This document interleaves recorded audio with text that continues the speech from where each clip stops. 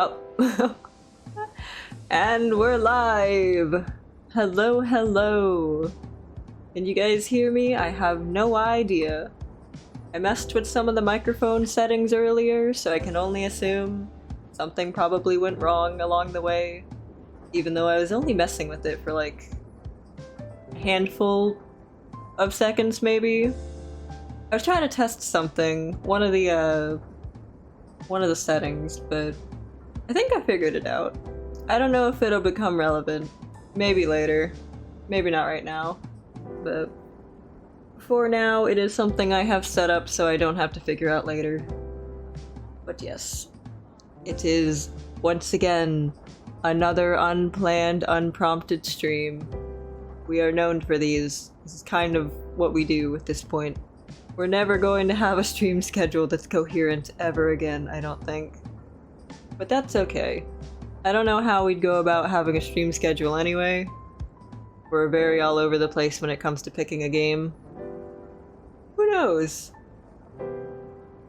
I'm probably going to be yawning a lot. A little bit unfortunate. So far the internet hasn't given out on us yet, so I'm counting that as a win. Wasn't too sure. Last stream it seemed kinda touch and go. It was in the red for quite a bit. But so far we're still in the green. I think it's like wobbling into the yellow on occasion, but I can't really tell the difference between yellow and green sometimes, if they're just that close.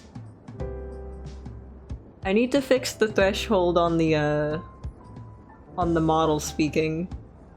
That or I just need to talk louder. One or the other. I'm kind of talking away from the microphone and that might be part of the issue. The last stream required me to lower the threshold a little bit so that it would pick up my voice even when. Even when. Oh right, I forgot about the pre-roll. Hello, hello, Sockman, welcome in. I forgot about the pre-roll. I kind of figured there was a reason I didn't immediately start streaming. I was told by, I think, Groji to wait 5 minutes before going into stream. But recently I've been seeing people say don't wait 5 minutes. But also, I used to just start stream after like 2 minutes had gone by, so still trying to figure that out. Maybe I'll keep waiting the 5 minutes for people to come in and have like the pre-rolls not fuck them up. Or who knows. The ads, I was thinking about the ads earlier. I don't really know what to do with them.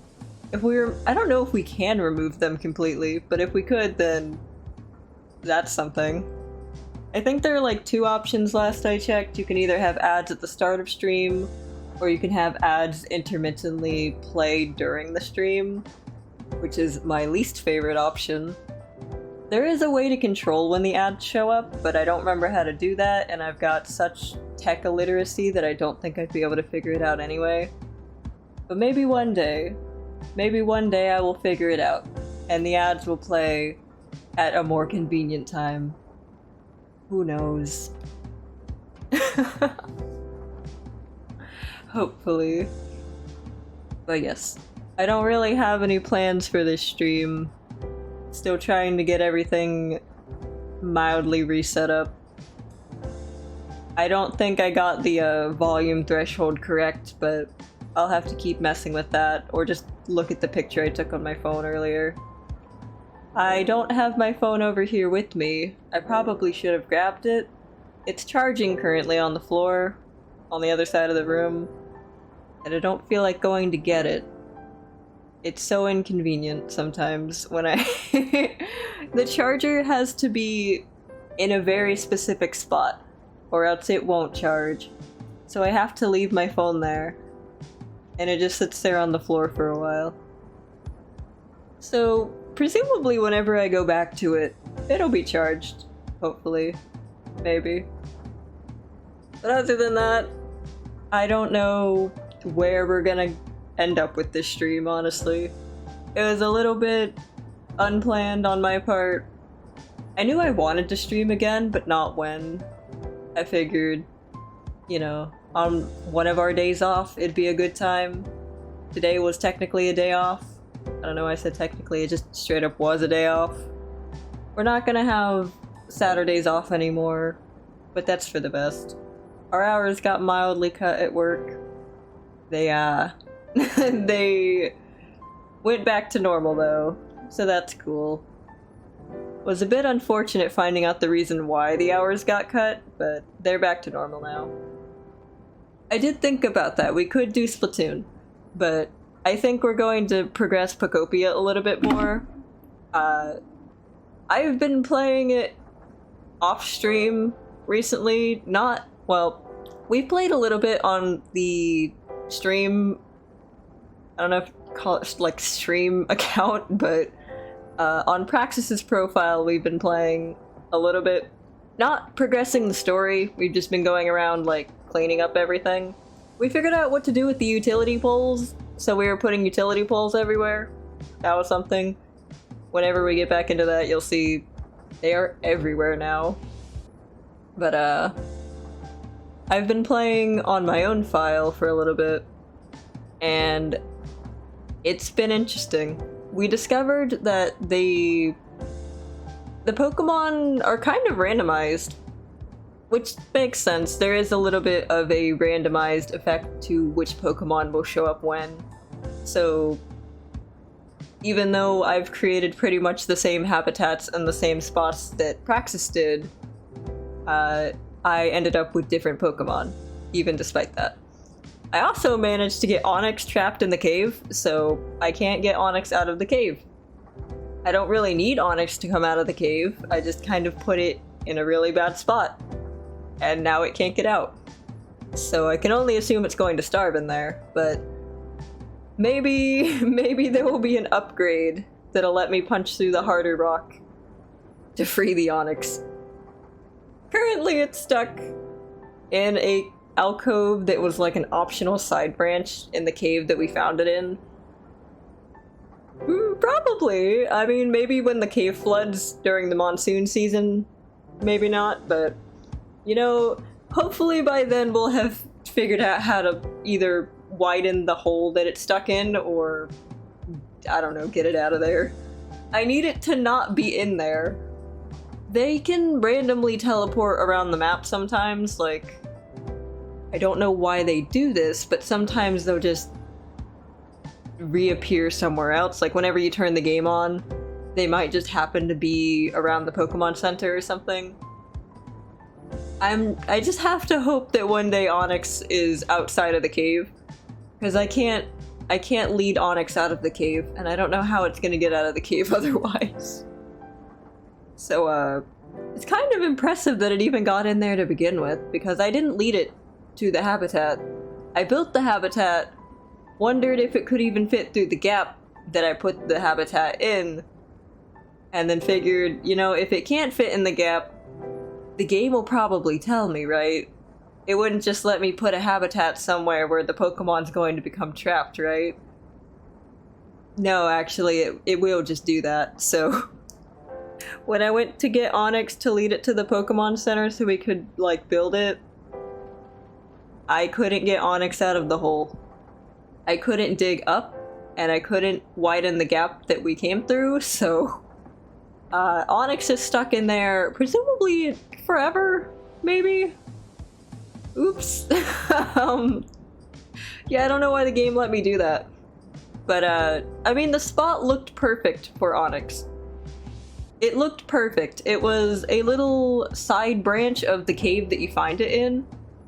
You can break the wall, and there's like a little patch of ground that you can plant grass in. The dry grass, and then you can put the rock down next to it, and then it'll become the habitat. So luckily I'm not soft-locked. I don't think I need Onyx out of the cave. I needed Onyx out of the cave for like... Actually, no, I didn't even need to take Onyx out of the cave. Onyx can stay in the cave, I just won't be able to make the Pokemon Center until I can either get Onyx out of the cave or something else. If I'm going for like completion route, I guess I would need Onyx to get out of the cave, but for now, Onyx can stay in the cave. The only thing we have to wonder about is if Onyx is going to starve in there. because I can't get Onyx out, so... Oops, unless I like make the effort to bring Onyx food every day. I'm just not gonna think about it. So yes, you can accidentally trap Onyx in the cave. I'm assuming a coworker mentioned that there will be an upgrade later that'll let you break through harder rock. So hopefully. I don't think they can starve, but realistically Onyx isn't able to get out. So Onyx is going to starve, realistically. But I mean, flooding the cave was not a bad idea, so I mean, this game doesn't seem to function off of what's realistic. Because realistically, what would have happened was the cave would have flooded, and Onyx would have drowned. That is what would have actually happened if we flooded the cave.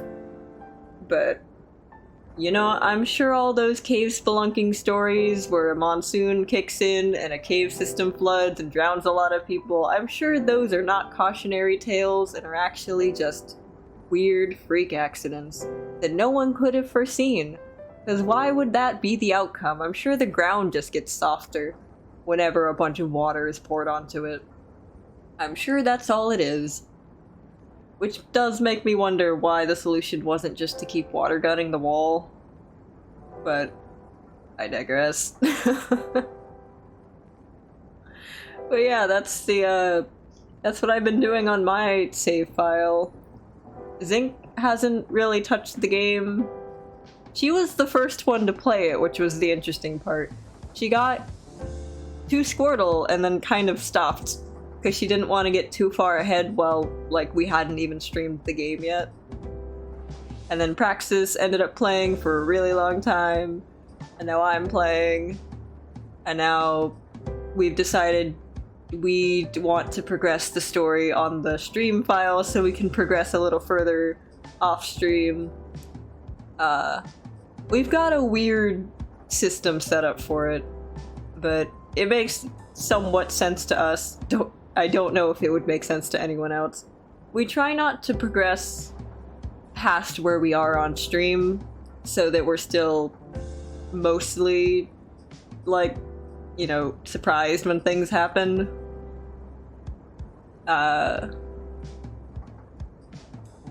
Yeah. That so far has been the experience. The one exception is that Pokemon ZA, Zinc pretty much beat the game. She beat the game off stream. At least I think she did. I think the credits rolled. I kind of wish we had been streaming it though, because her reaction to the thing that happens immediately after the credits roll was actually pretty funny.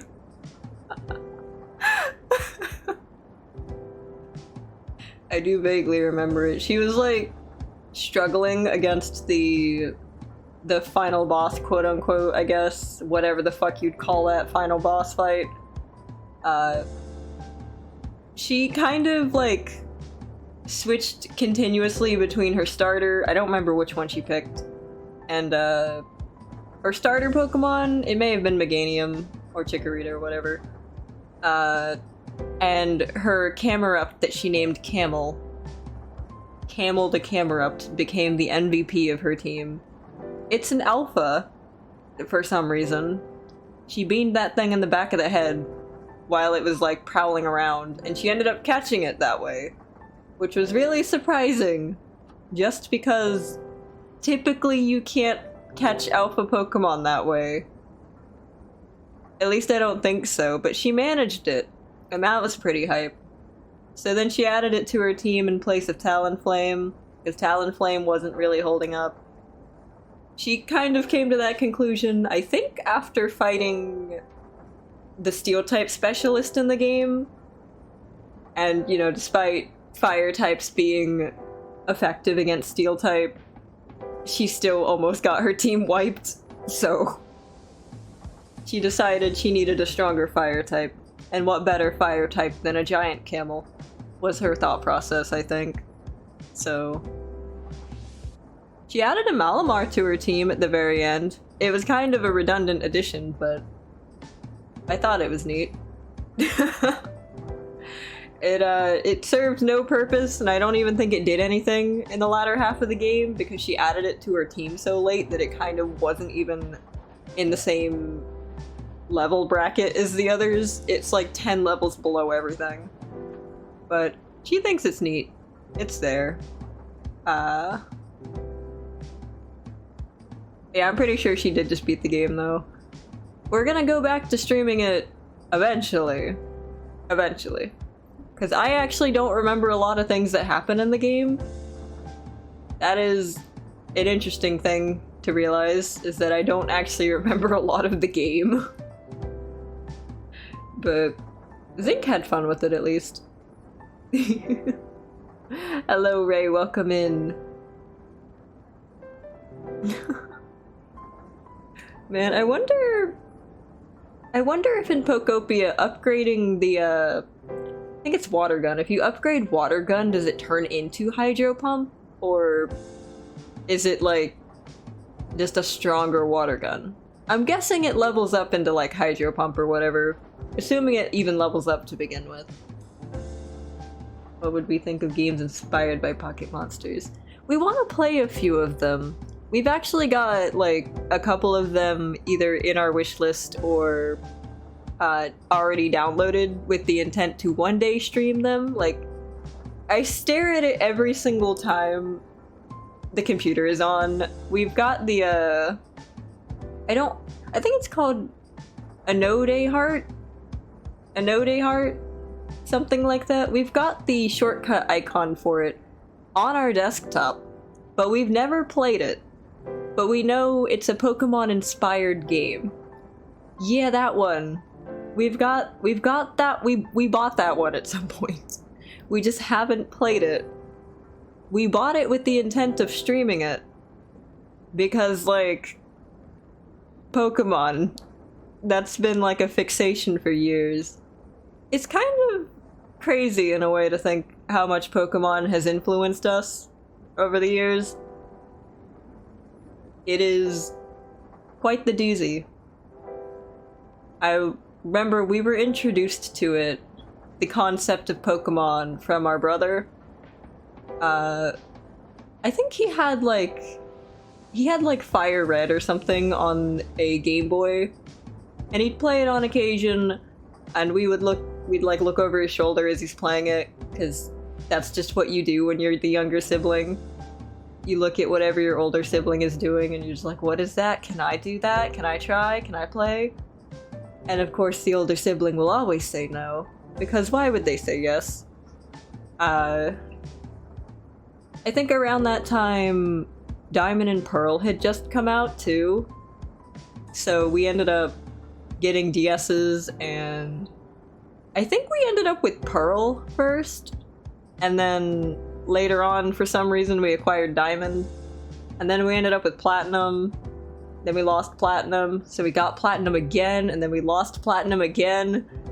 We're really bad at keeping a hold of things. That's why we have all of our DS games in a little bag now, so they're all together and we won't lose it. But from then on, Pokemon just became a fixture of our life.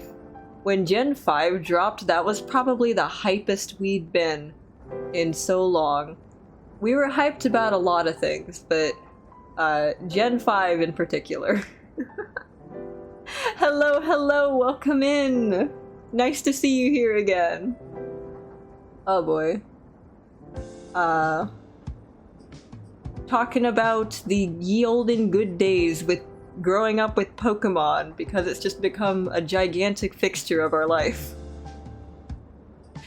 I wonder if there's like any other series that could have potentially had that same effect. Like, what if we had gotten into Digimon instead?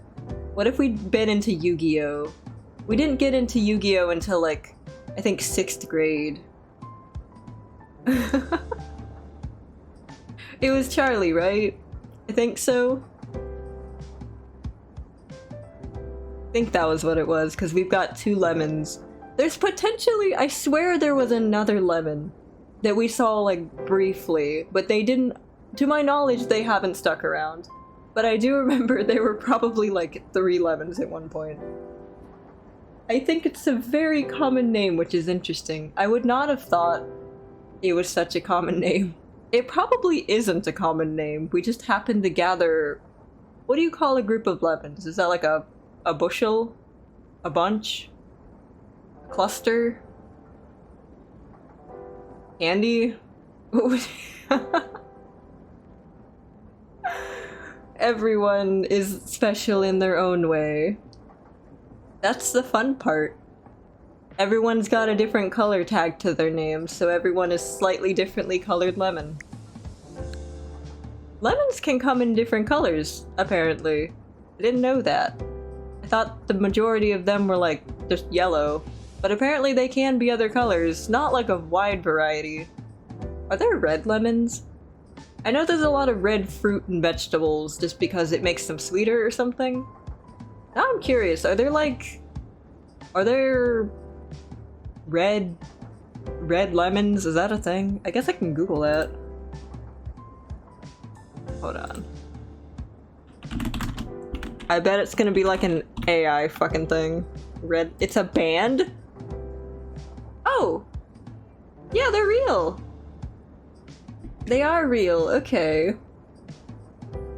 That's weird. Interesting, okay, so we're learning things today. It exists. Man, okay, so red, pink, got yellow. If they're green, I think they're not ripe. That's at least 4 colors. We could almost have a rainbow with those. There are many lemons out there. Everyone can be a special kind of lemon. Or lemonade, now that you think about it. You can like food dye lemonade to be most things. They're greens, they're limes. Wait, really? Is that how that works? Are limes and lemons like different things? I'm guessing they're they're probably not the same thing. Oh man. Anytime I think of limes and lemons at the same time, I think of the old fanfiction rating thing. If you know, you know. But the way that some things used to be tagged on like the fanfiction world would be like lemons and lime. I haven't I still to this day don't really know what a lime is, but I'd see it every now and again and I'd be like, what the fuck is that? So I'd click on the thing and I would not have any more of a clearer understanding afterwards. It would just be like, okay, that had nothing to do with fruit. Cool. I've been lied to on the internet. Posture check. Oh boy. We're just taking a walk down memory lane on this stream. We're off to a great start. Oh, speaking of memory lane, this has nothing to do with Pokemon or anything, but our debut video. We thought the debut video got eaten by our computer at some point. Apparently not. It's still around. I just didn't know. I figured it would be in our video category, so that's where we looked for it. It was in there for a little bit, and then it disappeared. So I figured what had happened was that once the file on our actual Twitch channel disappeared, I figured the video also disappeared for some reason. But no, it's saved in our download file as an MP3, and the entire video is just there. So we could watch the entirety of the debut video if we wanted to. That's what I was trying to set up earlier, was getting it so that I could also hear it if we were to play it on stream. That was an idea we had on our birthday not too long ago. God, wait, when was April? I don't remember. But yes, back in April, the idea of watching our debut video came up. I think actually last year is when it came up, and periodically we've mentioned, man, that would have been cool if we could just watch our debut video, but the computer ate it. come to find out it didn't. Our debut video is still intact. We still have it. So I've got it set up so that if we ever wanted to, we could watch it on stream. And I would also be able to hear it. So I could commentate over it and annoy the fuck out of everyone who just wants to listen to the video. Oh, jeez. I probably should have figured out how to do that for the lore video when I played it again on stream. Or at least one of us played it again on stream. I'm pretty sure it was me. So when you can't hear the video but you know it's playing, you end up talking over important parts, as it turns out. So we were thinking about making a redeem for the lore video, so that if you just wanted to watch the lore video for some reason, you could just redeem it. And then we'd have to play the lore video. And everyone else would have to watch the lore video too. Maybe we could make like a dedicated scene to it, where we tab over to it, and you'd have the lore video, and like up in the corner, whatever we were also doing would still be there. So if you were playing like a game, you'd still be able to see the game in the corner while the lore video is going. We just have to make sure that wherever we put it doesn't obscure the lore video. Your brain's in disagreement. That is a mood. Very common with me. I keep trying to yawn, I'm trying not to. I'm not actually tired.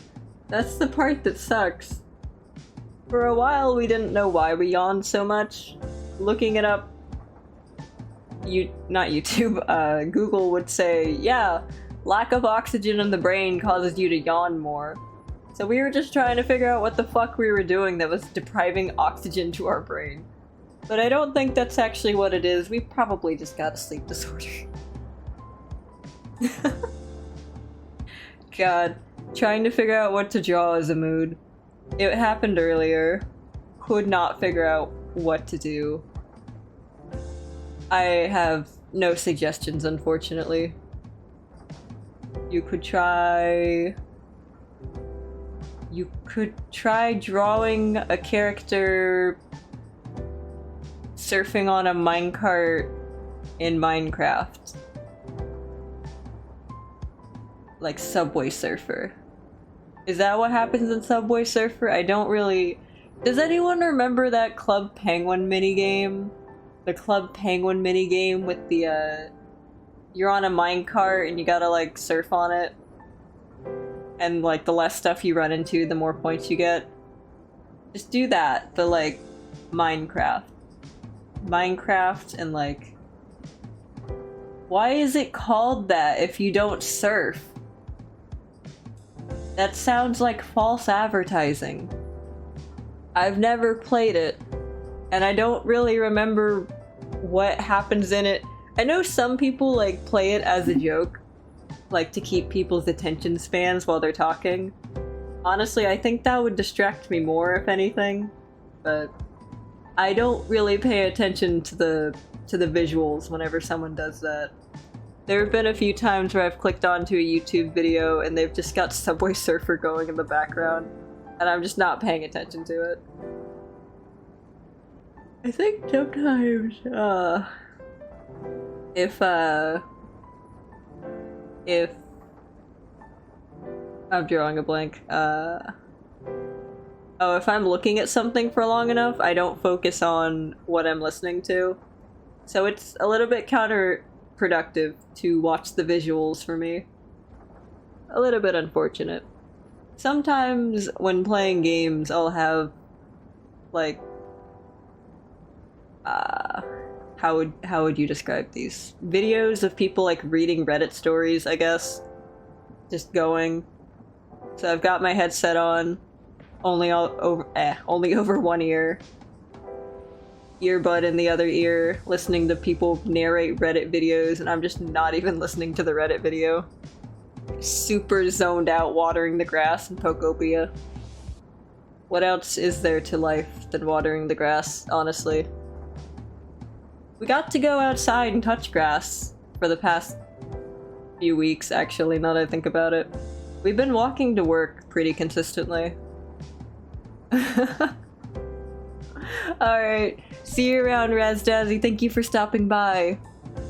It'll probably be a good one. I can only assume. Maybe. Hopefully. I don't plan for it to be a very long stream. Just progress a little bit further into Pokopia. See what it do. I can't imagine we'll be doing too much outside of that. Maybe if one of the others switches in. We're still trying to figure out a way to, like, make it more coherent whenever that happens. Sometimes it can even be difficult on our end to tell when one of us has flipped around. Walked to the bank. The air smells like trash. Oh god. Do you at least live in, like, a walkable city? Because where I live, it's kind of a, where I live, there is no sidewalks. Oh jeez. I kind of do look like a Cookie Run character. I think we made that comparison, like, the first time we unveiled this, this PNG. We kind of look like, I think it's Squid Ink Cookie, in a way. Oh jeez. We do look like a Cookie Run character, though. That is pretty interesting to think about. 40-minute round trip, yeah. I think that's about how long it takes as a round trip to get to the food store, local nearby food store. We have one sidewalk, and it only extends from the front half of an apartment complex to the end of that apartment complex, which really isn't that long. It's less than a mile. Way less than a mile. I'm not sure what the point of it is. It has a lot of bird poop on it. I don't think they're maintaining it. But it's the only sidewalk we've got. It's kind of...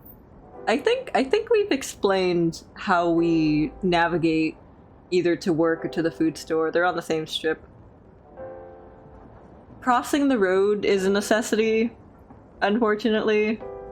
Unless we want to be up against the tree line, which we would do, except it's like, if you were to walk on the same side without crossing the road, that would potentially be more convenient, but you wouldn't get to walk on the sidewalk, and you would have to walk along a tree line where you've got maybe a straight line where it's safe, and then if you step over once, you'll be in the road, and if you step over twice, you're going to slip down an incline into the tree line. So that's not very cool. You're also more likely to get run over if you're walking right there.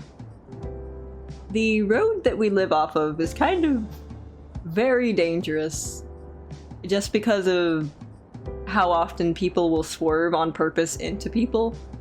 I don't know what's wrong with this area, but the amount of times people have just been hit on the side of the road because people just feel like running into people that day, it's kind of not great. I think maybe 4 people get run over a year just along that street alone.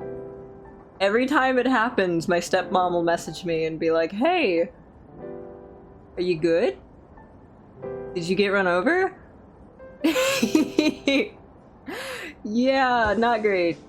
So we tend to walk on the side of the road that has more space away from the road, like more of a grassy flatland, which involves us crossing the road a couple of times.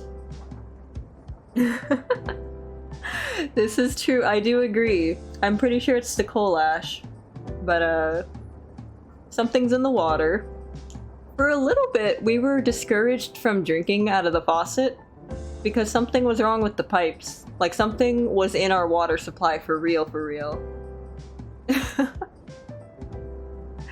Yeah, we've got a little bit of a sidewalk, and I'd argue we don't even have that because I think it only really belongs to the apartment complex that it's out in front of. I think the only reason it's there is because the apartment complex is catered towards the elderly. Like, you have to be over, I think, 55 to live there. And Yeah, I can see why they'd need a sidewalk. They don't really go anywhere. Because even if they were to walk forward on the sidewalk, you'd just be in the road. And I don't think you want elderly people in the road. Though it does happen. There is this one guy who lives around there who... He has like a electric wheelchair. And you'll just see him going down the side of the road. He gets around. He just kind of rolls all over the place in that electric wheelchair. We've seen him at the unnamed pizza place. We've seen him in several places that we didn't think he could get to. But he finds a way. I'm kind of surprised no one's run him over yet, just because cars are aggressive around here. On the way to the food store today, I saw a car randomly pull off the road into the grass and just kind of sit there for a bit. And I don't know what that was all about, but they ended up like U-turning and going back the way they came. Oh, that's a good point. Knock on wood. My desk is wood. This guy does like to complain at the local pizza place that I work at. No one is too fond of him at the pizza place just because of that, but I don't wish any ill will on him. He's just trying to get around. I just kind of wish he wouldn't complain every time he ordered from us.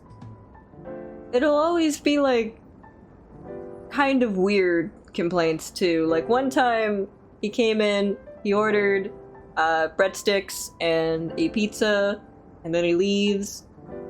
Like 30 minutes later he calls us. He dropped the pizza, apparently. And we told him we can't really do anything about that because he's been out of the store for longer than 30 minutes. Which is unfortunate, but that is unfortunately the policy that we can't really do anything about that. So then he calls back like I think 10 or so minutes later and says that there were roaches in the pizza and he wants a new one because there were roaches in the pizza. And pretty much everyone was like, yeah, because you dropped it on the ground.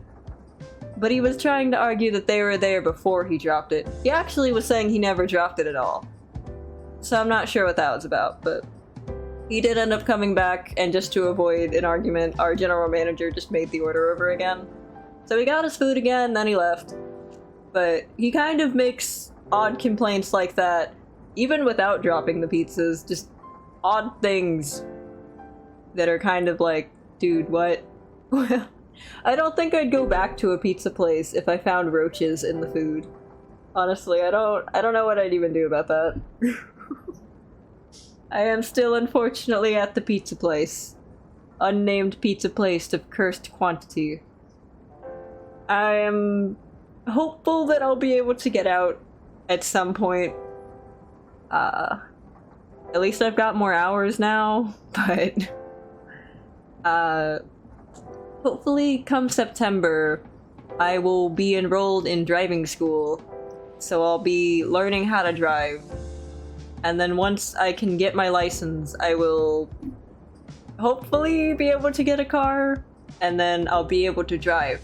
And with the ability to drive, I will no longer be confined to this small area around the apartment that I can walk to.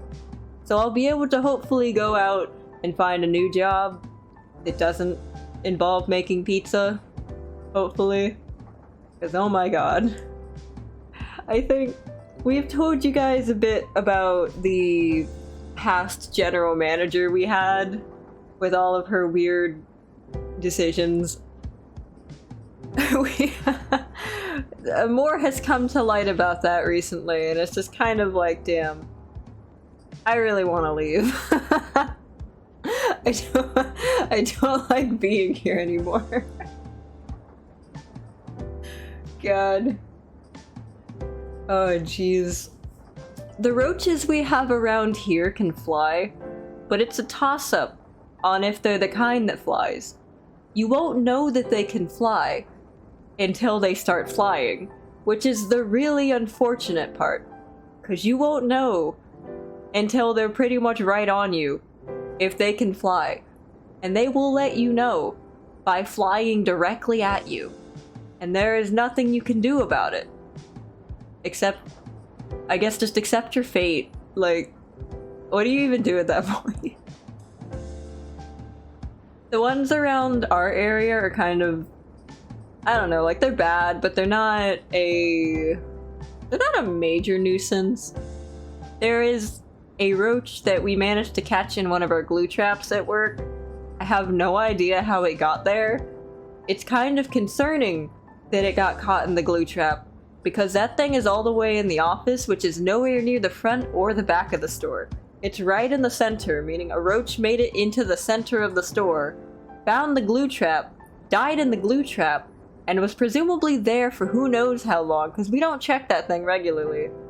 So who knows how long that thing's been there, and how many more there potentially are. Oh. Oh, jeez. Yeehaw, last day at work. Hype. Are you heading back to school, or is it more of a getting a new job? Both exciting prospects, unless you don't like school, in which case maybe not an exciting prospect. It seems people's, like, attitude towards school is very much dependent on if they like what they're going to school for. You've heard one that can fly? Have you never seen one that can fly, like in person? They're very common around here. They're terrifying. They like to climb up onto tall walls and then jump off at you, and then they start flying. And it's horrifying. I hate it. Being excited for school is good. I kind of wish I were still in school, but I know it would be different just because I'm no longer of, like, the high school era age, I guess. Being in school, I kind of miss it. I think that's a somewhat common take. It just depends on how your school life went. I don't really miss the time frame of being in school. I just miss having a reason to get out of the house every day that isn't work related. I didn't learn shit in school. I forgot I had ADHD until my senior year of high school, which by then it was kind of too late to do anything about. But yeehaw, I guess. I liked gym class. Is a Shellos, I want that. I can't fucking spell. That's still not right. There we go. I got a J in there somehow.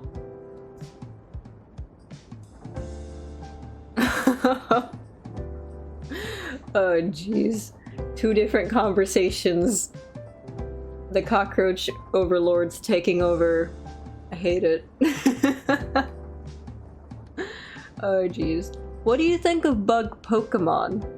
Are bug Pokemon tolerable, or are they also not a vibe? Are there any cockroach Pokemon, now that I think about it? I'm kind of surprised if there aren't. It took them forever to make a dolphin Pokemon, though.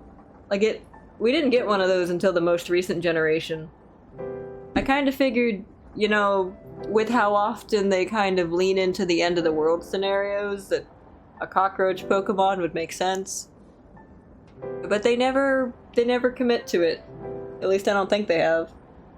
The main thing that comes to mind is Heracross, but that's a stag beetle. That's not a cockroach. At least I don't think. A lot of bug Pokemon seem to be based on the kind that you can use in bug fighting, which makes sense since that was the inspiration behind, that was the inspiration behind a lot of,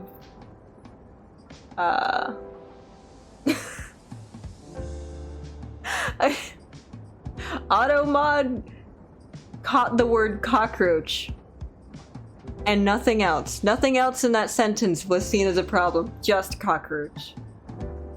I have no idea what the priorities there are. Oh god. I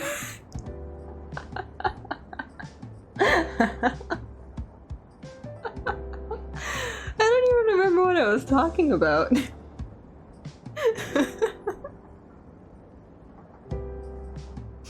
But none of the bug Pokemon are super creepy.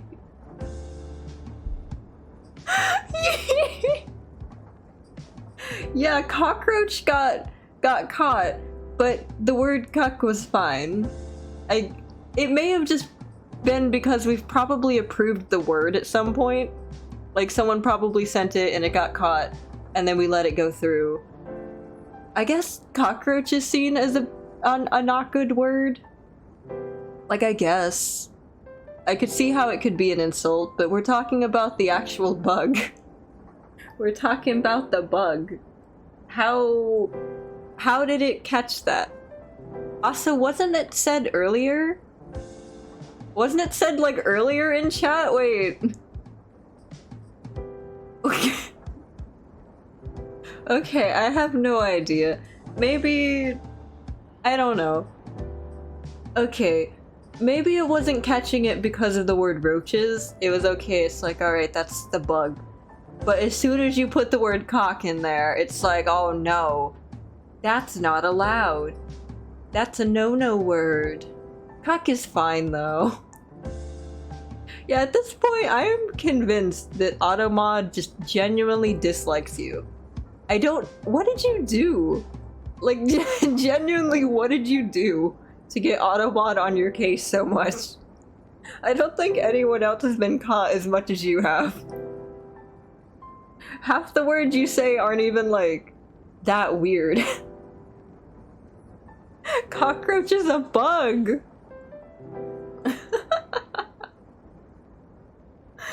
Oh god. Automod has it out for you and only you. You specifically. I think there used to be someone else that always got onto, but I don't remember who it was or why it was doing that. I swear Automod used to be more active way back when. No, I know. Hit or miss.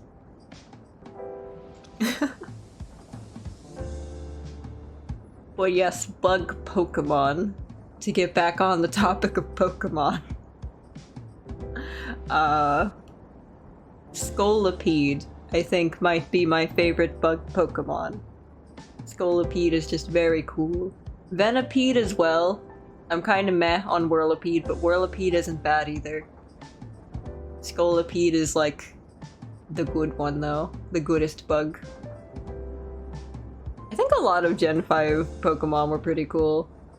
I know a lot of people hated the Gen 5 Pokemon when the gen was still new, but I think we had it good and we didn't even know. We didn't even know. Even like, I remember even when I was a teenager or like pre-teen or however old I was when these games came out. I think they came out like 2010, 2012, somewhere around there. I was probably like 11. Even back then, I remember thinking the hate around Vanillish, the whole Vanillish line was kind of dumb. Because in a world where everything is modeled around Pokemon, why wouldn't humans have modeled ice cream off of an existing Pokemon?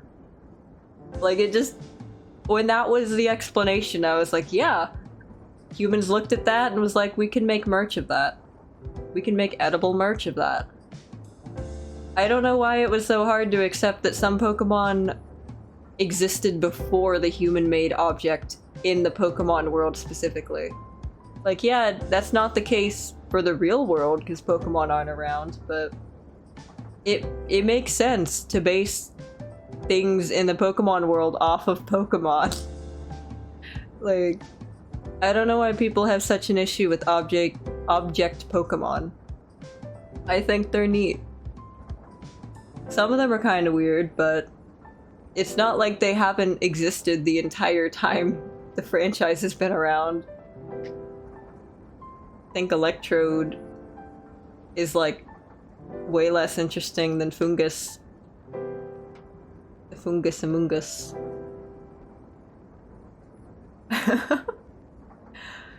Man. I can't believe the Pokemon franchise is still going. It's one of those series that I kind of thought after a while would like die off at some point. I think around generation like 7, I was starting to think, yeah, I don't know where the fuck they go from here. What else are they gonna do? They've gone to Hawaii. They've done it. Now what? Are they gonna just keep making games until they run out of locations? Because for the longest time, they were just contained to Japan. Like, all of the regions were based on places in Japan, so we know that they can just make games based around specific parts of gigantic countries. It took them so long to actually leave Japan. And then as soon as they did, everyone hated it. So they went to France. And people hated that too. So then they went to Hawaii. And people hated that too. I don't remember where they went next. Oh, the fun part is they do occasionally make up locations. That's usually in the spin-off games, though. Yeah, they went to France. That's what Kalos is. Kalos, the Kalos region is based off of France. I have no idea where they went next.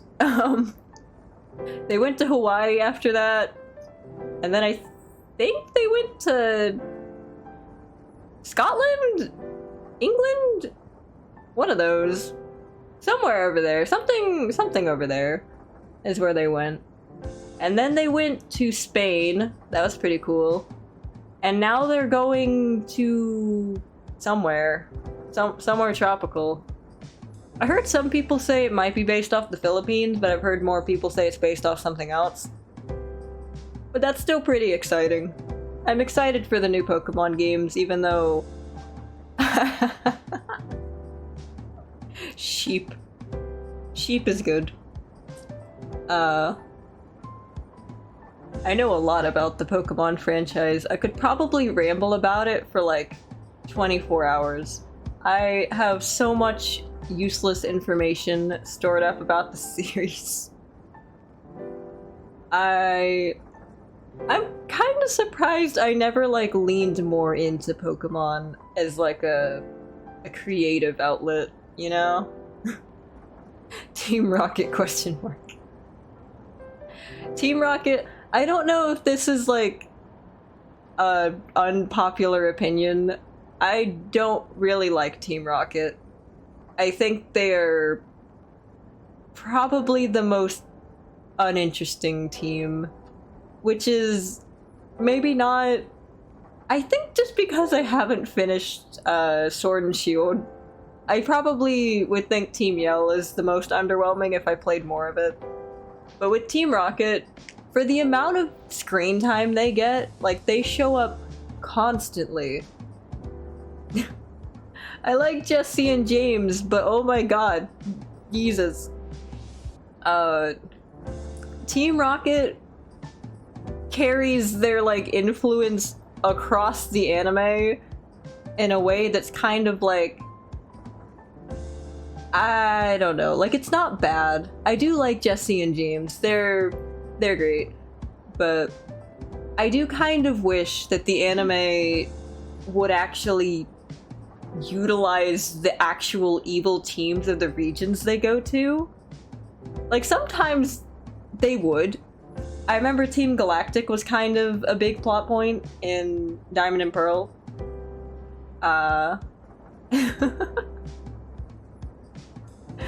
Yeah. Random episode from season 6. Well, the X and Y anime was pretty good from what I heard. I do wonder what they would have done with the plot of X and Y if they had been able to utilize the original Unova plot that they wanted to go with.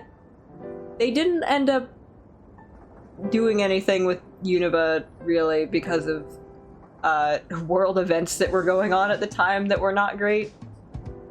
But I don't know, I just kind of wish that Team Rocket wasn't so prominent across the series when there are some evil teams that I would have liked to see get more of a spotlight. Like, yeah, okay, Team Rocket is stealing Pokemon. They hijacked a radio tower one time. They stole a lot of Slowpoke tails that one time.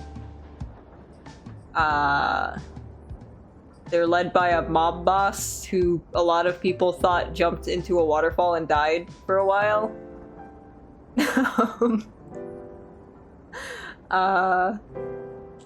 Something something. And then they just kind of keep popping up.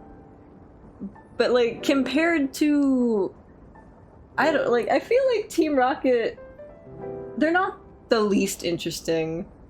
I'll like rephrase that. They aren't the least interesting team, but I feel like there are more interesting teams that I wish got more of a spotlight. Like Team Galactic, their whole thing, they wanted to create a new world. Or not a new world, but like a... What was it? I think creating a new world was more of Team Flare's thing. Team Galactic was trying to make a world with no emotion, basically. Like a new reality where no one had any emotion at all. And also was probably... everyone was probably also dead.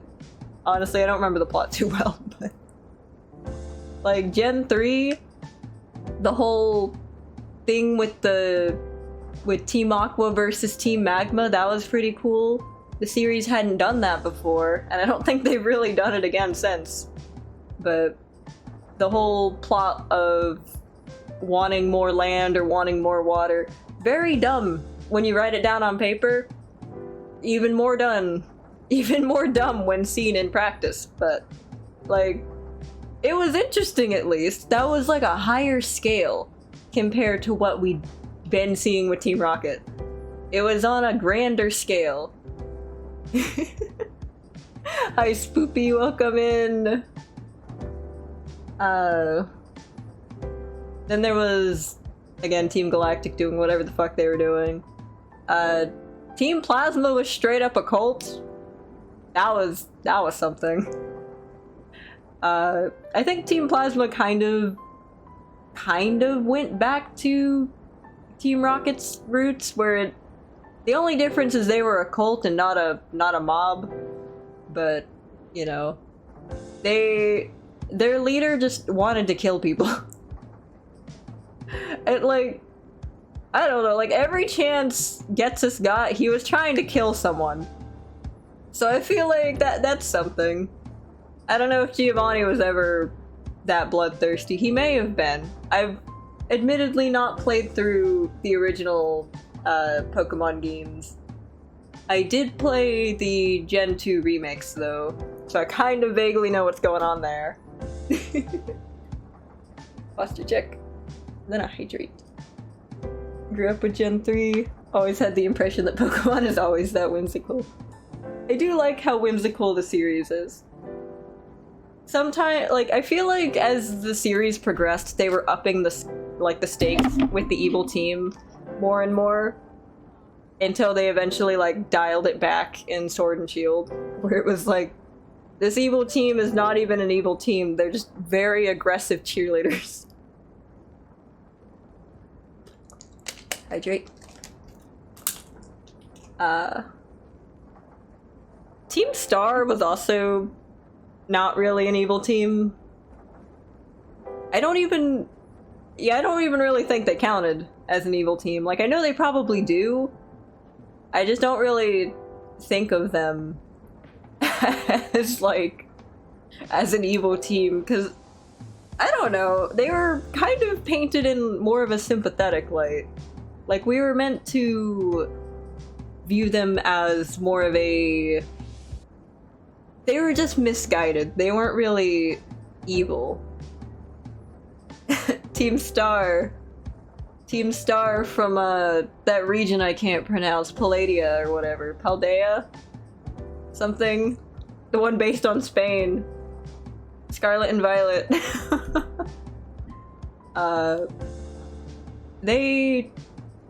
I don't know, they didn't feel like an evil team. I think in Sun and Moon, they kind of brought back the dual evil teams, where you had Team Skull, which was the more obvious antagonist one, until they did a switcheroo and they revealed the Aether Foundation was evil the entire time, and they're the actual big bads to watch out for. That was pretty cool. They kind of I don't- they tried to walk it back. They tried to walk it back in, Ultra Sun and Ultra Moon. Alright. Have fun with the packing of bags. See you later, thanks for stopping by. I don't know where I'm going with this whole tangent. I really don't. I think I started by saying I wish Team Rocket wasn't as prevalent as they are. I will stand by that. I do kind of wish they didn't show up so much. Like, they're all over Pokemon Go. They played like a major role in the post...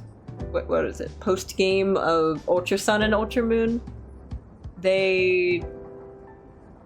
like, the fucking Rainbow Rocket, like, that... that was just entirely... Yeah, the other evil bosses were there, but all the minions were still Team Rocket grunts. Giovanni was still the big bad of that group. I feel like... I don't know, he's just kind of a dude. He's just a dude. Why is this the guy leading, like, everyone else? the fucking eco-terrorist and the actual cultist dude. Why? Actually, now that I'm thinking, why are most Pokemon villains just straight up terrorists? What? What is going on? I think that's as far as they got, too. They didn't have any other... Yeah, like, Lysander was, like, the last one, so... He just straight up tried to kill everyone. At least they aren't just Larry. That's true. Gotta... whatchamacallit? I don't know. Just, it's weird that Giovanni is touted as, like, the ultimate big bad when he's, like, arguably one of the more normal ones. He's just kind of a mobster. He's just a dude who ran, like, organized crime. Compared to everyone else who would have probably wiped out an entire region if given the chance. He's just kind of a weird choice to be the de facto leader. I'm kind of surprised Automod didn't catch the word Gooner. I'm kind of surprised. Maybe it doesn't have the vernacular for that yet. But, it's I don't know. I just wish other teams got to show up more. Even in Pokemon Masters EX, Team Rocket is like the definitive bad guy group. Like, everyone else, with the exception of Team Plasma, reforms. Every other, like, evil team leader dude in Pokemon Masters EX, for some inexplicable reason, is like, yeah, I've turned over a new leaf, actually. I'm not evil anymore. And then you've got Giovanni, who's just cartoonishly evil. And Getsus, who is also... He's Getsus, I guess. I don't know. He's... I would be more surprised if Getsus did change, like, his tune. He just seems... I don't know, he just seems like something's wrong with him. He tries to kill a child, like, several times. Like, unprompted for the most part. He just does that. I don't know what's up with him. It would be very weird if they did reform Getsus, so I guess that's why they didn't. But why did Giovanni also not fall to the Reformation beam? What was up with that? Why is he also just irredeemably evil? Unless they're saving that plot point for, like, later, assuming the game servers don't shut down due to the fact they're not making any money. Oh. Yeah, Team Magma and Team Aqua, I could see them reforming, because I think they do at the end of the game. They kind of realize, oh, actually, more land or more water was actually a bad thing.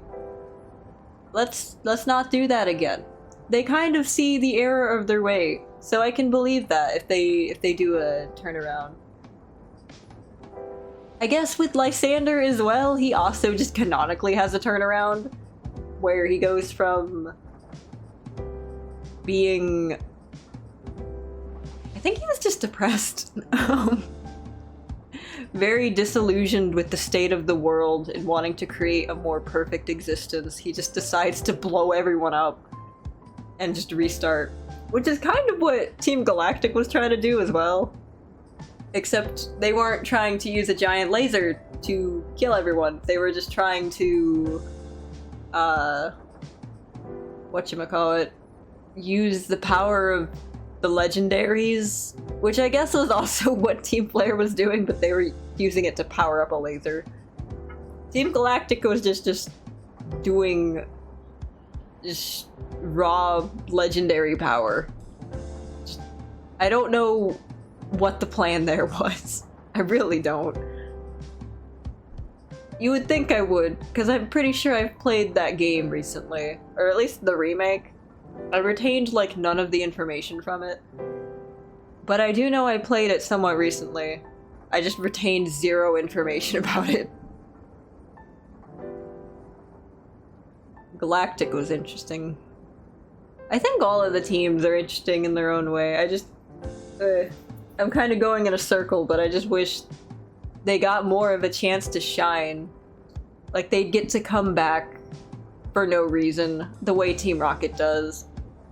I know in Pokemon Go, the only reason Team Rocket is so prevalent is because in Ultra Sun and Ultra Moon at the very end, Giovanni's like, yeah, I'm gonna go into a new world and cause terror there. And it's heavily implied that the new world he went into was the Go universe.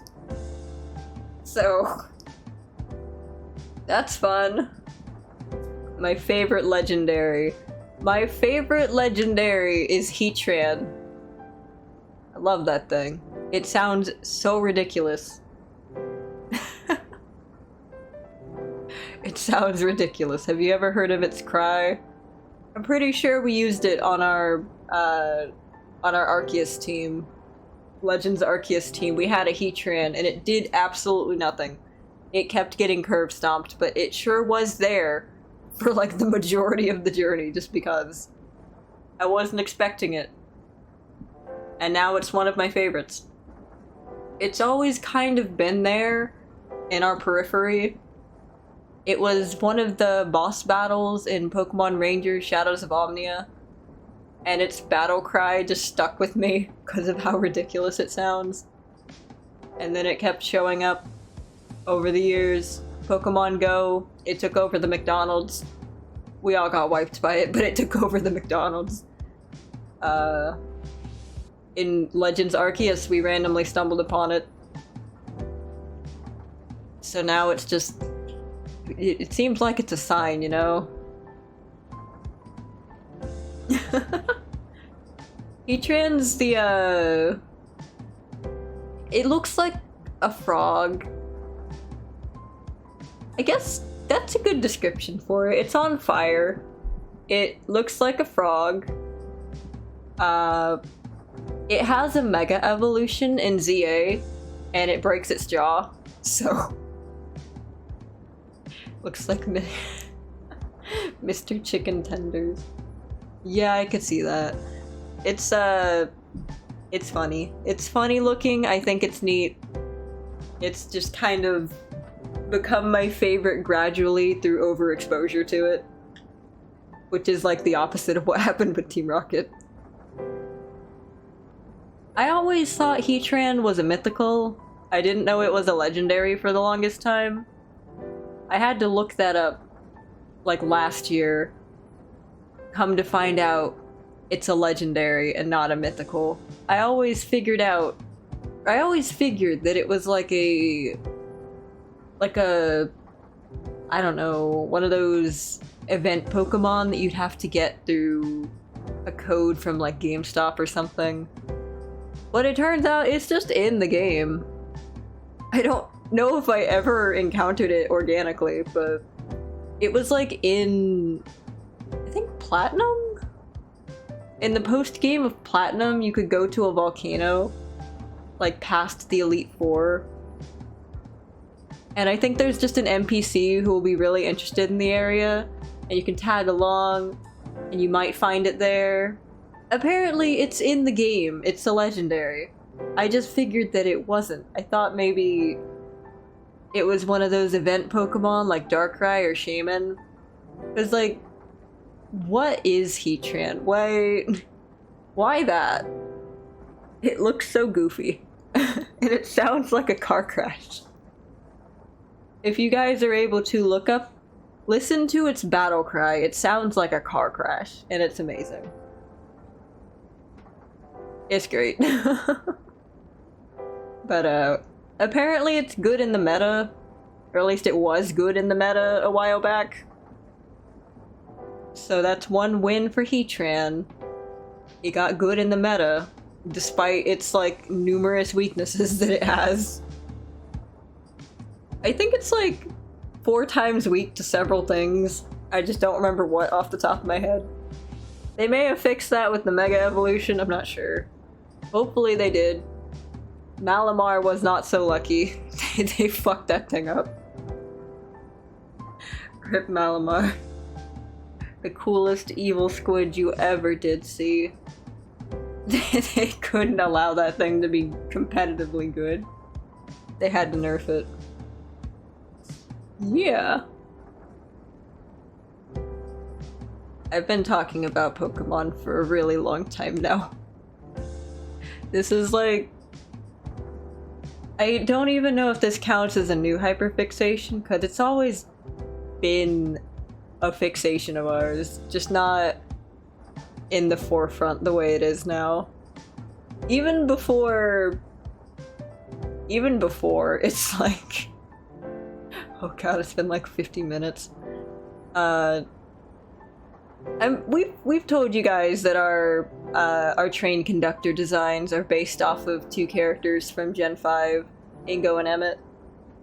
They come from the Pokemon universe, and we thought it would be like a neat callback to like back when we were super into Pokemon back in Gen 5. I think we like discovered Ingo and Emmett before, like it was slightly after Gen 5 had come out. Or not slightly after, like I think slightly after Gen 6 had come out. Gen 5 was kind of old news. Gen 6 was the newest thing, and then we discovered the hype that used to be the Submass fandom, and we were like, oh, okay. Oh god, Spectrum's trying to take down our mod. This is like the opposite of what normally happens. Stay strong, Spoopy. Spectrum can't kill all of us, though it certainly will try. Oh god, it is about that time of night. I'll keep you guys posted if my internet tanks randomly. You guys will probably be able to tell if it does. I keep yawning still. But yeah, it's always been an element to our channel, I guess. There's always been that slight Pokemon inspiration. That, and we kept playing Pokemon games on stream as well. We just play a lot of Nintendo games, I think. A lot of Nintendo, a lot of Splatoon. I don't really know of any other games that we play a lot, but I think Nintendo games mainly, but Pokemon has always kind of had a mainstay on the channel, which is... it's something. We might as well just become a Pokemon channel at this point. We could be like a Pokemon streamer. We could be a Poketuber. We did play Okami for a while. That's our favorite game. At least it's my favorite game. I don't know about the others. They may have a different...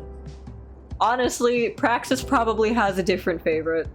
But mine is Okami. It'll probably always be Okami. I love that game. I don't know if Zinc has a different favorite. I think Zinc might also like Okami the most? I'm not really sure.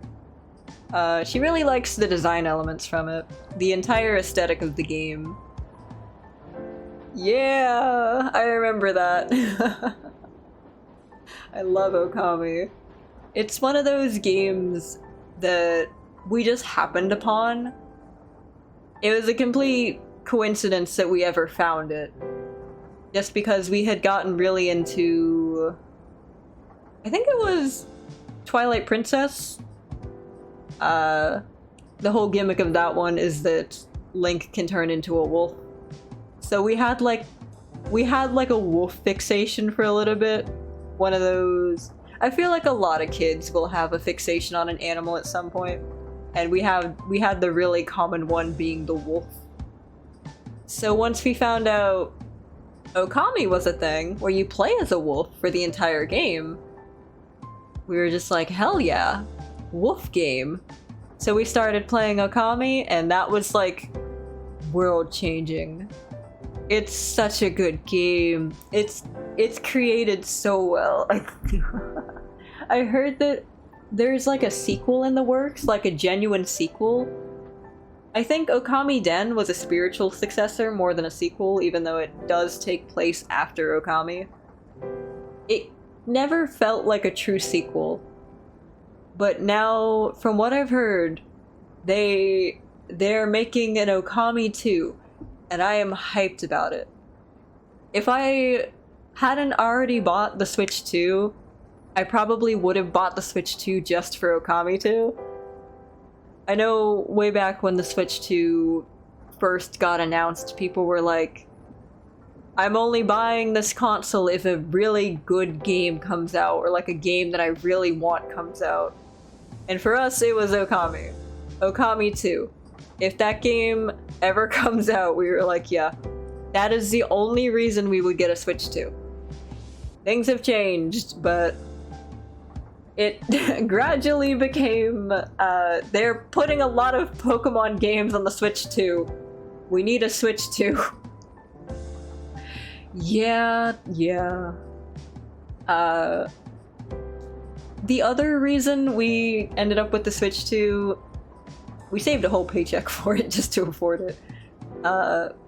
We heard that in like September or October, they're raising the Switch 2's price by $50, which doesn't sound like a lot, but it's already like $450, so they're trying to raise it to $500. Which, like, I guess if you have the money, it's not a lot, but it's still more than it could be. So we figured if we're going to get the Switch 2, we should get it before they bump the price. From what I understand, they're raising it because of tariffs, but I might be wrong. I've heard it was something to do with the price of shipping overseas. I think. I might be wrong, but I heard in a few months they would be raising the price of the Switch 2, so the best time to buy it would be before they do that. Again, it's only by $50, but that's still $50. So we ended up with the Switch 2.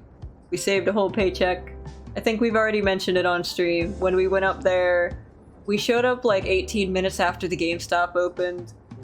They, whatchamacallit, we walked in, the guy comes out of the back, he's like, oh, hey, you know what you want? And in my head, I'm thinking, man, I kinda wish... Like, I get why he approached, it's just good customer service, but I'm like, I kinda wish I had more time to, like, charge up my social interaction, like, gauge. I'm just really bad at talking to people. Kind of ironic, but... So he walks up, asks what we're here for, mentioned the Switch 2, and then he's like, you could get a bundle deal, which would basically be the Switch 2 with an access code to get one of 3 games. It'll just be $50 more. And in my head I'm thinking, man, we showed up to buy this thing and now so we could avoid paying $50 more. Do we really need another game? Do we really need the access code for a new game? And the guy's really trying to sell it. Like, he's telling us that the best game to get out of the bundle, you could only get one game, so the best one would be to get Mario Kart because it has the highest base price. Like, on its own. So if we were to get Mario Kart, it would like save us $20. But we're not that interested in Mario Kart. Honestly, when he started listing out the games, I kind of figured, yeah, we're not getting the bundle. Because he started with Mario Kart, then he said Donkey Kong whatever, and then he said Pokopia. And we were good until he mentioned Pokopia last, and we're like, well, shit, okay, well, we could get Pokopia. We could get Pokopia. Because, like, what else are we gonna do? Because if we don't get a game with it, we've got the Switch 2, and that's it. We've got a Switch 2, and it doesn't have any games specifically for it. It's basically just a Switch 1 with some, like, fancy new casing. That's kind of all it is. So we're like, well, if we buy the bundle, that would mean it's $500 instead of just $450, right? And the guy's like, yeah. So we look at Asteria, who came with us. We're like, what do you think, Asteria? This would be like slightly more than the last paycheck. Like the paycheck we saved to spend on this thing, because we got paid 3 times that month. We were using the 3rd paycheck for it. For real. So Asteria just kind of shrugged. I don't think she ever actually answered us, but we decided to go with the bundle because we could get Pokopia with it. When we mentioned, yeah, we'll get Pokopia probably, he's like, yeah, it's like an Animal Crossing hybrid, and he's just kind of explaining the game to us. Which I guess that's helpful if you don't know what the game is, but I don't know why we would have selected it specifically if we didn't already know what it was. But I mean, I guess maybe if we didn't know what it was and we just went off of the name, then who knows. But we got some free pins, some free Mario 40th anniversary pins that came with it. Apparently, people are supposed to get these pins whenever they buy the bundle, but a lot of GameStop employees were apparently forgetting about them. And I only know this because the guy told me this, but apparently his coworkers keep forgetting to give people the pins, and he almost forgot about the pins too. And I didn't know about the pins until this point. So he's like, wait, actually, decline the payment. So I hit the X. And then he scans the pins and he gives them to me. It's like, here you go. These come free with the bundle. And I'm just thinking, man, I don't want these. They're Mario pins specifically. And I specifically didn't even pick either of the Mario games that were presented to me. I am not a very big Mario fan. I don't dislike the Mario series, I'm just not very big on it. Oh jeez. Oh god, Wii Sports! Wii Sports! Ah! I liked Wii Play. I don't know if that came with it, but I liked Wii Play. The one that had like the non-sport games. There was a game... There were 2 games I really liked in Wii Play. Honestly, I'm pretty sure I still have the game somewhere. At some point, we could stream it. We could stream Wii Play. There's a game where you ride on a cow, and you have to run over scarecrows to get points. That one was my favorite. There's also a fishing minigame, which is pretty hype. I like that game too. It's very calm, even though it has a timer to it. I figured out the pro strats for getting the gigantic fucking rainbow fish at the end. That thing gave like 50 points. That was the bestest one to catch. You could intentionally fuck people up in that game if you just had fish go crazy on purpose and then not catch them. So it startled other fish away. It was something. Those are really the only 2. Oh no, the tank minigame. There's a tank minigame that had like 99 levels in it. Oh my god, I used to play that one with my cousin. I kept blowing up though, I wasn't very good at it. I think there's also a random game where you have to match the, it's kind of like a hole in the wall, but with bubbles. So you match the Mii to to a bubble pose. That was my least favorite one. Then they had Rainbow Neon Pong for some reason. So you could just play like, just play Pong, I think. Or like air hockey or something. With like LEDs. They strobe sometimes. I don't think I'd be able to play that one coherently nowadays. That one was okay if you had another person with you. A lot of these games are okay on their own, but they were slightly more fun if you had someone else with you. Ironically, not the two that I mentioned being my favorites. Those ones are kind of not great if you have other people with you. Maybe the fishing one, but not the cow one. The cow one was just obnoxious. I think the last game in that set was like a spot the me type game where it would give you a select me that you're supposed to find in a crowd, and you have to find all the me's that look like it. I didn't particularly like that one, but it was okay. It was alright. I do miss when games came with the console. They should do that more. They probably won't, because that would require effort, and I don't know if they'd even be making money off of that, but I kind of forgot they even used to do that. Very nostalgic. The console systems have come a long way when you think about it. I guess that's kind of what they're trying to do with the bundles. You have the option for a game to come with it, but they cost more money. So is it even worth it? Bookopia is pretty fun, but I feel like we would have ended up with it regardless.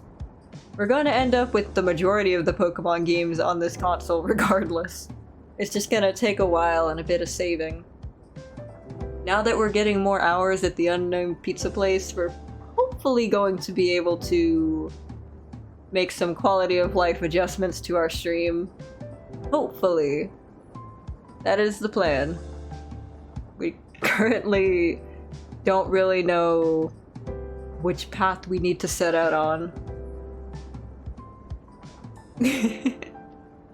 I don't know why, for most of the stream, I feel like I've been selecting the wrong dialogue options. I don't know if you guys know what I mean, but I feel like I'm just saying the wrong things. But I don't know why, because there's not really a way to check that.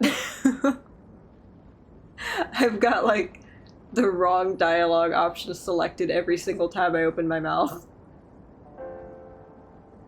Any chance you'll do creepypasta reading on stream? Would creepypastas be something y'all are interested in? We've thought about streaming horror games, but creepypasta readings is something we hadn't thought of. I'm getting QuickTime events and I'm failing them. I'm failing all of the QuickTime events. I don't know why, it's just like a feeling of I'm saying the wrong things, but I don't know what exactly I'm saying wrong. What is the right topic here? Maybe I should have talked more about the We Play Cow game. We Play Cow game. I don't even remember what that one was called. Was that even a cow? I think it was. It was probably a bull. You can like ram straight into a fence with that.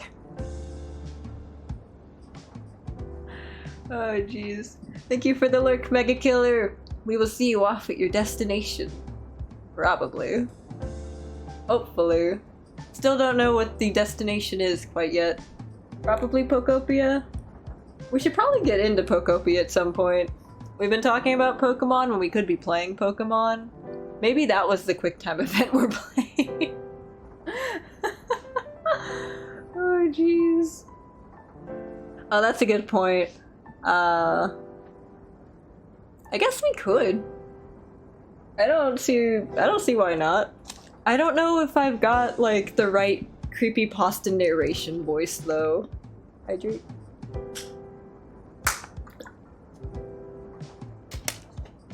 Sometimes I wonder if you guys know when I'm drinking something, just because I don't have the Live 2D model right now, but then I hear the water bottle crinkle super loudly and it's like, yep, hello. Just check.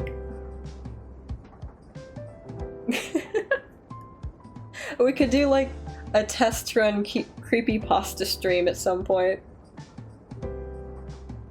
I probably have to like preemptively read them though, just so I don't end up reading something inappropriate on stream. But that could be something, maybe like a Halloween idea. Reading creepypastas on Halloween. We could play a like scary game, but we could also just narrate creepypasta.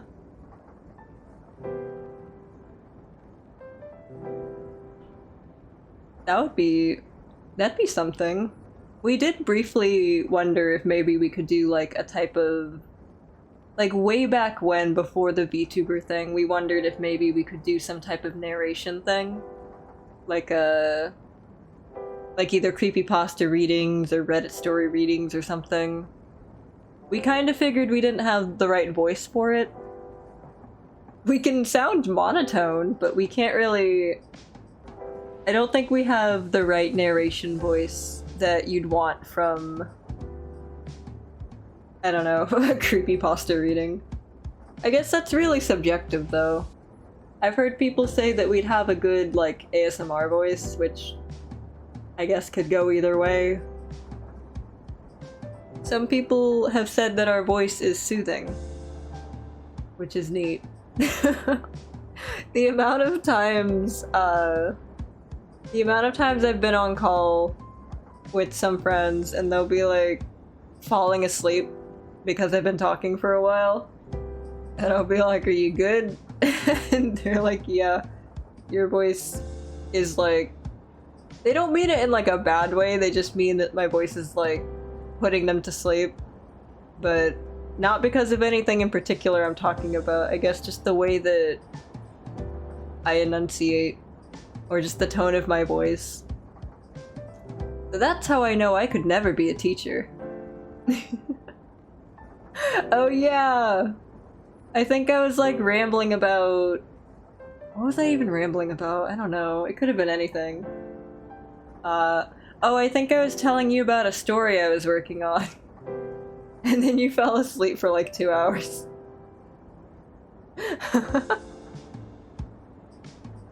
So we've got at least one confirmation of it happening before. It's happened to Lemon a few times. I don't know about Asteria, probably not. Asteria hears me talk a lot. Oh yeah! The Four Swords fixation.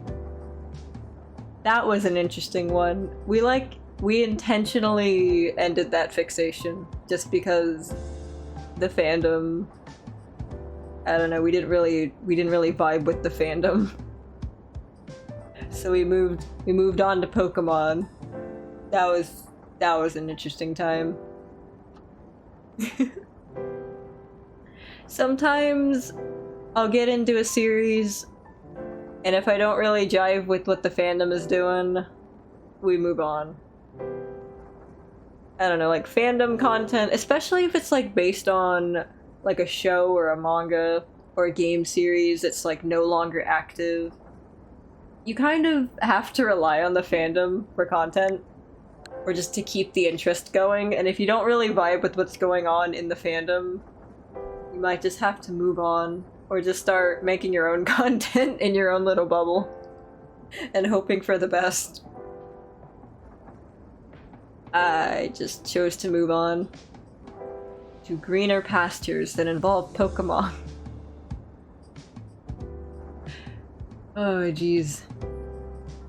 I think at some point we should try to actually stream a horror game, just to see how that goes.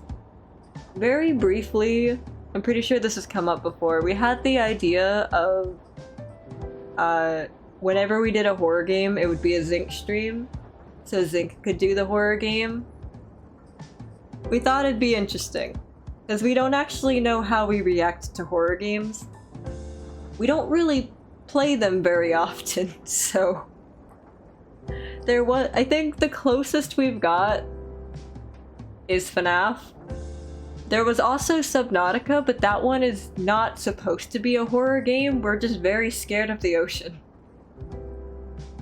So it's, that one scared me just because of the ocean part. Oh, there was Dredge. I wouldn't say that we're scared of Dredge. Dredge is kind of like a... Honestly, we still sometimes play Dredge, just for the fishing vibe. Like, I know there's a lot of, like, spooky, creepy stuff going on. We're just here to fish, though. We're just ignoring all of that. We've tricked out the boat, so it's fast as fuck. It's bright as hell.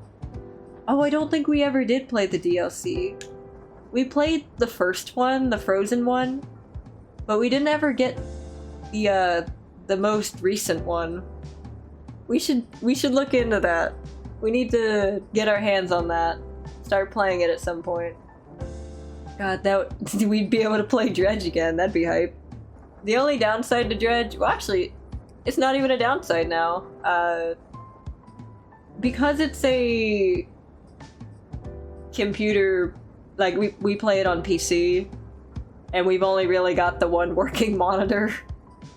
We have to have all of our stream information on screen for us. It won't show up for you guys, but it shows up for us. I'm pretty sure the few times we attempted to stream Genshin, as chaotic as those were, you were briefly able to see our activity feed and our chat kind of like pinned up into the corners. They're somewhat see-through, but not enough to be helpful if something is behind them in the game. So Dredge was a little bit difficult just because I couldn't ever really see up into the top left or right corner. But now that we've got the PNGs, I can just look at my phone for the chat. I don't have to worry as much. That'll be something. We're gonna look into getting that last DLC. Maybe... I can't give an exact date, but maybe in the future. Maybe... we'll figure something out for Halloween. It's a mandatory work day, so I'm going to be working for the majority of the day. Honestly, I don't know if I'll get out of work while Halloween is still in effect. That's kind of unfortunate. We might have to either stream before Halloween or after Halloween. I don't know if we'll be able to stream on the day of.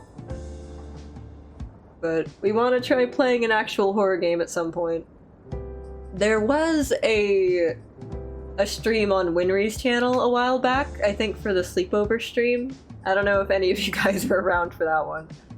But we were there as a guest, and we played Repo. Played Repo for a bit, which I think is a horror game. It took us a really long time to learn the controls, and even by the end of it, we still didn't really know the controls. But there was a part towards the end of that whole gaming session where everyone else had died except for me. So I was just wandering around on my own, trying to find enough stuff to revive everyone with. And I didn't really know how to do that. But I don't think I got scared a single time during it. So we were in the, like, I don't know how to describe the level other than there was a house and there was a ghost that would grab you and run all around with you and then drop you somewhere. And then there was a guy with a gun. I think he was meant to be blind, so he was going off of audio cues to find you, I think. So, because the whole gimmick of the game is that if you make noise, things can find you, I just didn't make any noise. So, anytime I got grabbed, anytime I saw the gun guy, I just didn't have a reaction. Sometimes the duck was following me and I just didn't acknowledge it. Watching the VOD back for that one, everyone was questioning if I just had my mic muted, because I wasn't saying anything. But I just wasn't really that freaked out by it, even though everyone had died and I was on my own, and I kept getting grabbed. I just didn't really have a reaction to it. But I can't say for sure that that would be my reaction to every horror game. Because I think the main thing that it wasn't scary for me was because I was playing in a group. There were other people in the call with me. I couldn't hear them when they were dead, but I could hear them once I died, because I did not win that level. I lost the... what's it called? I lost the duel with the gun guy. I tried to shoot him first, but I didn't remember which button could shoot the gun, so he shot me and I died. I tried though. I tried to stand my ground, I just didn't know which button fired the gun. So that sucked. But, I want to play an actual horror game and see if I have the same constitution for horror games, or if that was just an outlier because because I wasn't technically playing on my own. I've heard some games you play in a group and it's fine, but if you play on your own it's really scary. I was told not to play Phasmophobia on my own because it's supposed to be really scary. So now I'm curious. I do have that game, so maybe we can play that one on our own and see what happens. I've heard another reason you wouldn't want to play it on your own is just because it's really difficult if you're on your own, which I think is stupid. I don't like when games make it so you have to play as a group or else it's kind of just stupidly difficult. But yeehaw. We'll see how that goes. There's like a couple games I could pick from. We've got FNAF. I don't think we ever finished Night 6 on FNAF. I don't know if we even finished Night 5. But we could play FNAF again. We could do that.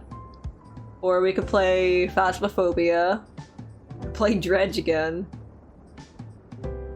I've got Repo and I don't know how well that would go.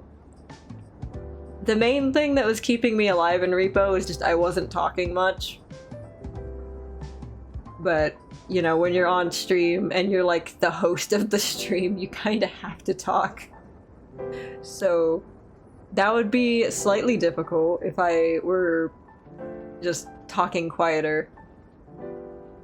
I could maybe do it. There's another game that I wanted to play where the whole premise is that if you make noise, you die, basically. Like, just on the spot. I don't remember what I think it's called Don't Scream or something. The game will, like, throw a bunch of jump scares at you, some that are, like, actually real. Like, I'm pretty sure you can get mauled by a bear in the game. That'd be something. I know a lot of people were playing it when it came out. I thought it was neat. I kind of wanted to play it. Knowing me and my lack of volume control, though, I have no idea if we'd just be talking normally and then die randomly. Thanks, we started screaming. I think you have to survive like 20 or so minutes without making noise above the threshold. So that could be something. It would be a very short stream though if we did it like within the first few attempts. I think. You have to be moving in order for the timer to go down as well. Like, you can't just stay in one spot. You have to actually be going somewhere. That's something. I think we're alright with jump scares. They can get us on occasion. I think while playing FNAF, we only really got scared about 3 times, and most of those are by Freddy. I think once was Chica. It's alright. I think when things aren't jump scares are when we get more freaked out. Seeing something in the distance tends to spook me a little bit. Like when I saw the Reaper Leviathan in Subnautica. If I had had the heart rate monitor on, I'm pretty sure that was the original goal for Subnautica, was to have the heart rate monitor. We never ended up acquiring that, but that's okay. The goal was to hook that thing up and see if my heart rate goes crazy while playing the game, which it probably would have. It probably would have. I got spooked a lot playing that game, and it's not even a horror game. I think just the fact that it was first person and in the ocean was the part that scared me. Third person, I'm fine. I am not even worried about third person. First person, I don't like that. I don't like that. I do not vibe.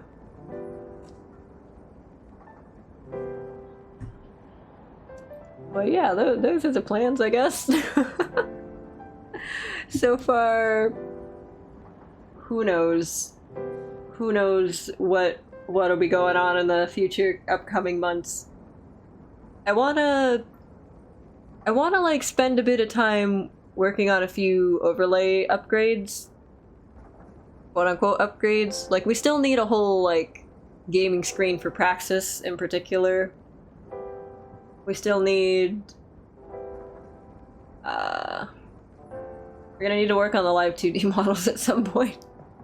Honestly, I feel like we could probably stick with the PNGs for a really long time.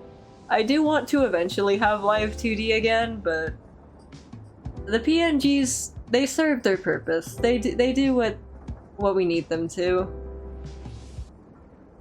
That's cool. I'm starting to get really loopy, so I think we should play Pokopia for a little bit before I like pass out. We're gonna do Pokopia for a little bit. I might go somewhat quieter while actually playing. It's anyone's guess. I don't remember a lot of what I've said already. We're just gonna head on over.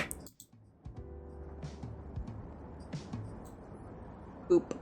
Okay. Over here. Ooh. I am out of it right now. I wonder why. I have no idea what just showed up. Pokopia. Pokopia. I wonder if you're allowed to stream Pokemon fan games. Like, specifically the kind that are made, like... I don't remember what I was saying. That's gonna happen a lot from now on. I just got abruptly really tired. I wonder why. The little ditto in the corner is partially covered up by our hair. Oops. Yeah, I don't think I got a lot of sleep. I went to sleep at like 8 AM and woke up around 1:40 PM. We woke up so that we could walk to the food store. So we walked to the food store. But we didn't even do that immediately. We waited a couple hours. And then we decided, yeah, we're gonna mosey on over. We were actually thinking of just not even going. But we were kind of like overstimulated just sitting there on the floor, so we figured, what else would we do? So we wandered down to the food store, which is like 40-minute round trip. We get there, we saw a weird flower on the way. There was also an old lady who was outside the on that one strip of sidewalk. She was walking her really shaky looking chihuahua. It was cute. So we were just kind of... We ended up waiting to cross the road quite a few times. There was one lady who seemed kind of frustrated that we were just standing there. But I think she was just trying to indicate we could go without getting run over. So we did.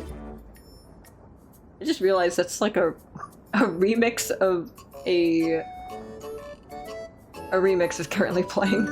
I didn't realize the song was a remix. But, went to the food store. We didn't realize it at first, but we passed by a cluster of people that were hanging around a car in the parking lot. We could also hear the violin guy. Every now and again there's this dude who brings like an amp and he plugs a violin into it. And he like blasts music from the violin. We're pretty sure he's not actually playing, but who knows. So we saw him on the way there. We went in, we bought trash bags, we brought ice cream. The ice cream was kind of a is this a good idea type purchase because we were gonna end up walking for 20 minutes in the hot sun. But it was okay. The ice cream survived. I'm pretty sure we ate the ice cream by now. Oops.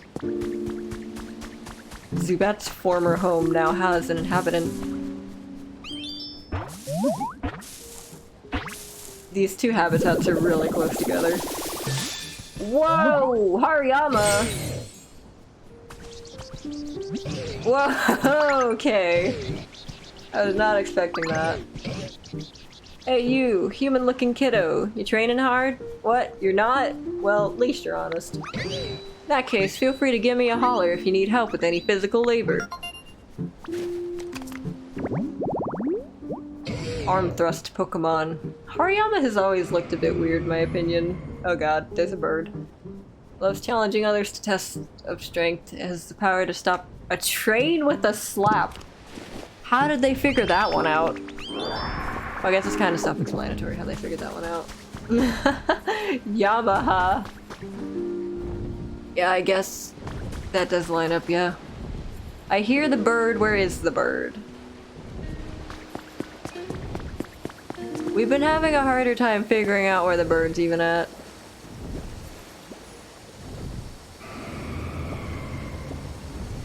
Which one even was that? If we see a twister, we'll know. Oh, whoa, there it is. Okay, that's not where that was. That is not where that was.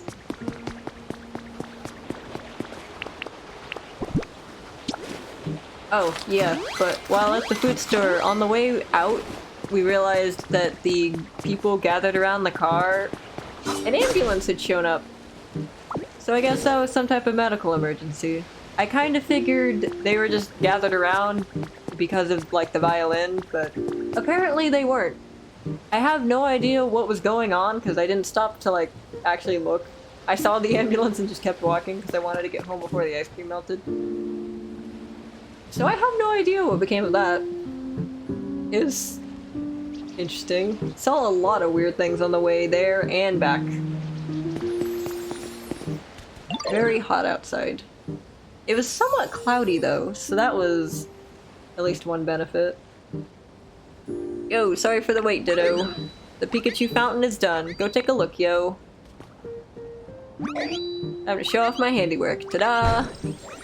Oh, surfing Pikachu. That's a callback I was- Oh, whoa! It lights up! That's something I was not expecting. Oh. Oh, you can turn it on and off. Oh, jeez. As you can see, we have gone through and cleared up a little bit of the area. We've also put utility poles everywhere. We finally figured out where those are supposed to go. We don't know how to turn this one on. We were wandering around for quite a while trying to figure out where this one connected. So that's something. We still haven't figured it out. We tried not to explore too much, we just cleaned up the area. So we don't... Like, we didn't go that way. We built the bridge that way, but we didn't actually step foot over there. We only went far enough to finish the bridge so that we'd have it. And we wouldn't have to do it on stream. Oh, I don't know if you want water tomatoes like that. We also didn't open the fountain for a couple days. We wanted to do that on stream. There's a shiny thing over there. It probably would have been convenient to start a few projects, like, not... start a few projects off stream so that they'd be done by the time we did stream, but I don't know. Wanted to do the process on stream, so it'd give us more to do, you know?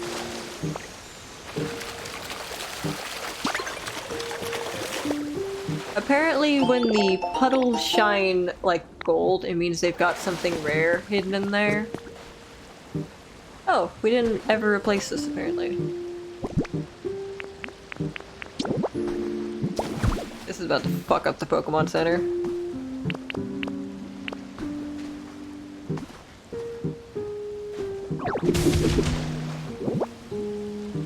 Oops.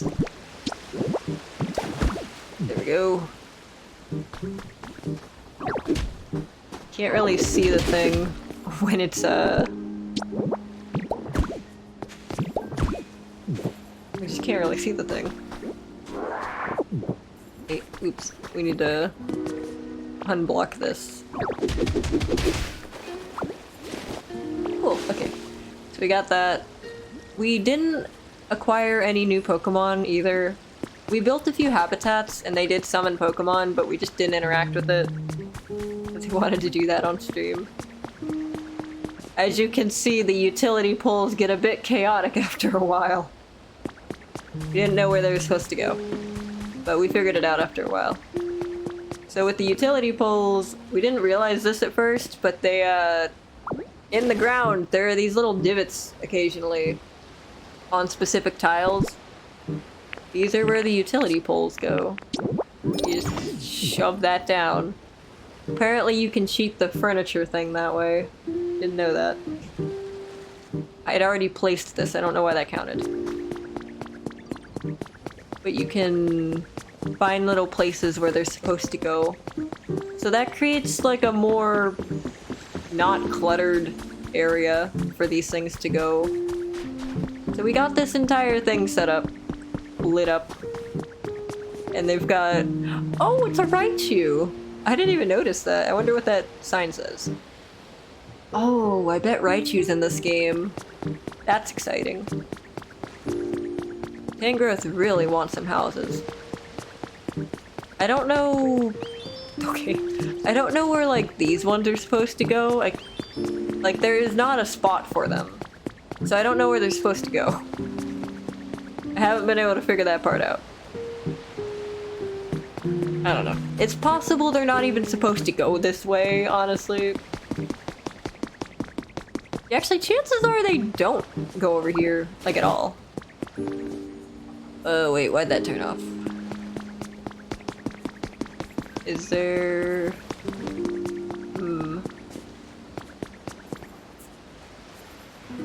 That's the part I don't get. Some of these, I don't know where they're supposed to go. That... Oh, yeah, that lit up the grid. Okay. Okay, that fixed it. Alrighty. Okay. I still don't know where that one, like, how you turn that one on, but... Okay, so I'm gonna pick up some of these other ones. I threw them down because I didn't know where they're supposed to go. This one does not go here. This one also does not go here. This one doesn't go here.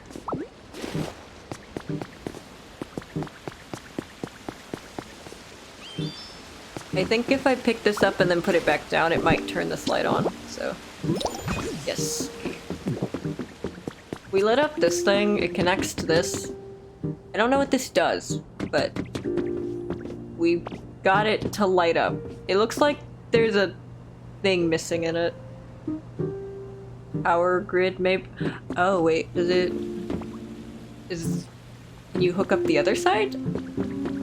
Maybe? Hook up the other side? Where would it hook up to?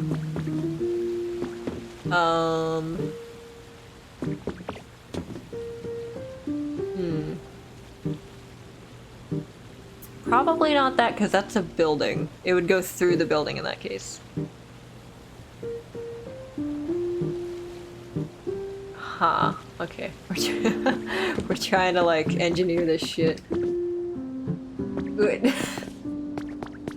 Hello, generic. Oh, Groji, I say hi. Why is Groji in your balls right now? Do you, like, owe him money or something? Figured out how to get power to the SSN. Probably also has something to do with these things.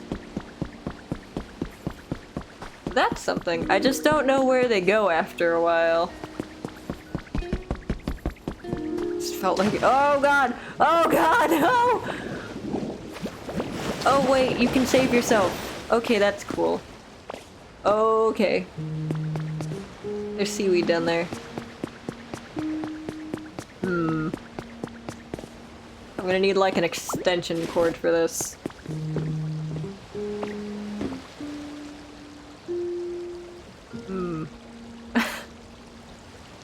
That hydrate feels a bit symbolic.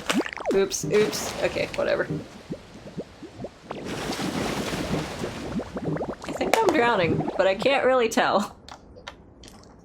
Attempting to pick up the water bottle was a mistake that just caused me to drown.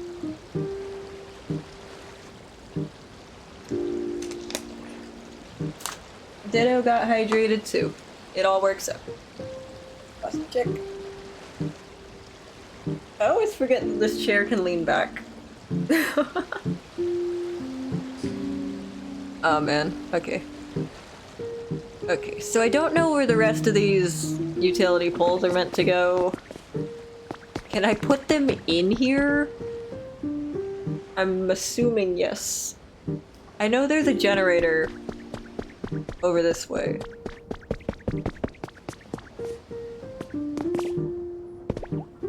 This feels like the type of area you'd summon a ghost Pokemon in. It probably isn't, but it just feels like this is where you would find one. There's a generator over here.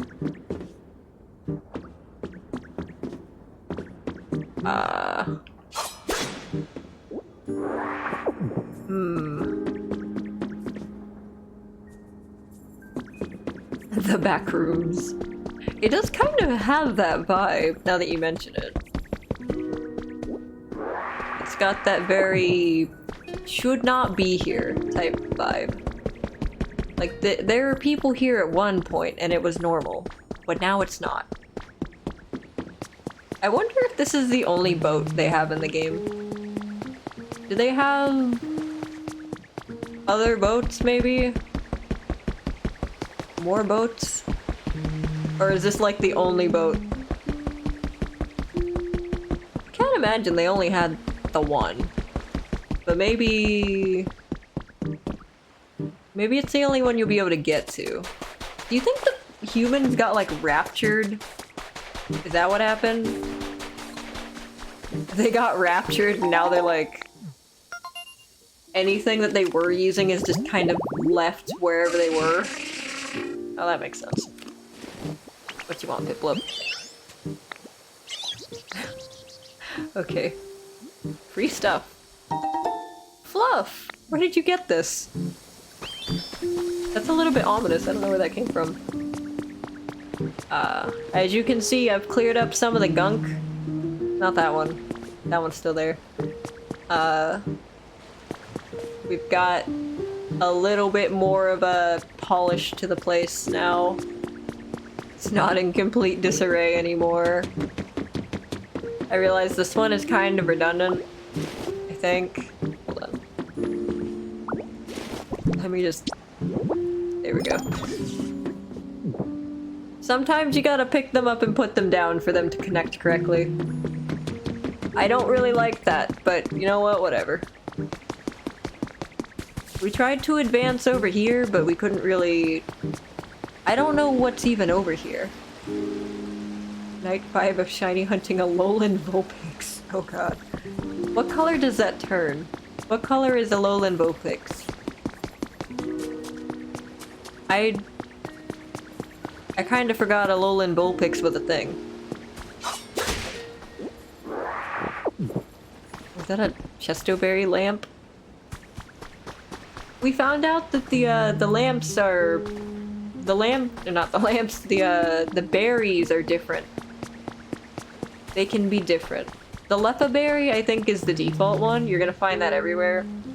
But the secondary berries you can find around the place, I think, are randomized. So, on my save file, they're pecha berries, but in this one, they're chesto berries. That's interesting. I don't know where to... Is there a place for a utility pole anywhere? Grayish purple. Interesting.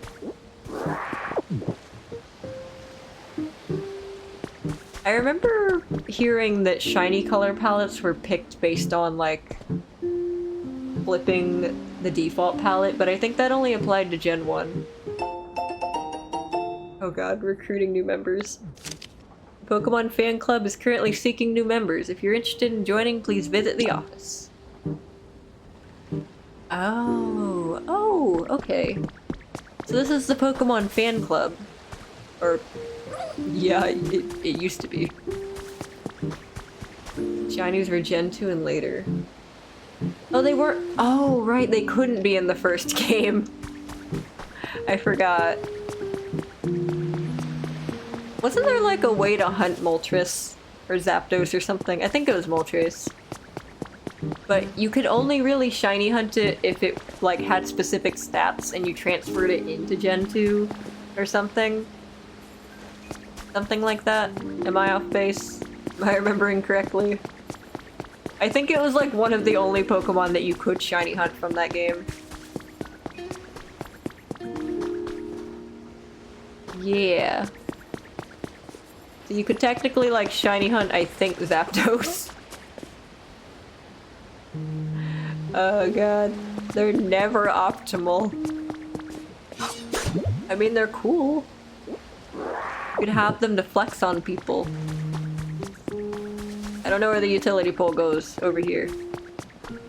I hope they're not asking me to get creative because I'm bad with that. Please show me the template because I don't know how to make my own choices.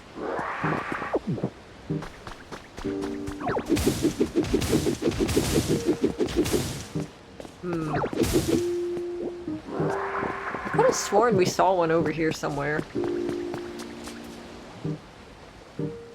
Did the sand obscure it? Oh. Well, maybe we shouldn't have done that. Maybe that was not the right move. Where the heck would that go? I don't know. We can explore this area later. The goal is to move the plot forward a little bit, but we've just been wandering around so far. Oh, yellow tall grass.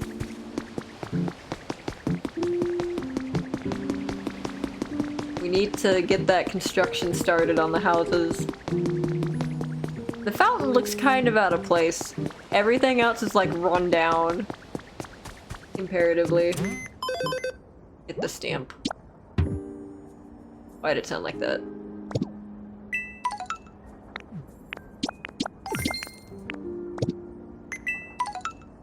What the hell is wrong with it? What? Why does it look like that?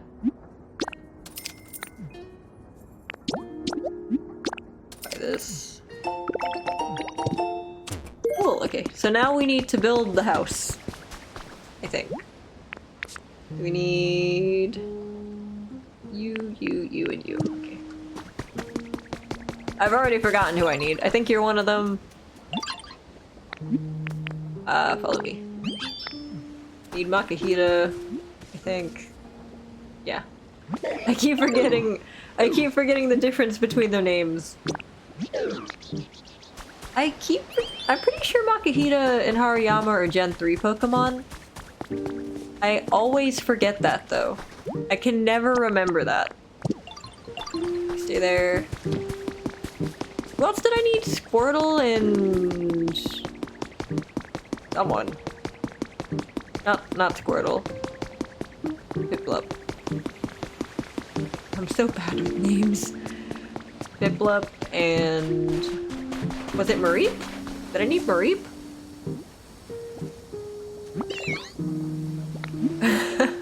Follow me, I need you to do manual labor for me. It'll be pretty cool, check it out. Follow me. I'm gonna get Mareep to follow me. I think it was Mareep. That may not have been right. Everyone is getting woken up so they can build a house. Oh, cute. Not quite. Not quite time to eat. We're gonna go build. We're gonna go team building exercise. They're just convening over here.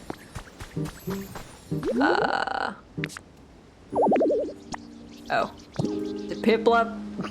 Piplup, where are you? Piplup got lost. There we go. Sand hut. Cool. Oh god, this is a weird angle. Oh my god. Okay, 154. Is that what that said? 154? Okay, maybe we should have started this a little bit earlier. This is gonna take a while. They're not even helping, they're just... We've got 2 that are actually working and the other 2 that are dancing. Mareep looks very cute, yes. So I guess in the meantime we're gonna wander around doing other shit while that takes place. Ooh, okay, well, so we found something. There's a spinner.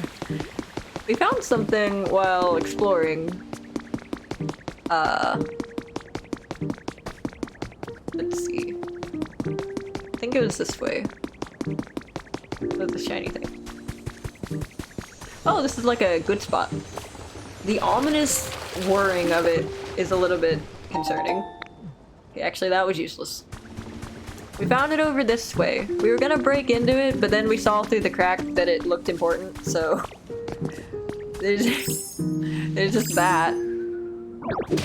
This looked important, so we decided to leave it until we actually got to stream it.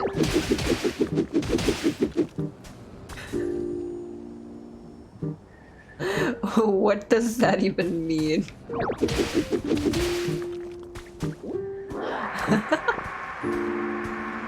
I can only somewhat imagine what the context might be.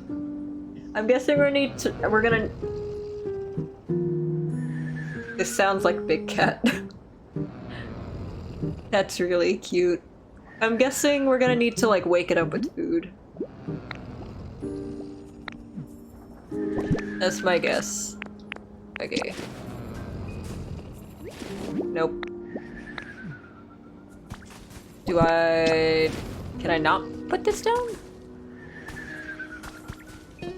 No? I kind of figured that'd be what we're doing. You're going to bed and you're still watching stream. Oh god. Yeah. The weather has been kind of brutal recently. I can only imagine how the place is going through heat waves are dealing.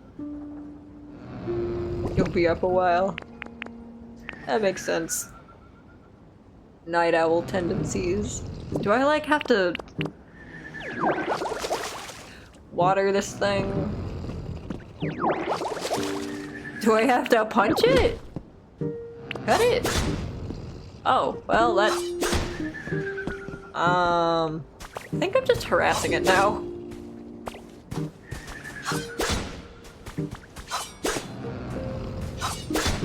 Light him on fire. Can I do that? Is that an option? How do I... Is this even important right now? I kind of figured it was. Leaf? Ah. Wait, what? Okay. Was that the solution? Was that the solution? Can I like...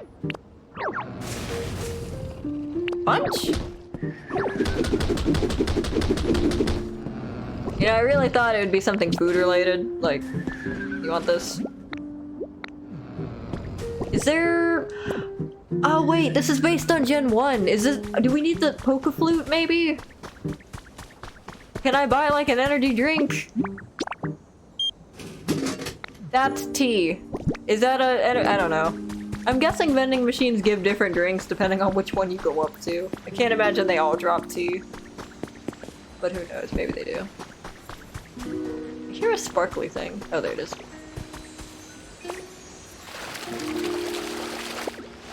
Yeehaw! Slender candle in the water. Well, the recipe for one.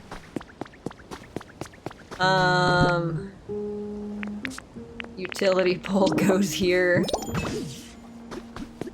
I haven't come up here just because it looked like it'd be important for something. Oh. Can I jump? I can't jump this. Okay, I was like, well, it looks like our path is blocked, but we have the ability to jump thanks to Magikarp, so... Oh, never mind. Okay. Oh wait, no, we did it! Does this go somewhere? Can I pick this up? Spotlight. Was there like a Ampharos type tower thing going on in... I don't think there was. I can steal the spotlights. I don't think I need those. Not particularly. Okay. Do these have power? I don't think they have power. So where do I need to connect it to? Broke our legs. Interview for the ages. We managed to track down the renowned Kenzo, owner of the largest building in the area, for a special interview. My family has dreamed of constructing a building here for generations, said a tearful Kenzo, with Machop by his side. Machop has also helped with the construction. Read on for the interview covering this man's remarkable life. Average reading time, 4.5 hours. Do you guys have 4.5 hours to listen to Kenzo's life? Honestly, I could probably put it on in the background if that were like an option. Is this the, is this... Oh. Oh. Oh, it... I didn't know where the fuck we were. I don't know Kanto very well. This is the place that Lieutenant Surge is from. Oh. This is that construction site that never got... Oh, okay. That makes more sense. Alright. Okay, I get it now. This is that construction site that they were, like, always talking about doing something with, but it never actually progressed anywhere. So this is what they were doing. They were building a gigantic spotlight tower. I probably should have been clued in earlier when I got Lieutenant Surge's outfit from the thingy. How do I feel like I need to utilize the utility poles again, but where do they go? Like that one... Oh, up there, up there. I see it. It's like playing I Spy with this thing. Boom. Okay. Then it connects to this. Okay. And what does that do for us? What? Y'all seeing that? From what I've heard, Lavender Town isn't in the game. I have a coworker who has the game. He said that Lavender Town isn't here, because I asked the same thing. Like, where do the ghost types come in? Lavender Town? Are we gonna get to desecrate a grave site? Is that where the humans are? It might get added in DLC. I don't have high hopes for that, but they might add it. What the fuck is this? They might add it in with DLC. Maybe. They added an underwater thing. I don't know where that's at. We haven't gotten that far yet. Oh. Okay. Alright. I thought that was one of those punch-it spots. That is not what that is. I put the wrong thing down. It's ever so slightly the wrong color. Can I... I don't know what... Huh? What? What? Okay. I didn't know these were two different things.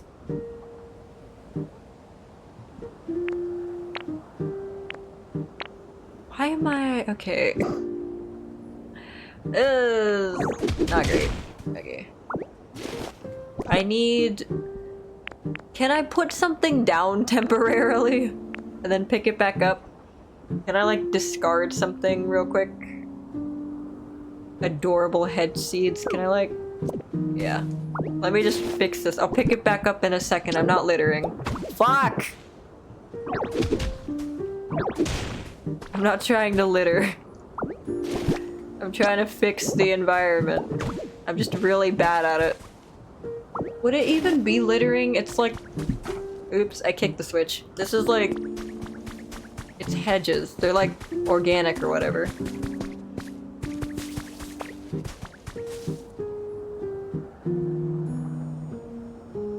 I don't know how this works. So we got utility poles all around here. Where is the last one?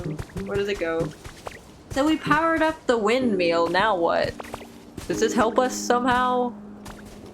Is this beneficial to us in any way?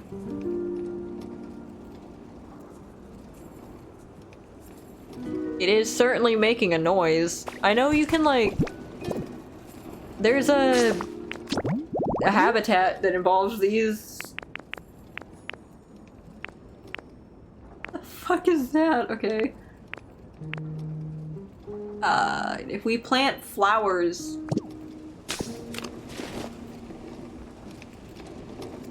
If we plant flowers...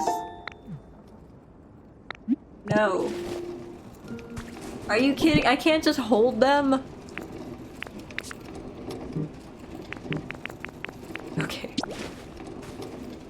That doesn't go here. That's not native here, but they won't notice. It's so far out of the way, they won't notice. Eat the sand? That's a good idea. I should do that.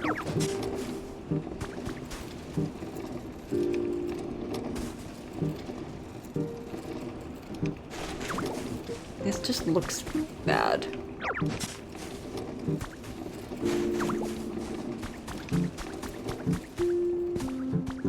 Are these... I think these are blue. Here you go. Slightly symmetrical. Now it's a habitat. Yeah. I wonder how long it'll take something to move in. It's a fucking wingle. Okay. Do we need that? I don't know. Maybe. Maybe that's a surprise tool that'll help us later. Where are we? What is any of this? Guess we won't know until we look at it. I don't know. It likes the wind, I guess.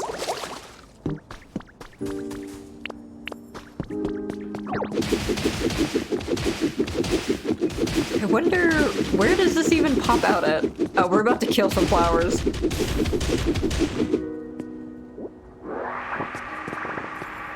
Seashell soil? We picked up so much sand, it's a bit of a problem.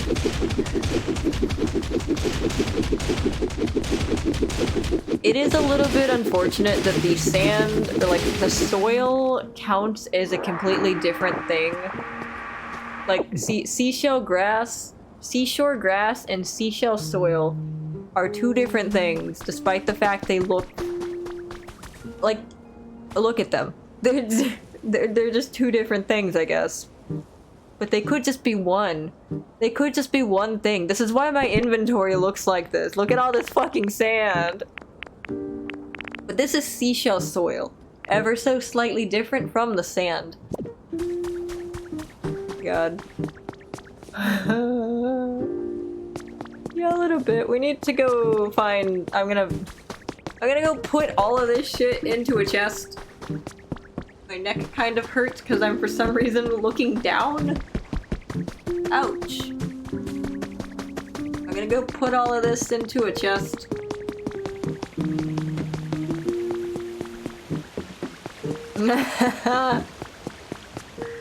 Oh god. You can't pick up jungle grass with the savanna shovel. I don't know how Minecraft works. Hold on, wait. I can get rid of this thing at least. I stole that from there. It just changed shapes, but I'm not gonna acknowledge that part. I'm gonna keep all the sand in here.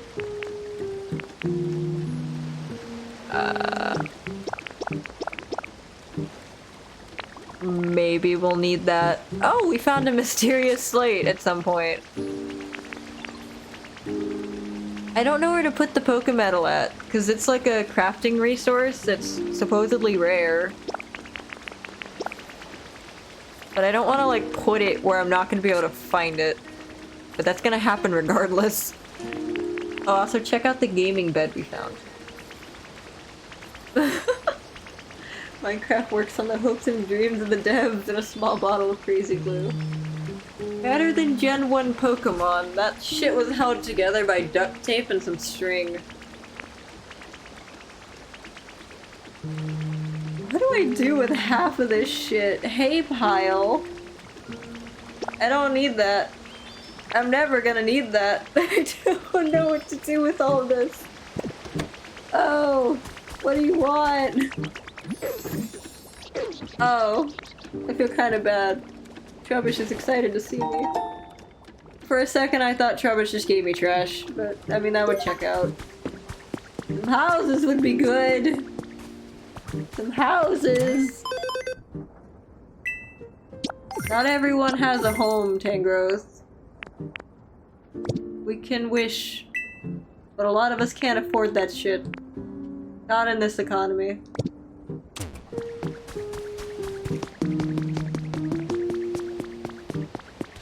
Your favorite story about Pokemon programming is from Gen 2's development? What happened in Gen 2's development? 50-50, I've heard the story. I've heard so many stories. I do. Oh, they ran out of cartridge space. Is it 'cause they decided to cram an entire other region into it? Ostrichick, trying to fix the, like, awkward position I'm holding my neck in. Hey, my elbow popped. It hasn't done that in forever. Oh.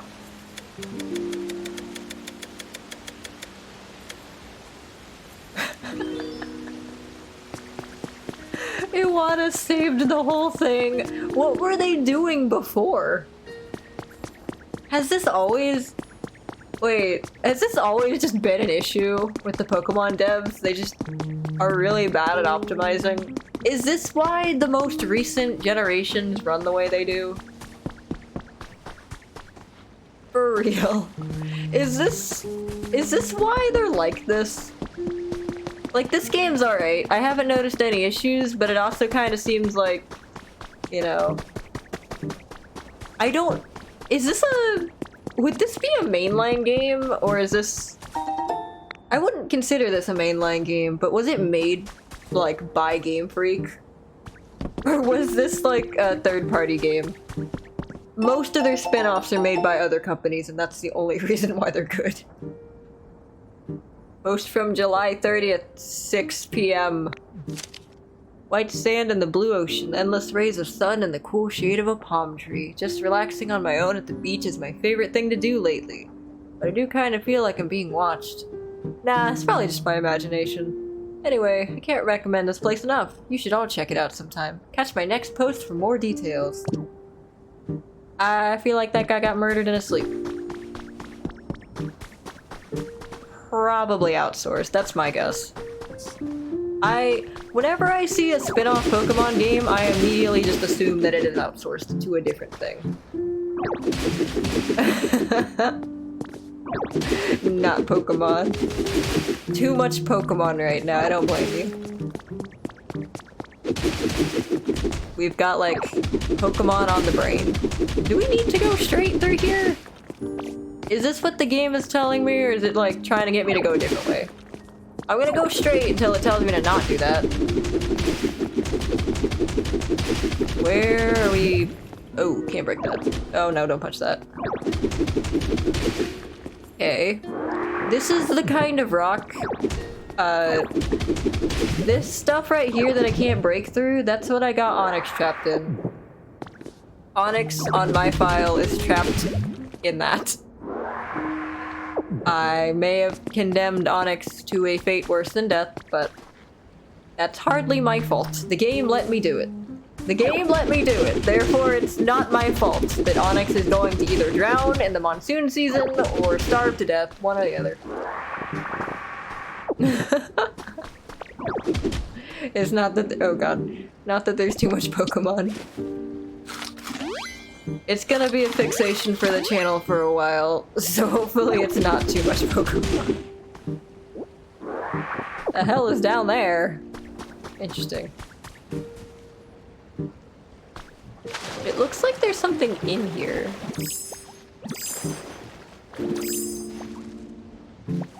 Probably gonna drown. Okay, that- wait. Real gaming. I feel like I'm not supposed to be in here. How have I not drowned yet? Am I going into the ocean? Am I gonna be free? Oh. Okay. What does any of that mean? You don't think the concept of too much applies to you? I also started back in ye olden Gen 4. Interesting times.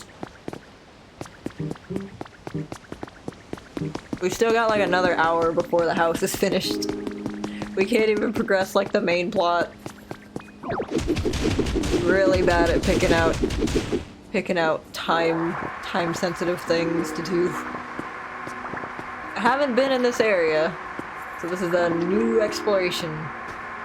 I kind of forgot what we were doing in the other area already.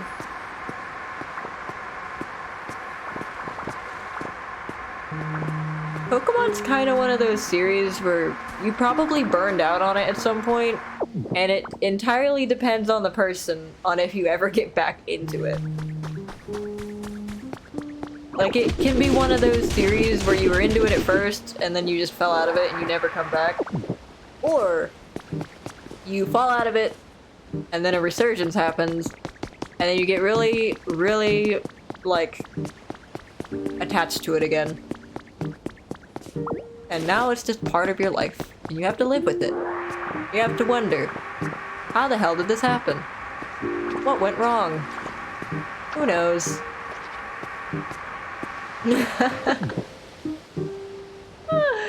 Oh god. The memories. The fucking health bar in Diamond and Pearl was atrocious.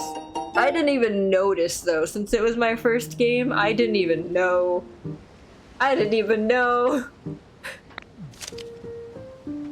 Oh, look at that smug-ass fucking Executor. That's what that thing's called, right? Executor? Execute?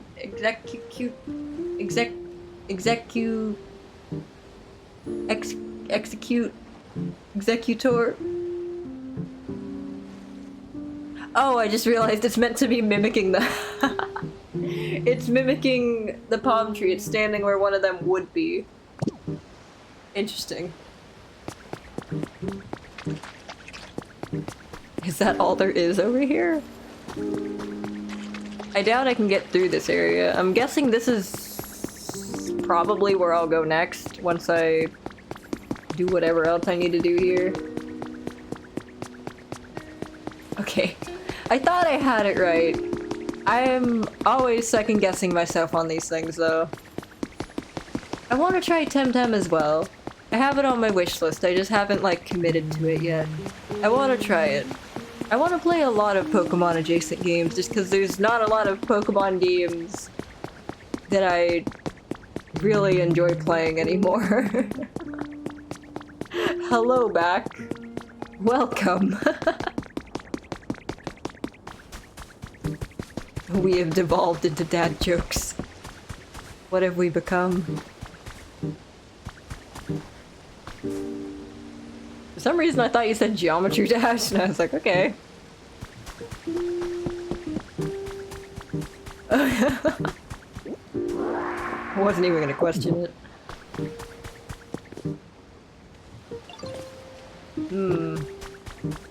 Yeah, it's like a completely different game. What do I do? I gotta wait for the house to be finished so we can progress the story, but what else am I meant to be doing right now? Oh god. We gotta hydrate. And then a posture check.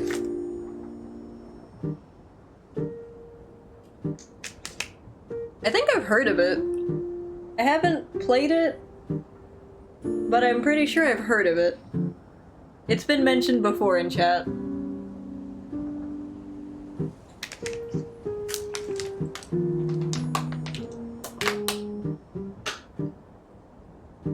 Oh, jeez.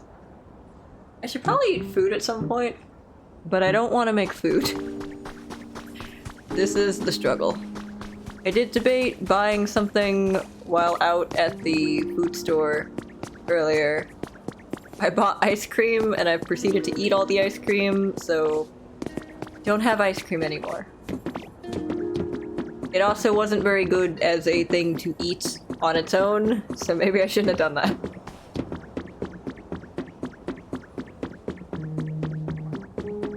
Okay, so this thing lights up. This one is lit. Oh, it goes right there. I see it. Boom! Lighthouse! Yeah! Get lit. Okay. There's no Wingle over there. I'm sure that's fine.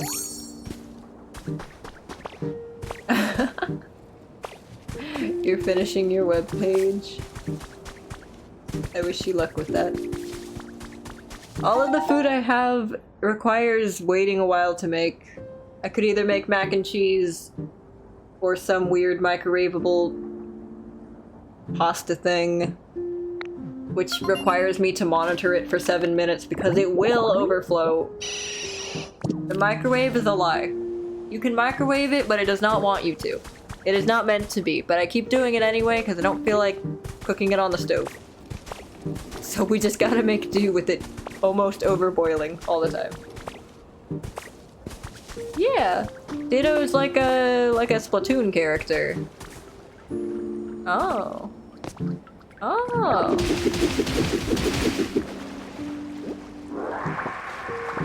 I wonder what all this is. Oh god, there's a fireplace. We could bring a fire type here. Why does that thing sound like an electric guitar? Hacker's Confession. We don't even have the first one. It happened when I was hacking into a server in another region for fun and stumbled on a system with excessively high security.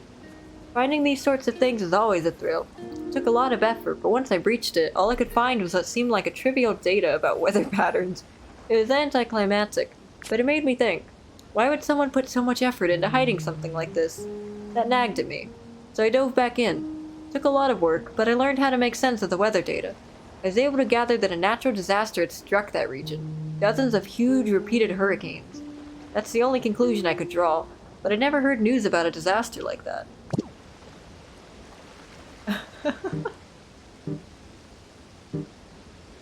Waiting a while. Yeah. I want to eat food fast. Like, it's not a really long time, but I need, like, the motivation to wait that long, I guess. Like, it's not a long time to wait, but I haven't eaten anything all day, so it's kind of like, oops. I guess that's not true. I did DoorDash Applebee's earlier. I did do that. So I got food from Applebee's. Yeah. I don't think I'd want a DoorDash right now anyway, just because the later it is, the less reliable it is. Like, a lot of people will just steal your food at this time. Nah. Thought about it, but nah. It said I created a habitat. What the fuck habitat did I make? Applebee's, as I like to call it. There's a... I think I ran out of utility poles. Is there a workbench anywhere near here?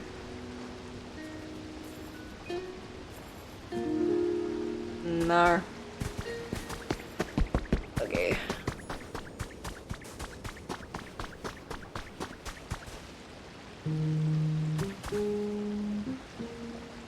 I'm gonna need a few utility poles.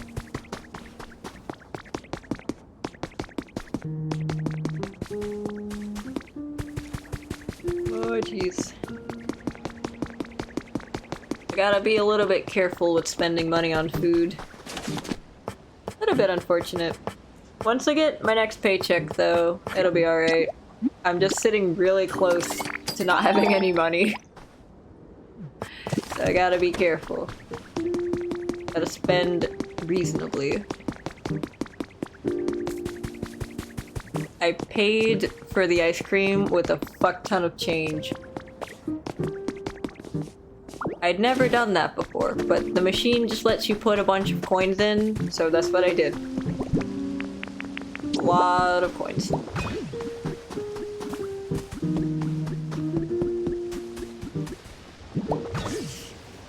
Okay, so that has electricity. Cool. Now that I know how the utilities work, or the utility poles, it's not so difficult. I didn't know what to do with them at first. We had kind of figured that they'd want us to place them, like, wherever. Not great.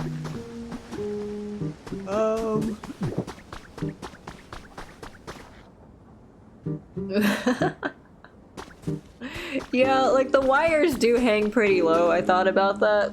This is like a really not great design choice. Like, anyone can kind of just... What happens about tall Pokemon? They're just gonna run into this shit. I think I can jump and hit the wire. Like, this is apparently what the humans had their society looking like before, you know, they all went to space or whatever. Ooh. Ooh, a cave. A cave. Wait, is this a cave we tried to dig out the other side from? I think this is that cave that we got stuck in way earlier. Can I actually swim? Kind of. It's working. Ah, no. Okay, you can't do it for very long, but you can kind of, for a little bit, stay afloat. This is indeed the cave we ended up in way earlier.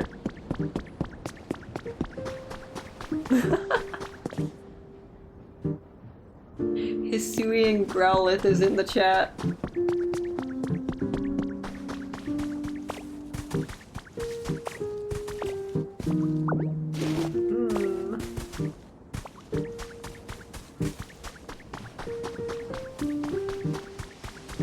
I feel like the water should probably still be flowing under here. This looks like water is still supposed to be under it. Is there...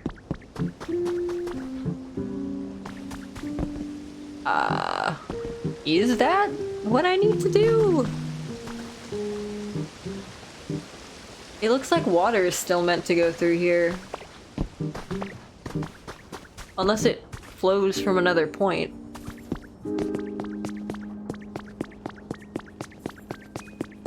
Can I get through here?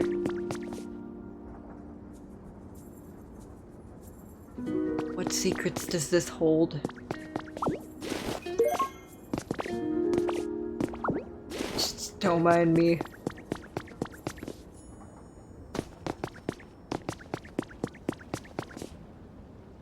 Oops, wrong thing. I'm sure this is fine. Oh, hey! Yeah, that led to the... somewhere. That led somewhere. Cool. I feel like we were maybe supposed to go in through this way. We're supposed to go in through this way and not the other way.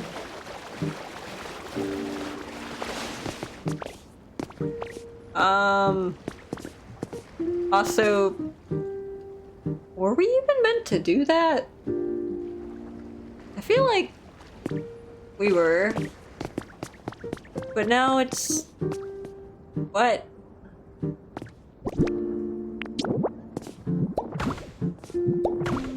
I don't get it. Does the water flow in from here, maybe? Maybe this has something? I'm just kind of exploring now. I'm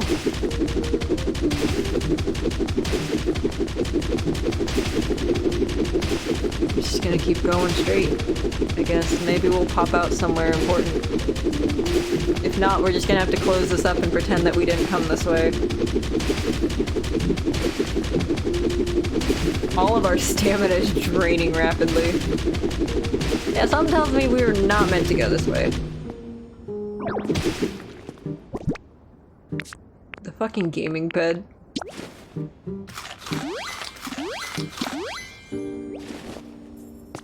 Okay.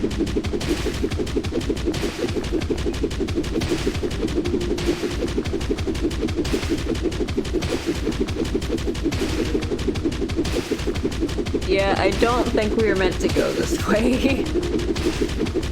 But we sure are doing it. I wonder where this pops out at. I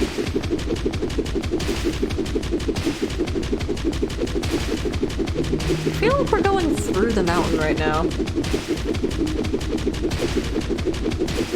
Where do you guys think this pops out at? I think we're under something. Okay, here we are. Yeah, no, this is... I can't imagine this is right. Okay,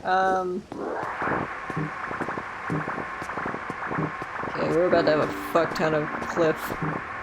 I don't even think I need any of this. I could go through the effort of putting all of it back, but why would I do that? I'm sure it's fine. It just feels like water is supposed to flow through here somewhere, but I don't know where. So we popped out over here. This water looks gross. Is there like anything important in there? Maybe? Maybe this will tell us what we need. Nope. Where does this even come from?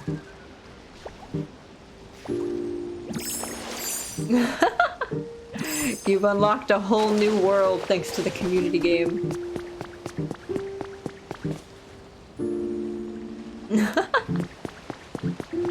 Interesting that they didn't even bother trying to make sure the movesets are legal. Spinnerack! A quiz! Okay, do you think we got it? Do we got this? Oh my god. I don't fucking know. Flowers. Wait. What the fuck does that even mean? What does rides even mean? Hariyama, what are you doing? I've got questions, hold on. Hariyama, I have questions and concerns.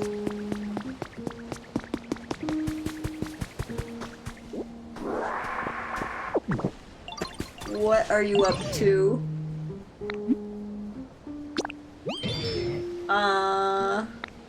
What's a decoration? Do we have anything like that? We got a gamer bed.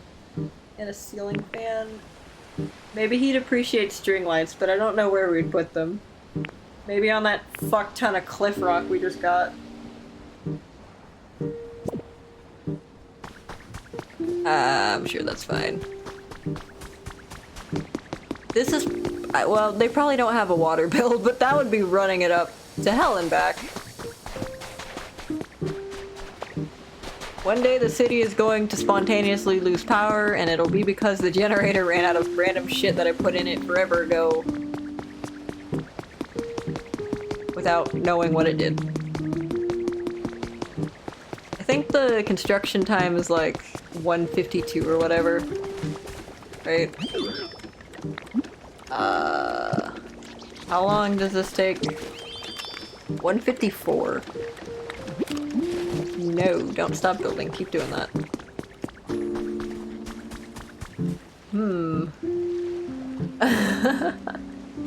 Alright, rest well, Sockman. Thank you for stopping by. I wonder if we can get over there. Torchic. Okay. Sleeping on the ground. Maybe Torchic could benefit from a gamer bed. Is this a bathhouse? Or like a wash thing? Where you wash sand off?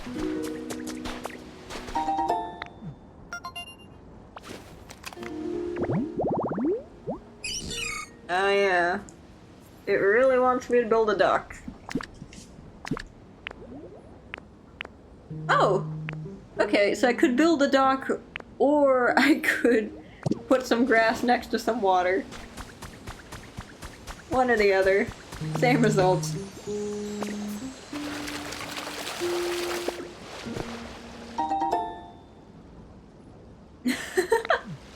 Is that a reference to something? I wonder, Torchic, do you want anything? Oh my god, there's a bird. We're trying to talk to a different bird. How is your comfort level? Okay, so instead of a bed, instead wants a toy.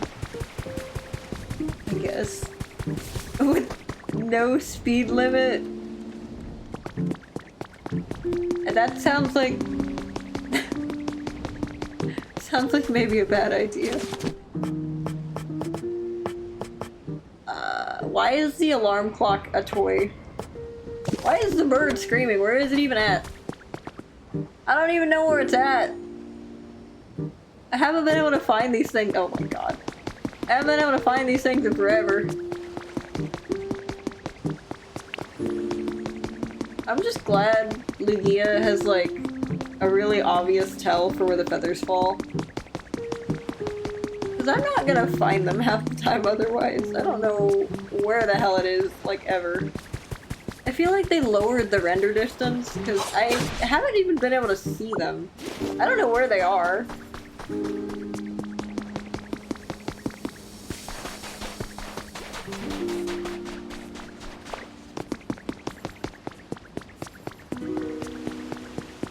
I wonder if at any point the game is going to want us to put the lights up, and we've already done it. Why aren't you allowed to use Dragapult?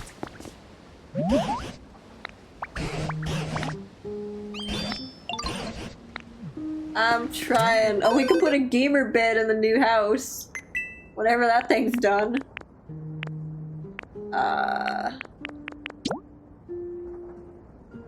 No. Decoration. We don't really have anything good. We don't have anything good for Torchic.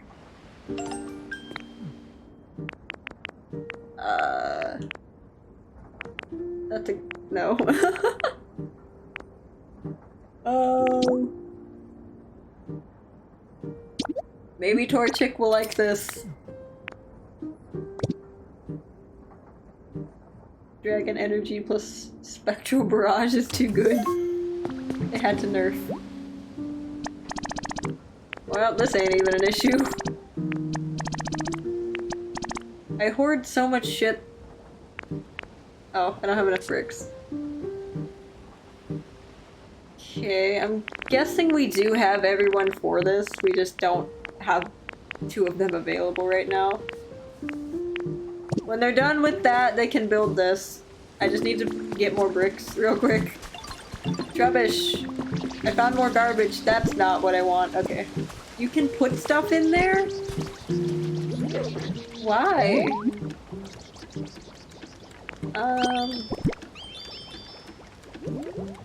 Check this shit out. Okay.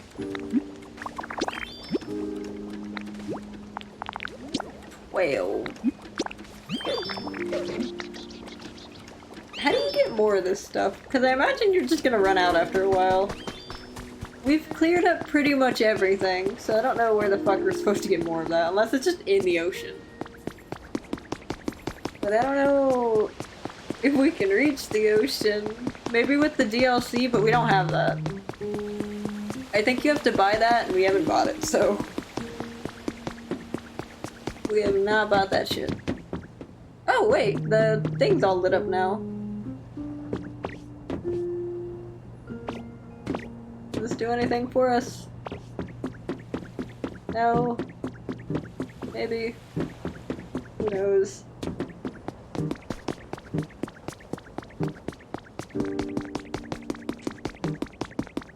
We're just kind of wandering around. We can't progress the plot yet, so we're wandering around with no real directive. I don't know what half this shit does. Is there a Wingle here yet? Oh, wait. While we're waiting, we can just go to the other area.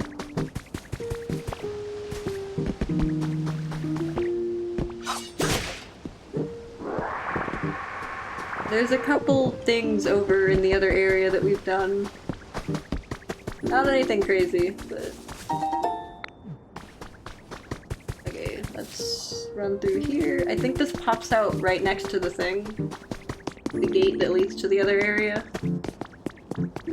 Yeah. So we're gonna cross over into a whole new world.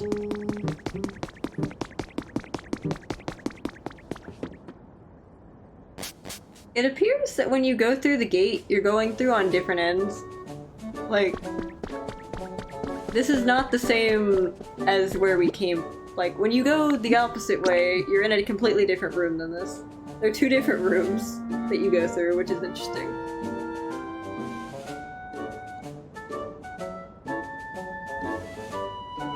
Lost to check.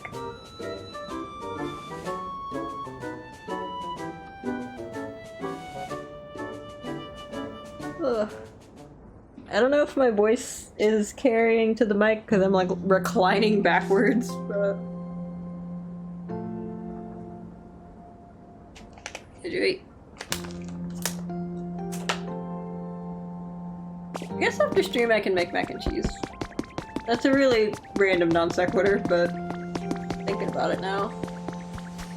This is something we accidentally did, and I didn't know if this was gonna stay here, but Tyrogue showed up because we put a couch next to the thing because Drillbur wanted furniture. So we put furniture down, and then that created a habitat, which we weren't trying to do, nor did we know was even a possibility. But... Hey, did you make this place for me? Oh. Yeah. Oh yeah, that's the stuff. Perfect. If I train here, I bet I can master any fighting move. Thanks a bunch. Our Pokedex is cracked. Scuffle Pokemon. Its intense desire to become stronger and stronger drives it to recklessly train its body and challenge any opponent it can find to battle. Okay, so now we've got Tyrogue. Since Tyrogue is still here, that probably means that Shellos is still also here. We managed to summon the Shellos over here. Assuming it didn't despawn. It's been like 2 days, but... No, it's still up there. We left it waiting for 2 days. It showed up, and we were like, well... Okay. Oh, and there's something there, too. Water. I need water. All dried out. Came all this way, but now I don't think I can go any further. Okay. What? Oh, it's cute! Was that water gun? Did you do that? Thank you so much, you saved me! Shellos is so cute!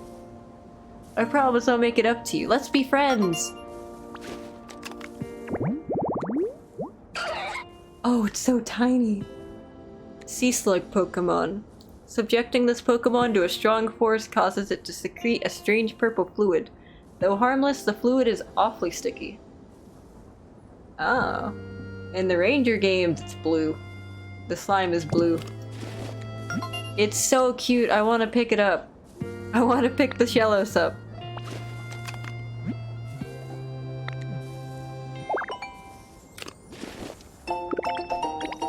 puffy tree pillar. Okay. Who we got? Who we got? Oh, ooh, Ivysaur. Hey, do you happen to know what area gets the most sun around here? I love to sunbathe every day, but I don't know this place too well. Oh dang, sorry bud, this is our first time meeting, isn't it? My bad, I just went off blabbing. Let's be buddies. I can relate to that. From now on. Yeehaw! That's like 3 Pokemon right off the bat. Bulb on its back grows as it absorbs nutrients. The bulb gives off a pleasant aroma when it blooms. That's cool. Oh god. Okay. I think that's it. You might notice we set a bunch of random items down. We were trying to improve the environment level. So we were just giving people random shit. There's Shellos. Shellos is cute. I wonder where Blue Shellos is. How do you get Blue Shellos?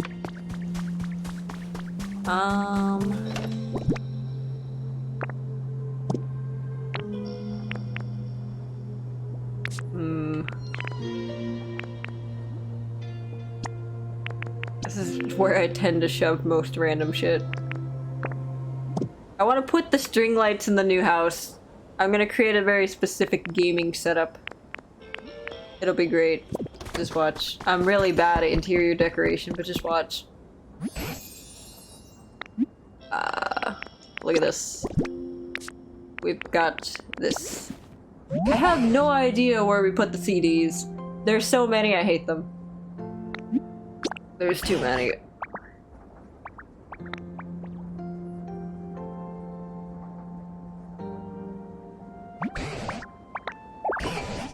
A Pikachu sofa. I don't know how to use a sofa. He's the one that taught us how to use a chair. Pikachu sofa.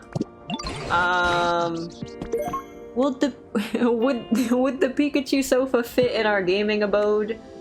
Our gaming home that we're making? I don't think I've gone on the Pokemon Center a single time. Huh?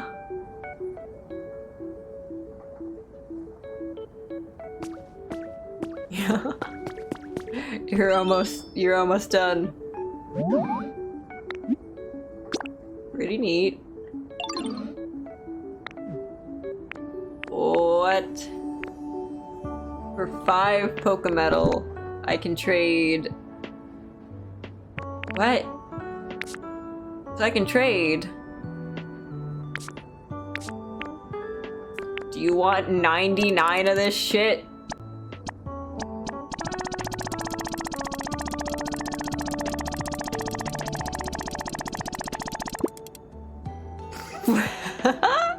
Oh god.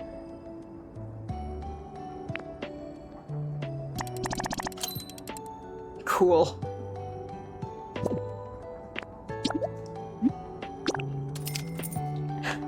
I don't know if that was a fair trade. I got rid of all the rocks though. So we only have like a few of them left. That's pretty cool. Can we use this? Yeah.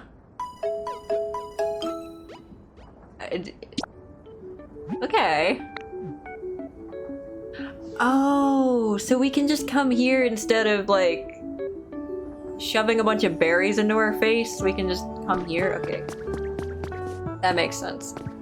What the fuck am I looking at? Why this? I don't like this. Whatever this thing is, I don't like it. Capitalism. Yeah. But now there's a table. Was that always there? I feel like none of this is really worth trading for. Oh, I could get rid of all the sand! That's a good point. I don't know what the fuck else I'm gonna need it for. It's probably gonna be important later. And then I'm gonna have traded all of it away. And they're gonna be like, where's all the sand? I accidentally killed all of it. That is probably the most uncomfortable looking sleeping position I've ever seen. Like, your knee is going to be, like, asleep when you wake up.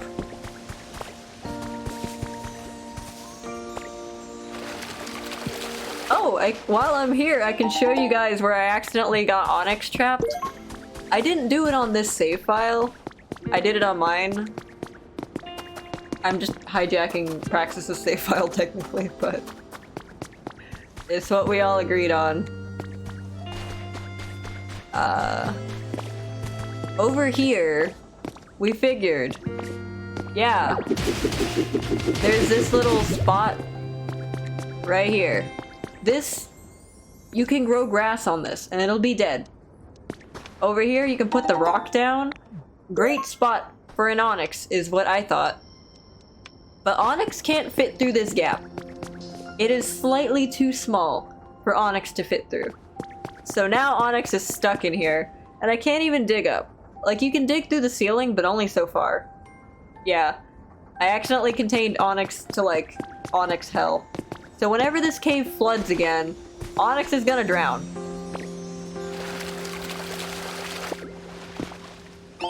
I'm sure it's fine. It's fine. I think we've already taken whatever was supposed to be in there. Haven't really explored the caves too much.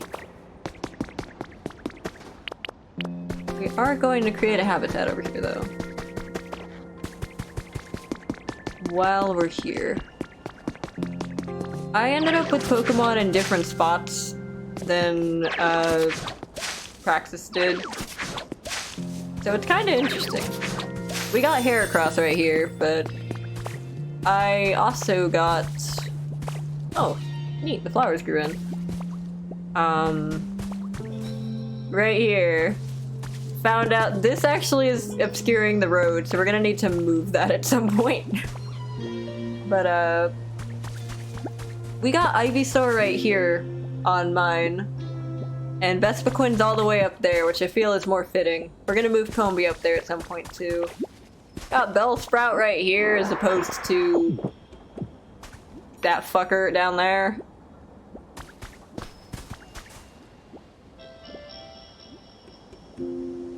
I thought these were nocturnal. The Onyx might be stupid. It clips into the wall.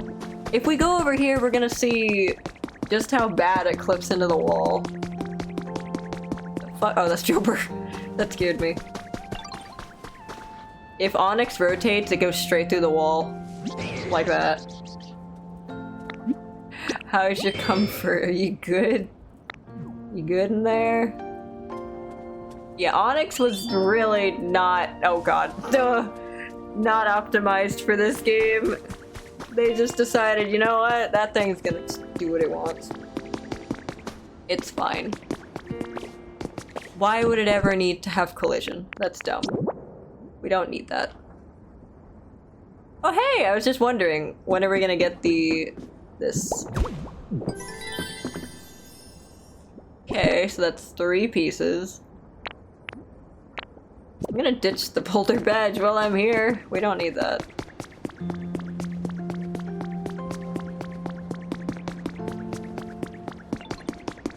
Onyx. Poor creature.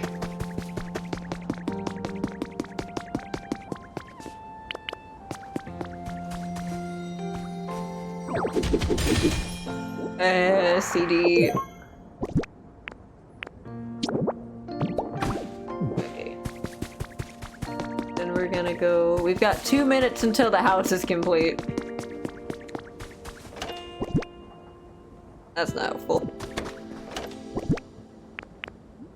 Just gonna dump it in there. Call it good. Here's a bunch of CDs.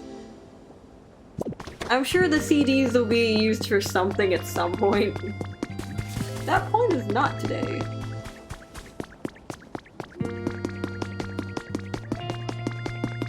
Everything just kind of lives outside at the moment.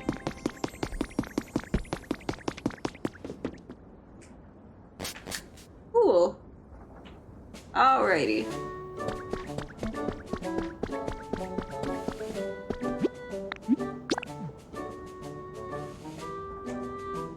I wonder, is Venusaur in this game? Are any of like the final evolutions for the starters in this game? We've seen Ivysaur. We have the ability to get Wartortle. Haven't yet, but we know how to. I don't think I've seen a prompt for getting anything else. Probably, actually, that's... Yeah, I can't imagine they would exclude it. Sorry for the wait. Sand hut. We're like running Makihita through the ringer. Like every time it gets done with something, we're just like, build something else. Why are you in the void? Where are you? Piplup! You're supposed to be helping! Where are you going? Come back! Piplup's going home. I guess. We're gonna need Piplup to come back. Yeah, we need Piplup to come back. Okay. Well, those... So, like, a lot of them are already over here, so... Oh, no, wait. Where'd Mareep go? Follow me. What's up? Yeah. Okay. Wait, we're gonna- wait, come back. Wait, we need you. Come back.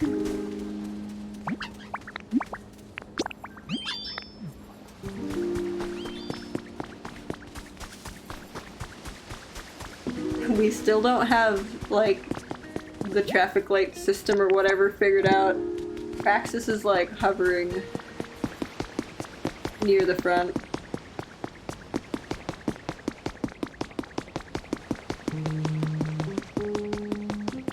Oh, there's like a underwater rock out there. Wonder what that's all about.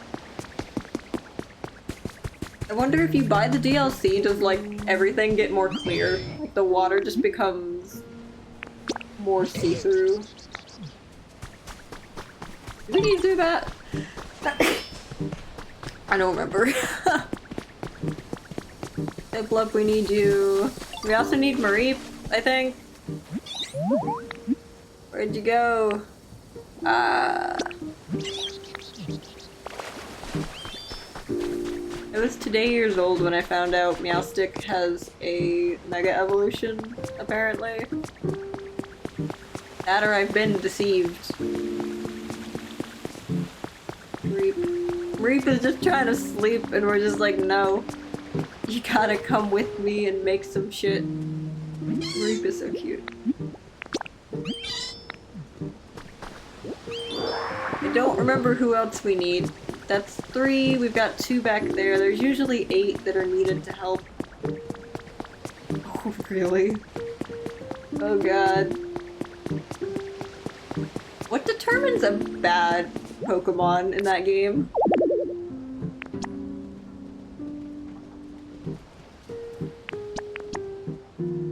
Okay, so we need Trubbish, Minchino, yeah. Okay. Also, I need to put... Oh. Yeah, I forgot about the bricks.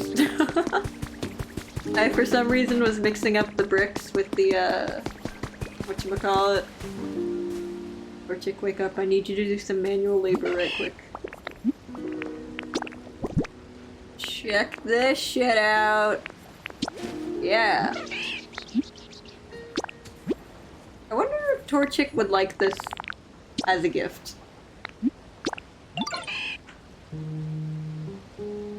Does it work with or beat Incineroar, Garchomp, Kingambit, Charizard, Y, or Whimsicott? That's what determines if they're good? I mean, I guess that checks out. Yeah, I guess that checks out. Where did Meowth go? There you are. I need you to help me with something. Let's go! What are you doing? Follow me. I need Minccino as well.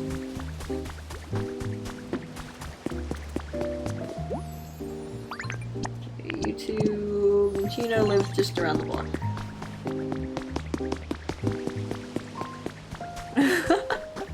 That's fair. Why are you up there? Oh, there you are. I was like, where is Minccino? A really big Pokemon. Yeah, I'd assume so. I'm assuming that Pokemon that keeps dropping feathers must be going bald. Very old Pokemon. We just need Torchic to lock in with the bricks and then we've got it.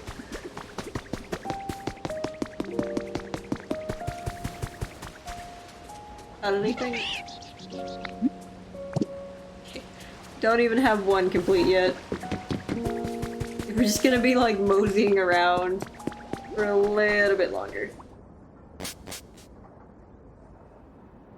Whoa, this is a pretty spacious place actually.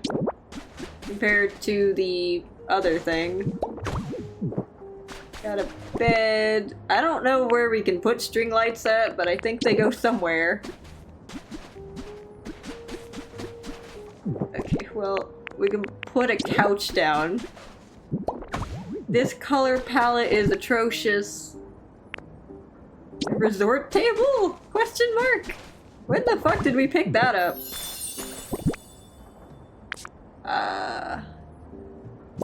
It's good. It's good enough. I never claimed to be good at decorating.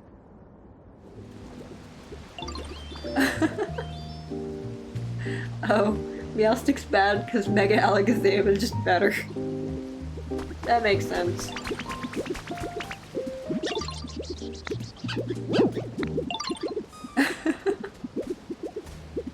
What does that mean? Oh, I got the- Oh god, everyone! I learned how to be angry and everyone is just like, oh my god. You know what? Fair enough.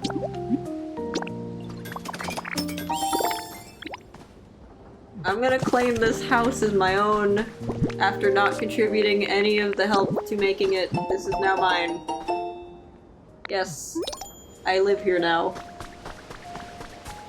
Sorry if that's not what you wanted, Tangrowth. I needed a place to live.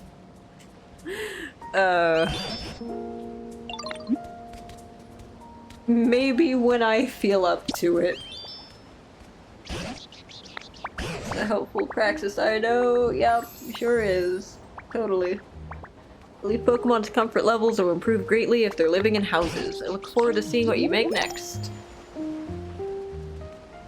Both Mega Alakazam and Mega Meowstic are fast, frail special attackers with trace. Except Mega Alakazam is the fastest Pokemon in Champions. Okay. Okay, so it just happens to get beat out by the literal fastest. It's so funny seeing Pokemon just walking around. What the fuck was that?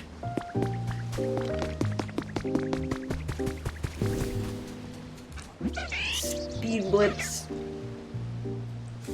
Okay. How many did we get? 1, 2. Got 2 whole brick. So pretty. Oh, are you enamored by the streetlight? This tall thin thing is lit up and pretty. The light makes me feel like calm and peaceful and stuff. Yes, this is made by humans to light up the town. It's called a streetlight. But I seem to recall it was dark when we arrived in this town. Pokemon who can use electricity must have lit it up. I see. Being able to generate electricity sounds wild, yo. Like, major respect to any Pokemon who can do that. If you find any streetlights that are still dark, why not try to light them up? Maybe with the help of another Pokemon? That ought to brighten this town up considerably. Sounds awesome, I'm here for it. That feels like a red herring, because that's absolutely not what we were doing. Okay, so we still need a handful more of those. Cactus update. So King Arthur is doing alright. The tiny plant spawn that King Arthur was trying to manifest did not pan out. They're dead. But we did water King Arthur somewhat recently, so that it's not, you know, going 3 months without being watered again. We have watered King Arthur somewhat recently. So at least we can say that much. We didn't even have to be reminded. We just did it, because we saw that we needed to water King Arthur. Yeah! Yeah, in this place humid. Oh, then we hydrate. We drown.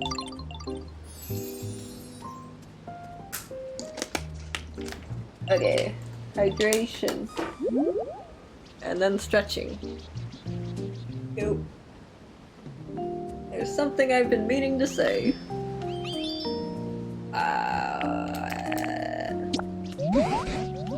Well, the Pokemon population has boomed in this town too. You know that's thanks to you, right?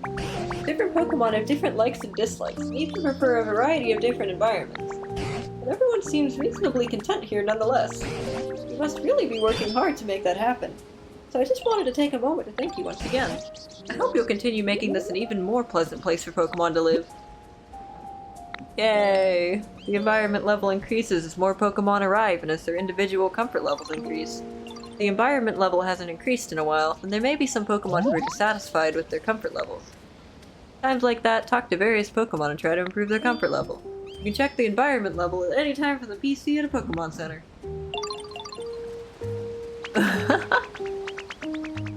That makes sense. Restmo generic, I wish you luck with your shiny endeavors in the morning. In the morrow. Super awesome and cool quiz game. Groji requires food in the morning. Skill issue. Farewell, see you later. We gotta do a quiz right now. Oh god, I don't know. Mareep.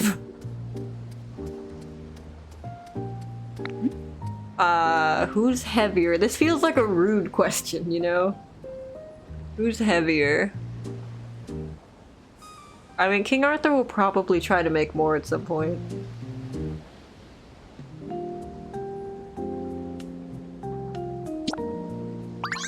Oh, what? Meowth is heavier than Execute? I kinda had a feeling just cause- oh my god, what are you doing up there? I had a feeling just because it's such a, like, absurd thing. We still need bricks. Torchic, please! It's gone! One of your favorite things just disappeared. It's like this cute little fluffy thing. Gosh, I just can't sleep without it. Maybe a fluffy puffy Pokemon would know what to do, but where could I find someone like that? I just lit up yellow for some reason. We've already got a Mareep! Your neighbor is literally a Mareep! Oh, that was cute.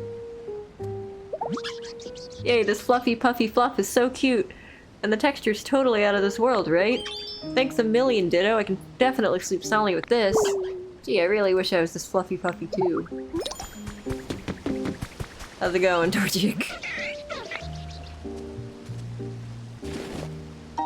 6! I think that might be enough. Gubbish, are you like experiencing the horrors now? Hey Ditto, yo, you got a second? So, I literally just noticed this, but I'm hearing some really weird noises coming from over that way. What do you think's making them, yo? I'm really interested in weird noises, you know? But, it's always more fun to do things with friends, so why don't you check- why don't you- why don't- okay, we gotta take Trubbish. Sure. Thanks, yo. It'll totally be reassuring to have you around, Ditto. Not that I was too scared to go alone or anything. I'll be following right behind you. Lead us over to where the noises are coming from. Okay. We'll have to do the- it's a fucking bird. It's so fluffy. Literally everyone is wandering away.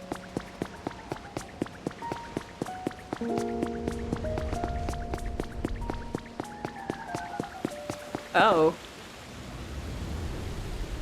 It's not a bird, it's something. Oh, the Snorlax! The noises are getting louder, yo. We must be close. We definitely explored more of the area than we were supposed to. Yep, that's rude.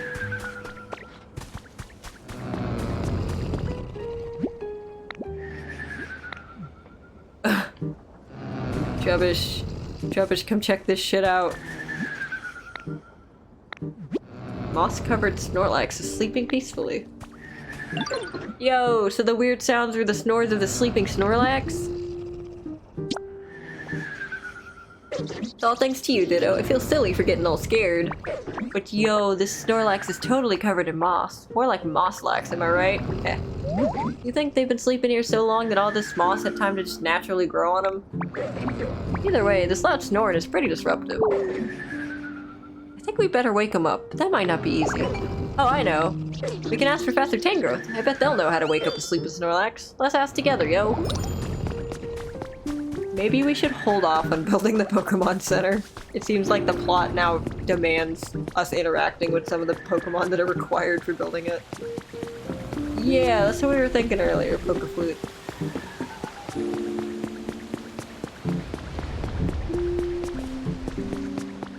What could those noises be? I don't know.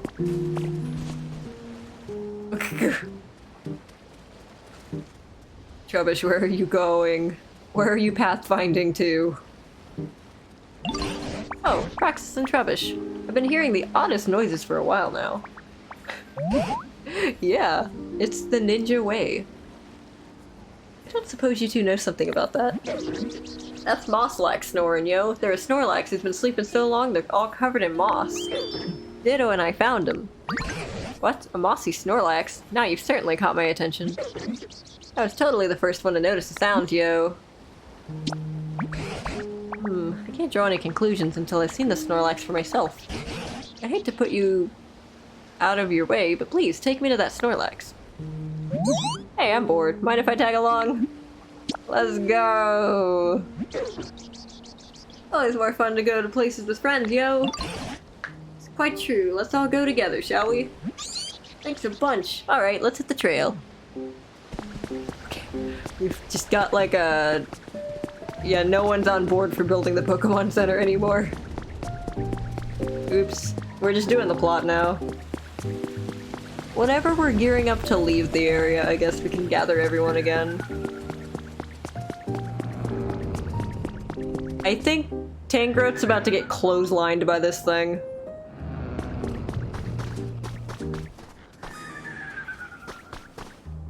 Why are so many Pokemon coming with us? Oh no, Tangrowth actually made it under there.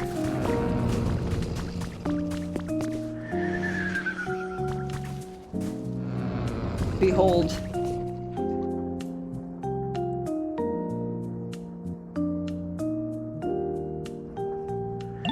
Oh, that's one mossy Snorlax, alright.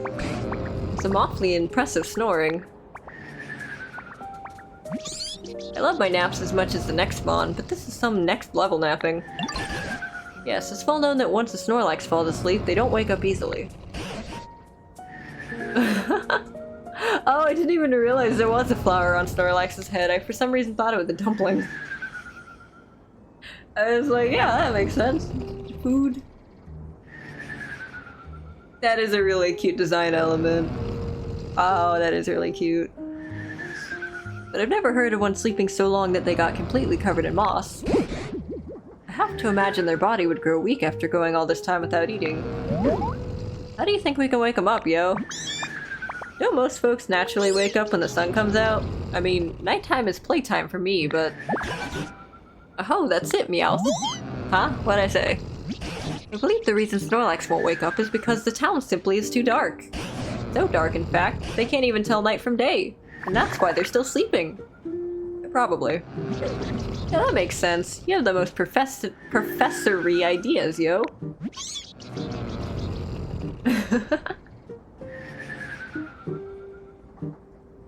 Yeah, are you talking about the thing that scrolls along the bottom? We're trying to have a comment from, like, all of us before stream starts to go into that little area. We still don't really know how to, like, space it, since now there's 3 of us, so because before we could just have one person's little comment scrolling, but now we need 2 people's comments. I guess since neither of them really had anything to say right before stream, we didn't really need to even include anything right there. But it seems like a stream tradition at this point to always change what's going along the bottom.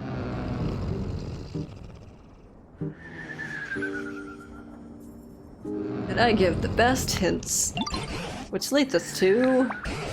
If at all possible, I'd like you to brighten up this town. If we can wake a Pokemon who's been sleeping for such an incredibly long time, maybe we can hear more about when humans were still around. Okay.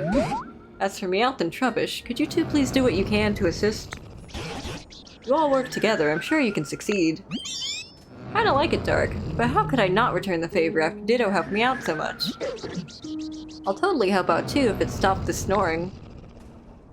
Important request. Oh, that's cute!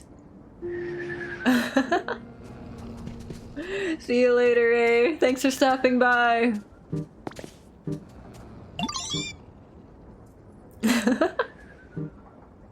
I watch the VOD because you want to see how Snorlax awakens. We might end up doing that next stream, I'm not sure. It's like 2 in the morning. We have to go to work at 4... Not in the morning, 4 p.m. Then we work till 10. We're the late again. But then we've got 2 days off, so maybe we can stream again after that. We'll see. We'll see how it works. It's been a while since we've been able to get, like, Praxis at the front. So maybe we'll have a Praxis stream at some point since we're playing on her account. It is a bit weird seeing her name pop up. It trips me up whenever I end up reading it. Cause it's always like, wait a second. Wrong name. But it's technically the right name. I'm just getting tripped up by it. Oh man. Maybe the Splatoon 3 play of naming the character not after any of us was the right way to go. Oh jeez. We'll see how much further we can get in this before... I'm guessing this is like the Slowpoke quest, where you gotta make the Slowpoke yawn. I'm guessing. Hey Ditto, guess what? Just came up with a way to brighten up the town. Remember when Trubbish asked you to light up a streetlight earlier? We lit the fuck up out of this town. Maybe we could find more street lights and light them up. Wait, they're already lit up. Dang, Ditto, you already thought of that? I should have guessed you'd be way ahead of me. This should be bright enough to wake up Snorlax, right? I'm gonna go check on him again. Come on, Ditto, let's go. Did we do it already? Oh. A flower crown! Oh, the bud on their head opened up. Does that mean... No, they don't seem too likely to wake up after all. Let's see. I do feel like we're on the right track just now. Very curious about their flower bed head, though. Wait, could it be? Why, yes, I believe that's it. Now listen here, Praxis. Look closely. It's Snorlax's flower bed head. It's not fully blooming, see? My gut is telling me if you can get a whole flower garden blooming on their head, then Snorlax will wake up. I presume. I want to see that. Let's see, I'm quite sure the flower bud on Snorlax's head reacted to brightness. Which means, we can get this town much, much brighter. We'll see a fully bloomed field of flowers. We don't currently have enough light for that. Try setting up bright lights, electric-powered machines like street lights. I think that ought to help. Here, let's assume that a field of flowers in full bloom is worth 100 bloom points. In that case, I'll give Snorlax's flower bed head 80 bloom points. I'm sure it will be quite the challenge, but I hope you all work together and strive for 100 bloom points. And of course, you can always come ask me if there's something you don't understand. Cool. Okay. Yo, Ditto! Thanks for everything you do for me. Yo, I got a little present. Okay, this is not related to the quest. Thanks! Seashell. 3 seashell. Tangrowth fell asleep. We need your guidance.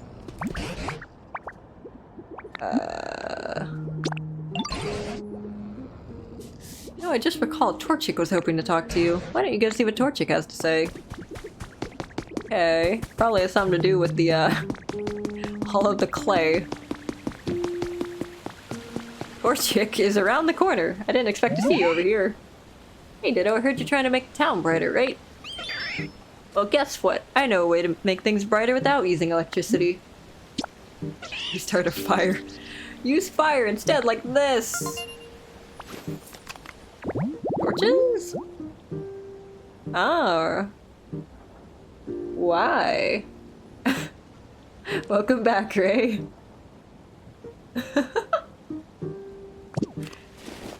We've almost woken up the Snorlax. It's a pretty quick going,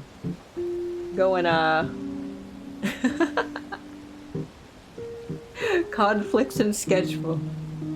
Well, at least we have you for a little bit longer. We've almost got the Snorlax awake. It really didn't take that long at all. I'm sure a place like this would be bright even at night, and might even get Pokemon who like fire to show up. If you ever decide to make a place like that, please take me with you. I can help. Yeah. Going with you. What are we supposed to- wait, what? Thank you. It's funny thinking of it as a show. The, Xenon & Co. show. We're supposed to be making this. So, tree, bonfire, stool, plate, food. I can do that. That's actually not that complicated. I think there's already- yep. There's already one that has something. So I need a plate. And...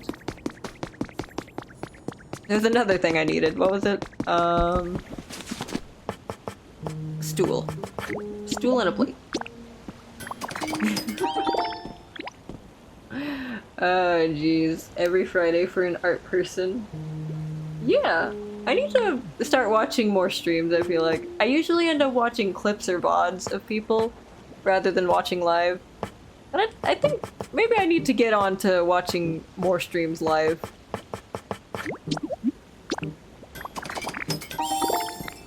That would give me something to do instead of just like staring at the ceiling listening to people read Reddit posts. Maybe. Okay, some food goes over here.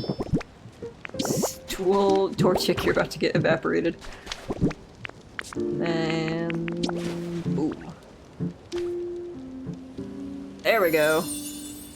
We've got resort meal prep. What does that do for us? Torchic can spawn here, but so can something else. I don't think this is going to make it all that- oh. Okay. Alright, I was kidding when I said Torchic was gonna get evaporated, but alright. Wow, Ditto, you made a place just like I asked for. But gosh, I'm really sorry. I guess it's not quite as bright as places with electricity. Nice and warm. Yeah, you're right. I bet Pokemon who like warm places would really be happy here. You can come find me again anytime you want to use fire for something. I want to help out. Fires provide a small amount of light and warm up surroundings. I got bricks! 12 of them! Wait, Torchic, I need to go on an expedition with you. Follow me. There are a couple torches around town for some reason that are just here. Oh wait, do I have a... I do. Hold on, wait, this is not relevant, Torchic. There we go. Okay, that connects there. Does this connect literally anywhere else? Probably not. I don't know. Well, I got the windmill going, I guess. Maybe that's useful for something. So right here, there's a torch. Down here is a torch. I don't know what those red things down there are. Maybe those are... Maybe those are also... If we take Torchic down there, maybe.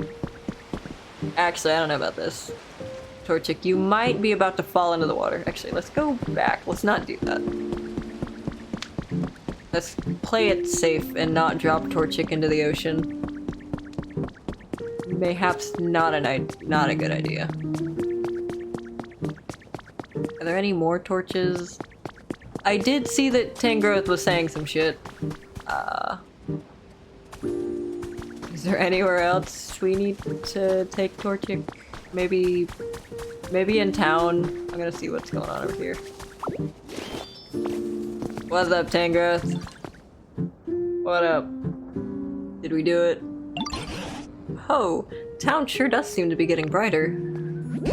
But we still don't have that fully bloomed field of flowers we'd like to see on Snorlax's head. Wonder if there's a Pokemon somewhere who could light up the town with some powerful electricity.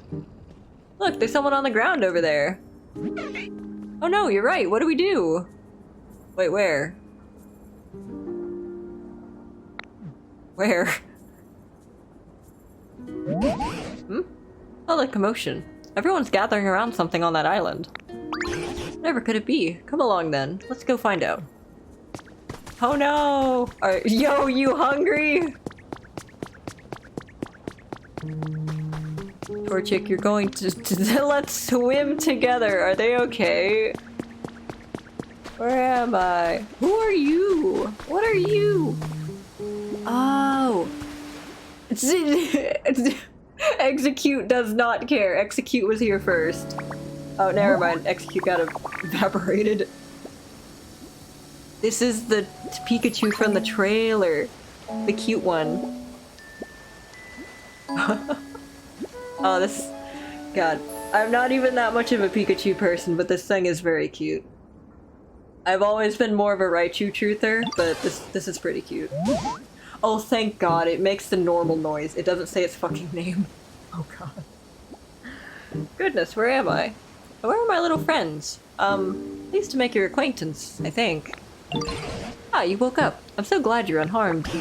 Now let's see here. From the looks of you, I'd say you're a Pikachu, right? An awfully pale one. I suppose you're not wrong. My appearance is rather peaky compared to other Pikachu. In fact, Pikachu might make for a rather charming nickname. Pardon my asking, but where did all of you come from? That's what we'd like to ask you. We found you collapsed here all out of the blue. Where in the world were you until then? Were you hiding somewhere? However did I end up collapsed in this strange place? Apologies, I just can't seem to remember. Wait, do you have amnesia? Well, at the very least, I do remember feeling quite tired and falling over. I don't think that's gonna help. I'm so sorry. I just can't remember what happened very well. You should totally take it easy, yo. Maybe you should sleep a little bit if you're feeling tired. Why, thank you. You're too kind. But it appears I've been sleeping for some time, so I'm feeling quite refreshed at the moment. Are Pokemon just dropping out of the sky? My theory was that they were getting released from Pokeballs, like, randomly. Like, wherever their trainer decided to stash them at. And that's why they show up randomly, but I don't know. Oh, there's a Bruxish. Hold on, wait. There's a Bruxish. Bruxish. Give me that. I want that. I see. Sounds like a complicated situation. Dang it, I missed the Bruxish. I do have a favor to ask of you, though. They just no-clip into the world. Oh, Pokemon Backrooms. Oh god. Piplup, where are you going? Piplup is having a crisis over there. I think Piplup is experiencing the horrors of the Pokemon back room. Oh, how can I help you? This town seems to be perpetually covered by dark clouds for some reason. We've all been working hard to brighten the place up. Why, yes, now that you mention it, it is quite dark around here. The animation where it plays with its ears is pretty cute. Since you're a Pokemon who can use powerful electricity, we were really hoping you could help us out. What do you say? Of course, if my power can be of use, any use at all, I would be delighted to help. Well, without further ado, electrocute everyone. Huh? What seems to be the problem? Pika. Pika. Oh dear, this is quite strange. It appears as though I am no longer able to generate electricity. What? But Pikachu are known for wielding incredible electricity and even summoning thunderbolts. What exactly is going on? What indeed? I'm just as shocked as you are. I'm so sorry. Doesn't look like I'll be able to aid you at all like this. Nonsense. We'd still be grateful for your aid. Right now, we need any help we can. Any help we can get from any Pokemon. And on top of that, Praxis here has some sort of mysterious power. It's possible that just by spending time with them, you may recover your electricity. Remember the past, too. Thank you. Right, there's no use moping about it. Well, I don't know how exactly I can help right now. I shall do my very best to be of assistance. Lovely to meet you all. Oh, that is a cute animation. The rubbing cheeks thing. Nice to meet you. From today on, we're friends. I love making friends. The more the merrier, yo. Pikachu. Mouse Pokemon. Oh, it is cute. It is cute. It looks like a marshmallow. When its friends were sick, this Pokemon repeatedly shared its own electricity with them. As a result, its physical structure changed, and it became unable to generate electricity. Pale. What? Let's swim together. I don't know about that. Wait. What do you have to say? The ocean looks really nice around here, don't you think? Come on, let's go swimming. Let's see how far we can go. Can't swim. Wait, really? Wow, that's surprising. I thought you could do, like, all the things. Hold on, though. You're really good at transforming, aren't you? Just transform into me. And we can go swimming together. Wow.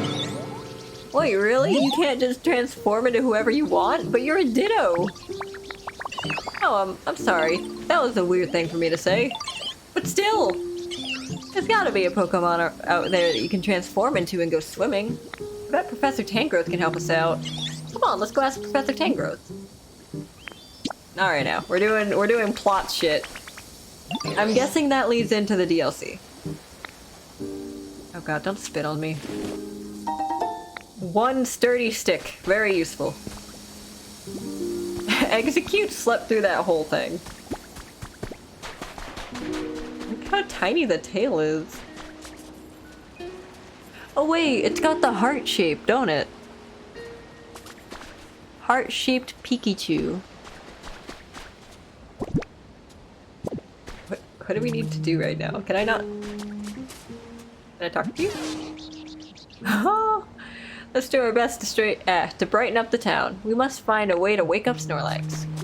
How was it straighten up the town? We've already kind of done that part. Everything's mostly in order. Mostly.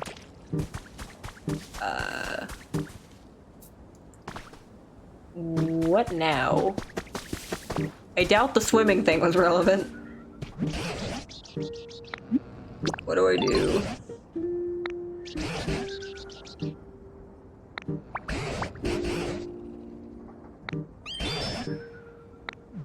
Okay, so we gotta light up the town. We've already lit up the town pretty substantially. It's so fluffy. Fluffy. You're so soft! You think I'm super soft? Gosh, you're gonna make me blush. If you want some of my super soft wool, I'm happy to give you some. It'll grow back soon enough, so no worries at all. Fluff. And I sometimes end up dropping fluff around my home. Feel free to take some if you ever see it. I punched the chair. Oops. I wanna build this. What do you wanna build? That's something I really want to talk to you about. So I've got this really weird building kit, right? I've got the feeling that it'll make a really weird house, you know? Doesn't that, like, really make you want to build it, yo? Yo, I knew you'd pick up what I'm putting down, ditto. Okay, cool, we'll let you have this building kit, so just go find a spot and set it down, please. You're probably gonna need a big space, like a plot where a human house used to be. Okay, like the one right behind you. Orange hut kit. Orange hut kit. Orange hut kit. Orange hut kit. There we go. Boom.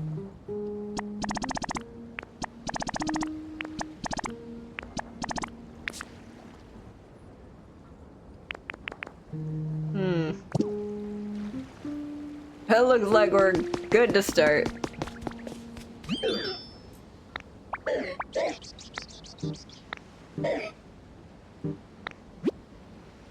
Okay.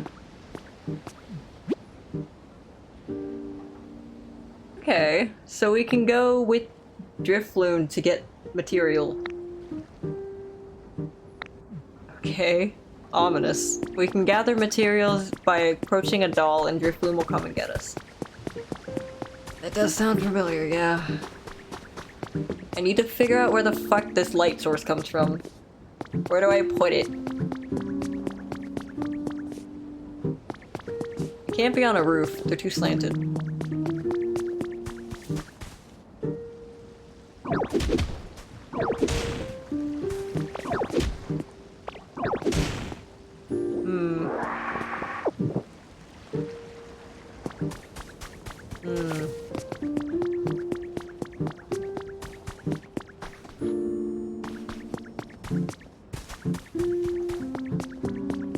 Do I just need to pick up something and put it back down? Like, where does it go? Where does it go? Why does this place have lighting?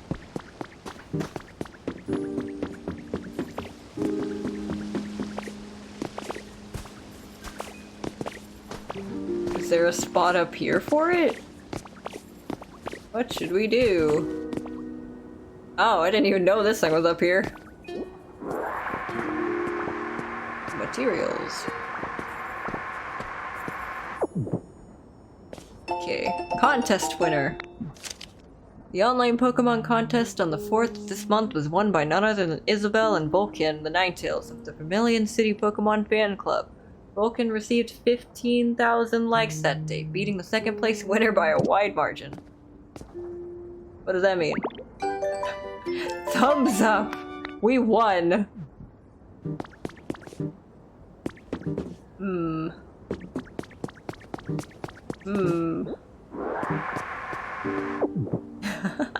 I have indeed watched Madoka Magica.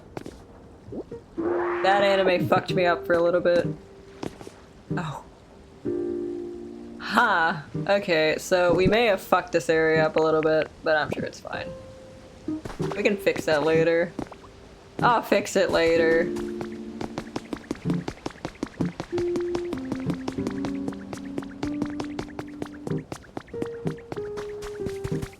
Oh, Pikachu just had to take her time. This rate, if your Snorlax will waste away if they continue to sleep without eating anything. Wish I could help brighten things up around here, but I can't generate electricity anymore. Oh dear, whatever should I do? Certainly is a worrying situation, but lamenting on what we can't do will only make our moods as dark as this town. Right now we need to focus on what we can do. For instance, what can we do to light up this cave? It's too dim in here. In that case, shall we make a lamp with seashells? I think it would suit this place quite well.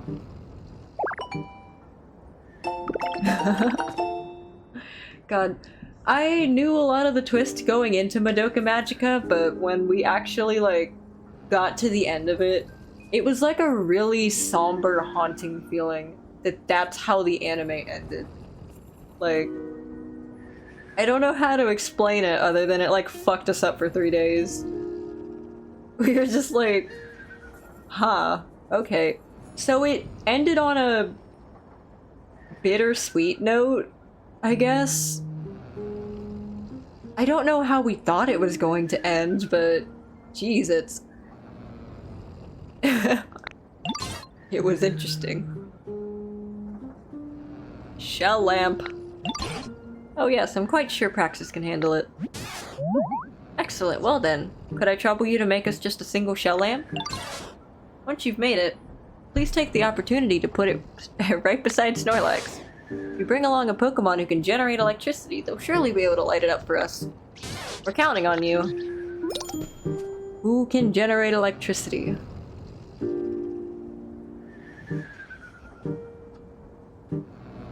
I don't know if it's worth switching over right now, but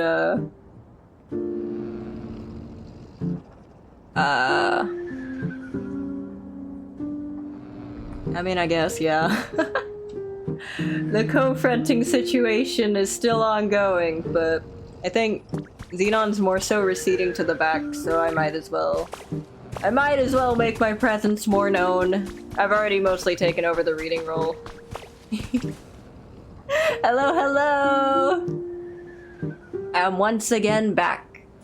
It's been a little bit. For a while there, all of the thumbnails for, like, our VODs were just me, and I felt a little bit bad, because, you know, people come here and it's like Xenon's channel, but then it's me instead, and it's like, well, I feel like I'm, like, not an interloper, but I'm more so the new person, you know? So it's a bit weird seeing me show up so frequently. Yeah, the changes are pretty subtle. It'd be more surprising if people could notice them right off the bat. Because again, we are the same person. So it makes sense that the changes aren't super apparent. What are we supposed to be doing? Lighting up the town? How do we do that?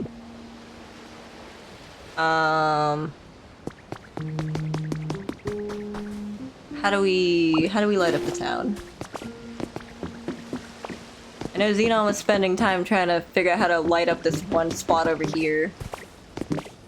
There might not even be a spot for it. It might just... This one might just be a... Oh wait! We were supposed to make seashell lamps, yeah!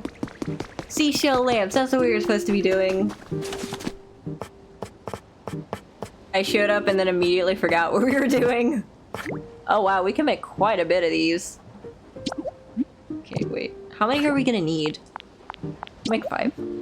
5 of them. 5 of them, and then... Hopefully that's helpful. Oh wow. I don't know if you guys heard it, but the elbow popped. It hasn't done that in a while. Posture check. The audible posture check.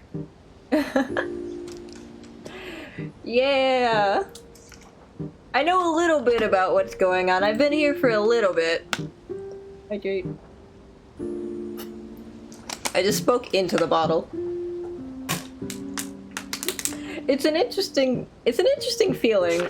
Like, I've been hovering around the front for like the past hour, but I never fully came to the front, just near the front. And Xenon was kind of getting tired, so we swapped out.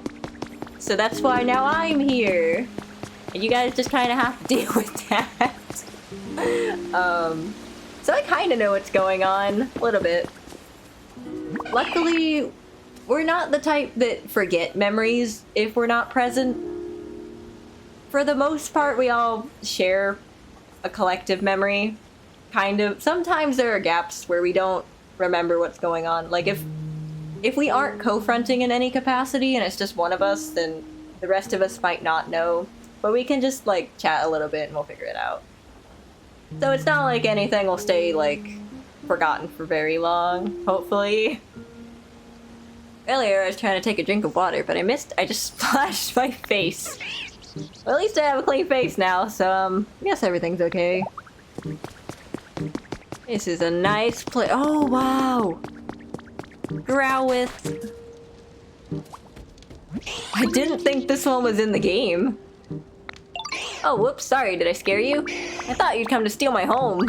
But now that I look at you, I can tell you're not that kind of Pokemon. My mistake. I hope you'll be my friend.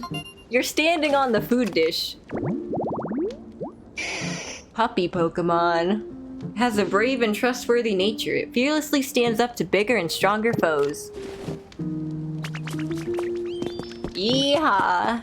Okay. Oh, seashell lamps. Seashell lamps. Where I put them? Did I just put them anywhere?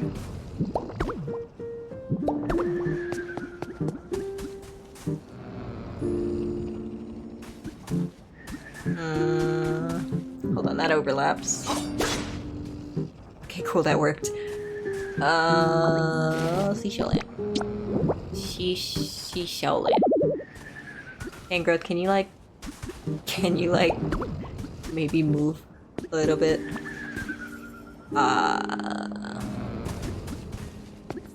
Maybe one, like, right at the entrance? Interior design is not our passion. I don't know if you guys can tell.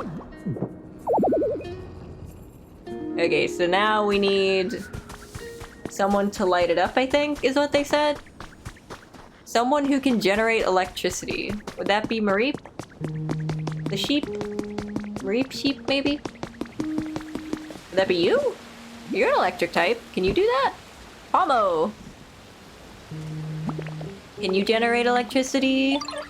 Can you do that? Is there a way to figure this out? Come with me. I don't know if you can do the thing, but you're an electric type, so I'm gonna assume you can do the thing. Do the thing and help us out.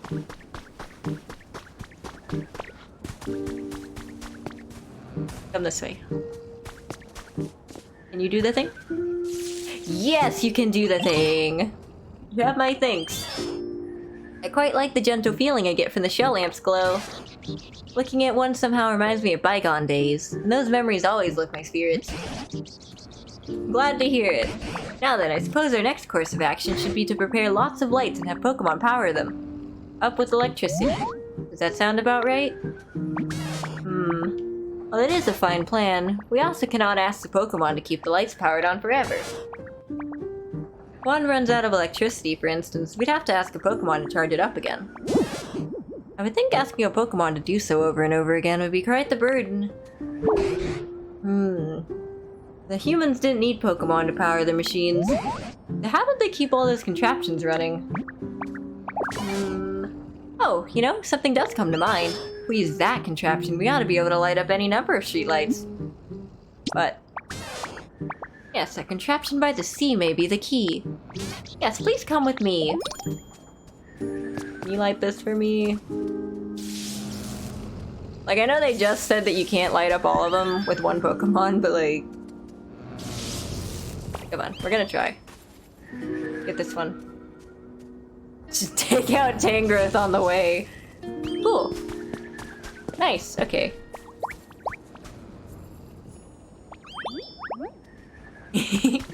Okay, I don't think we've done that one yet. Okay, where did it go? Okay. Tangrowth following me, I guess? Oh, it's already going. We already activated it. This is the one. This large contraption is known as a windmill. A what? This device lets you generate electrical power without having to rely on other Pokemon. In theory, anyway.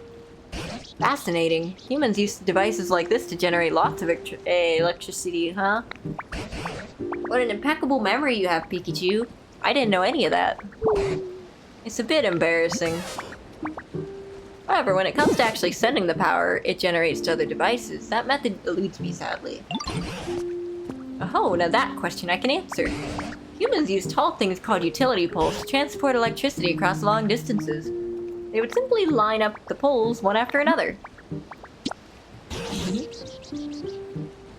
Oh, I haven't lived all these long years for nothing.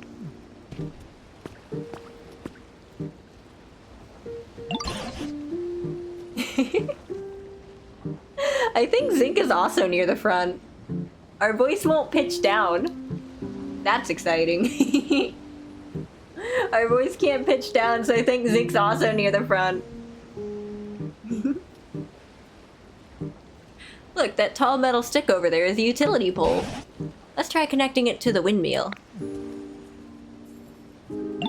Well then, could we ask you to place a utility pole near the windmill? We can see a faint power line between a generator and a utility pole you placed. That means it's connected to electricity. No power line appears. That means your utility pole is too far from the generator. Have you already gone ahead and placed what I asked for?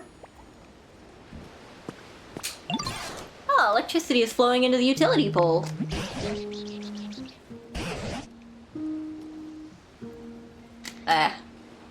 I'm taking a drink.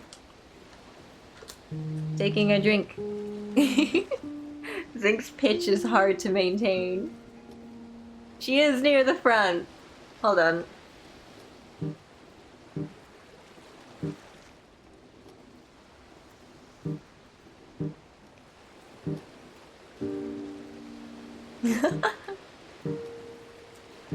Okay. I will remain in the pilot seat for now. Excellent. If you continue connecting utility poles just like this, you'll be able to transport electricity across great distances. But the small amount of light we're getting from this utility pole isn't enough to brighten the whole town. That certainly appears to be the case. Our preparations were lacking, it seems. Oh god, are you having a stroke?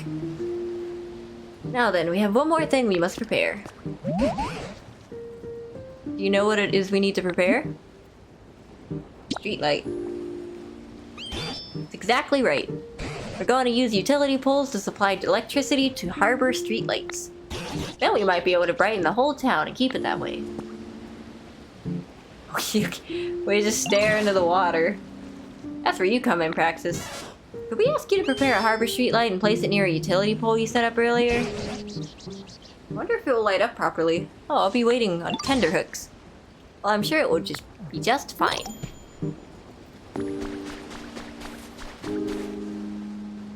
I thought we, like, already had the bulk of those set up.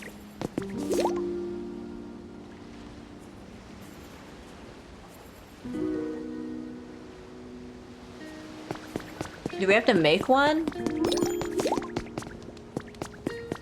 What does a photo op mean?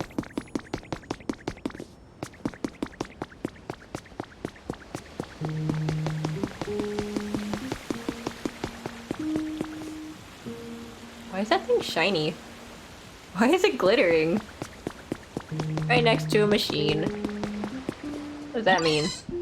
Hey Ditto, you know, looking up at streetlights got me thinking. Gosh, it'd be awesome to live right by a machine. I could charge it up with electricity each and every day. No way I'd ever get bored of that. What kind you want? Wow, you'll really make that kind of place for me? Yay! So, if something like this would be great.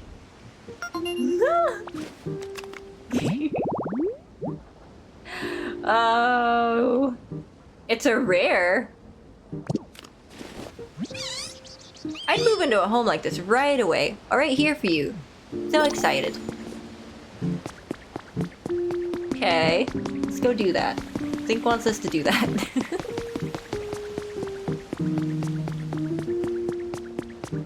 We're getting like hella sidetracked right now.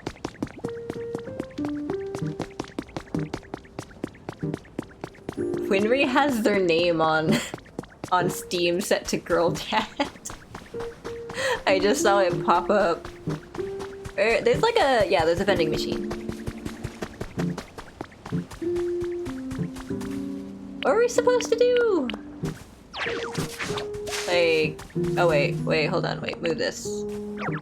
We're gonna take this. And then we're gonna take this. No. Yes. Move this. Move this. Since it's already here. Yeehaw! Okay. Restored the vending machine habitat. Okay, so it looks like only Mareep can move into this, so we won't have to worry about another Pokemon taking it over before we get back. Always a good sign.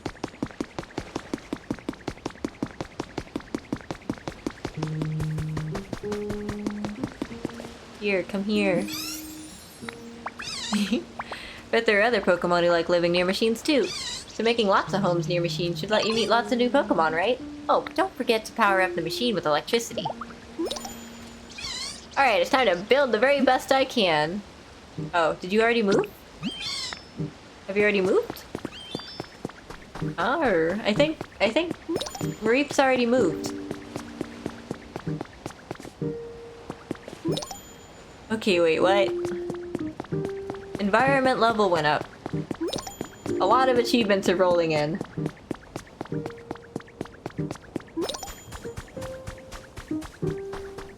Yeah, Mareep's home. Mareep's home, very cute. Very cute. It's so fluffy. Oh, jeez. I do want Mareep to have a house. It's so cute. Hello, hello. I've been kind of lingering here this whole time. I figured, you know, Praxis asked if I wanted to come forward earlier, and I was like, I don't know. I haven't shown up since you guys, like, first found out about us, you know? I wasn't nervous about it necessarily. I just wanted to, like, let the others, you know, have more of a chance to shine. Because I figured, yeah, like, I've kind of been here since the start, but you guys need to get to know Praxis a little more. And also Xenon, you know, it's her channel, technically. So I figured... What the fuck is this? Okay, I don't know what I'm looking at. I figured you guys probably want to, like, get to know them a little more, you know? Before coming in. This game is so cute! I want to experience it a little bit too. Praxis came forward earlier, and I came up when Praxis did, because I wanted to see what was going on. Every time I'm near the front, my voice kind of comes out a lot. You can usually tell, because we can't pitch it back down. The game is so cute though, I wanted to experience it, so I felt, oh, like, you know, it'll be okay. It'll be okay. We should probably talk to that cube. I don't know. I've played this game the least out of all of us, so I kind of don't know how it works. Inspect. Something odd about this square tiling. Break it? Break it? Ouch! Whoa! Zora! You really startled me. How'd you spot me anyway? Thought I camouflaged myself properly. You had a thought bubble. We knew you were a conscious being. It's an evil square. I think it is a dark type, right? It is a dark type. It's okay. It's my fault for trying to hide like that anyway. I think we knew Zorba was in the game, we just didn't know where it would show up at. I kind of thought it would be in the next area. We were throwing around ideas on which Pokemon were gonna show up. So we figured Zora would probably be the next area since it seems like it's an important Pokemon. Hides as a square out in the open. I kind of figured we just misplaced it, you know? I thought we had, like, put it down in the wrong spot. I figured that's all it was, but then it had a word bubble above it, and it was kind of like, oh, alright, that's not right. Tricky Fox Pokemon. Zora is a timid Pokemon. This disposition seems to be what led to the development of Zora's abilities to take on forms of other creatures. Oh wait, it can shapeshift. It can shapeshift like us. You did pretty good though, spotting me like that. So I bet you'd be good at this Could you please practice camouflaging myself, please? I want to get way better at it. Yeah. Yay, thank you. Okay, so let's start right away. I want to try camouflaging myself as something more complex. Just nothing super big. I can't do that. What would be perfect is maybe something small, like a toy, that you can change into different shapes. Got anything like that, Ditto? Building blocks, right? Yeah, toy blocks! Oh, toy blocks, that's a great idea. I want to try camouflaging myself as those. Please show me some toy blocks, Ditto. I want to get a good look at them. You can get some toy blocks. Could you please come show me? Everyone wants to talk to us. Oh, we're pretty good friends now, right? So I'm just gonna call you Praxis from now on, okay? I'm so excited. It's so cute! Everything in this game is cute! I love it.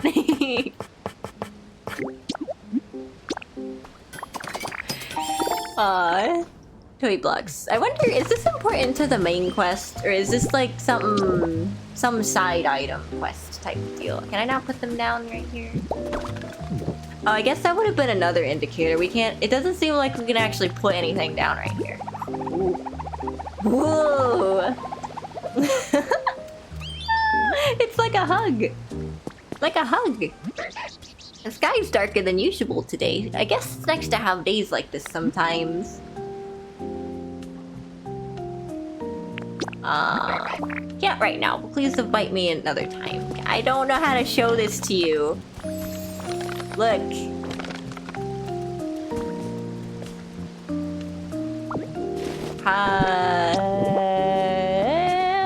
Can I not put it down right there? Look, they're right here. Check it.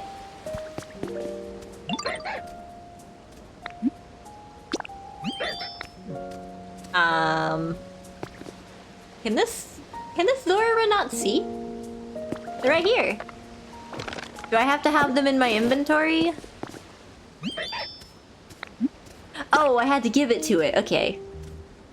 Okay, I thought I had to set them down. I don't know why. That's kind of what I figured you'd do, though. You know? Like, I don't know. In most other games, you set it down next to them. Oh, you brought me some toy blocks. Thanks, Ditto. Okay, time to try out new camouflage. Ta-da! And next, boom! Last one, how's this? What? What was that? Ew, so what you think? Pretty perfect, huh? I don't even know what that last shape was. I know, right? Oh, I got an idea. Do you want to learn this move too? You do, right? Yeah, what are we learning? Oh, since you asked so nicely, I'll teach it to you. Just you. Now watch real close. Oh. I don't know if that's gonna help us any. What's with our little, like, flagella flap thing on the back? Does this help us any? Camouflage. I feel like this is something we should have already been able to do, right?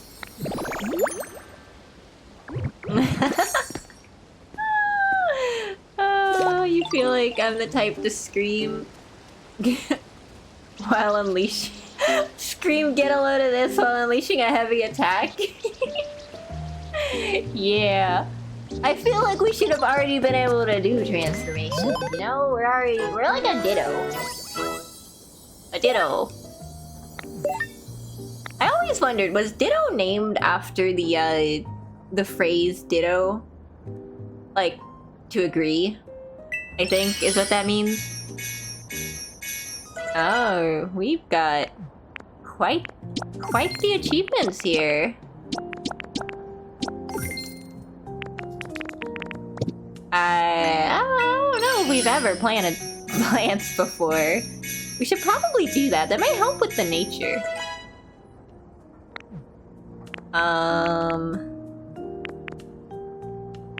Someone just told me get this. It showed up for like less than a second, and I think it was Praxis. Like, get that, get the bricks. Recipes. I don't know if it's Xenon. Are all of us fronting right now? Oh god. Oh, we're gonna get a headache. That never goes well. Wait, what happens? Wait, hold on. How do we do that? Camouflage? How do we... Is it ZR? Let's jump. ZR... Oh. Oh! What do you guys think of my trainer OC? Light post. Guardrail. You've heard of garde-voir, get ready for guardrail. That sounds like it could be an innuendo, but not a very good one.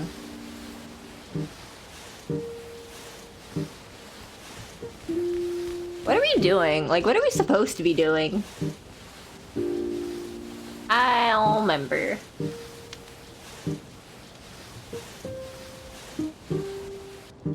Okay, like, genuinely, what are we meant to be doing right now? It's no love against the Pokemon! I really don't know about that. Is there? Is there not? Like, I know it's kind of in the canon for Pokemon that people used to just live, like, with Pokemon, like they used to just marry Pokemon, but is that, like, still a thing? Do you think that's frowned upon now? Well, it's probably not anymore, because all the humans seem to be dead. Street light next to a utility pole. It's already hooked up to electricity. Okay, I feel like we've already done that, right?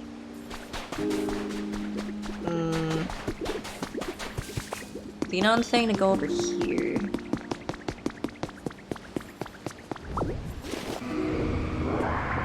Whoa!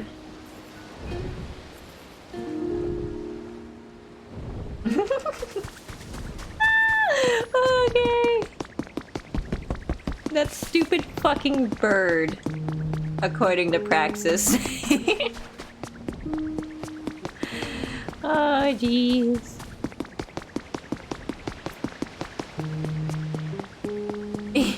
If you're into Pikachu, you're calling the cops. Oh, right. Oh, God. I didn't even think about that. Oh, jeez. How do you... There's a theory that Ash's dad is a Mr. Mime.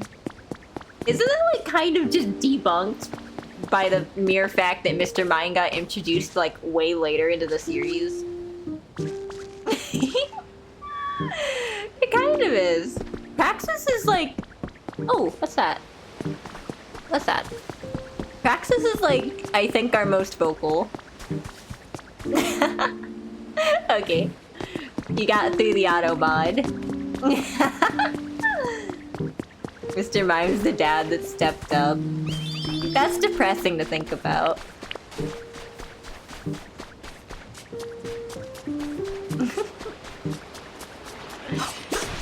Oh, that worked. Okay. I'm just kind of listening to random advice thrown at me. Have you ever, like, played a game with, like, people commenting on what you're supposed to do because you just don't know what you're doing? I'm getting various, like, pieces of advice.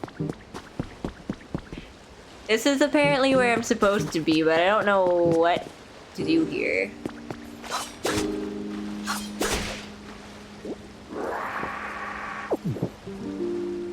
Not as depressed as Brooks? Brock's? Brock, okay. Brock's dad never coming home. I thought he did. Did he leave again? I thought he did come back. Can I get over there? They're saying no. Have you tried? Yes. I don't know what to do. Something about utility poles, I think. This is like that time I had to play fucking Slime Rancher. I didn't know what was going on.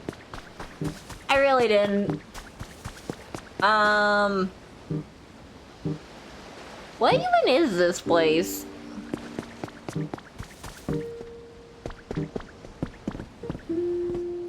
I can't read that. Rest? Will this help me any? No. I can't imagine sleeping outside like that's very comfortable though, but maybe. Who knows? We're not Pokemon, so... Oh, jeez. Okay, so... what do we do? There are... things over here. I don't see any of the grooves that they go in, apparently. Would they be in the water? Would we put them in the water? I feel like that's a hazard of some sort. Oh, maybe the Pokemon people are just more advanced than we are. Ooh, ooh, oh, whoa, where are you going? Come back! They're getting carried out to sea! Hello, hello! We have no idea what's going on right now. I think we're on a sandbank. I can't imagine that's gonna help us any. If we put it under the water, will that fix it? I think we're just fucking up nature now. Is this gonna help any? We're messing up the water. I don't think that's right. That is not right. Okay. Well, it's going out to sea. I don't think that's right. I don't know what's going on right there. I don't think that's it, though. Not correct. Not correct at all. Oh, we're drowning. Oh! Oh, I think I do recognize that now. Heading mark. I think so. I'm not the best with names. Not the best with names. Hello, though. I'm very lost right now. I came in and I don't know what's going on. We're playing Pokopia. It's very cute. Very cute game, but that's about all I can really wrap my head around. I don't know what the instructions are unclear. They want me to light up streetlights and I don't know how to do that. Xenon and Praxis already kind of figured it out and I don't know what I'm— whoa, why does that have physics on it? Are y'all seeing this? That mirror is like reflecting. It shouldn't be. It's like nighttime still. I think. 3 in the morning's like... that sand looks suspicious. Suspicious sand. Oops. I feel like we're just messing up the economy now. The agricultural structure of this town is fucked. I wish I knew what was going on. Does it want us to like... oh god. Does it want us to like... do we even have... that's this, right? Utility pole. Does it want us to just guesstimate where these go? Like... one can go there. And then... that looks bad, but we can do it. There's nothing stopping us from doing it. I don't see the divots in the ground. So that lights up that.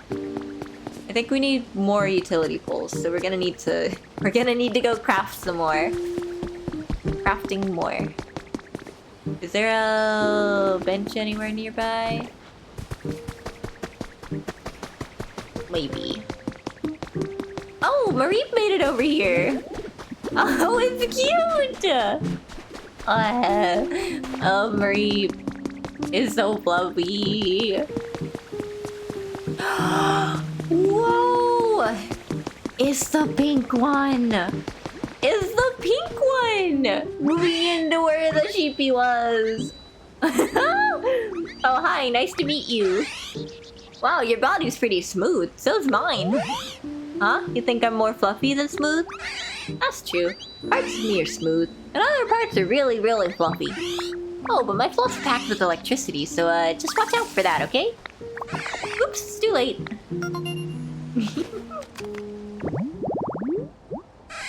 Wool Pokemon. As a result of storing too much electricity, it developed patches where even downy full wool won't grow.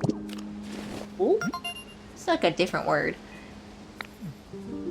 Oh, it's cute! It's so round!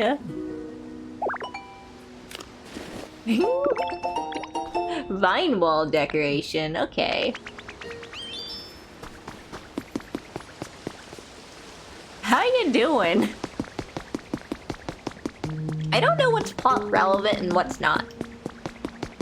Oh wait, whoa, whoa, whoa! Why is that up there? What was that? So we need. Oh, there it is. 5 of them. Oh, he's close to finishing your web page. Oh. I think you've mentioned it before. The web page. It's for like art, right?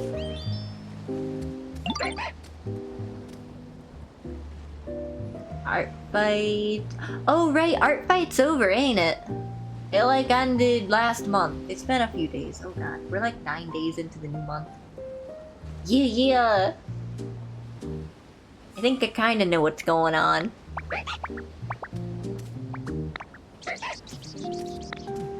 Camouflage. We can pick these up? Wait a second. Can we... Wait, can we just steal them? What if we just take them? Like, it doesn't seem to have... Oh god. It doesn't seem to have a thing. What if we just...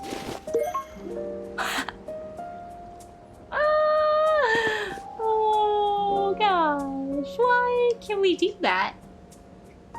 You'd fit well for art fight personality. Like this year, they have 3 teams and pick things up. Oh right. I don't think we made those, did we? I thought they were already here. Where do we put it? I know where it is, but like, what do we do with it? Xenon just said demolish the house. Demolish the house so it can reach the thing. Is that a good idea? Do we do that? Can we put it like... Where'd it go? There it is. What if we like put it...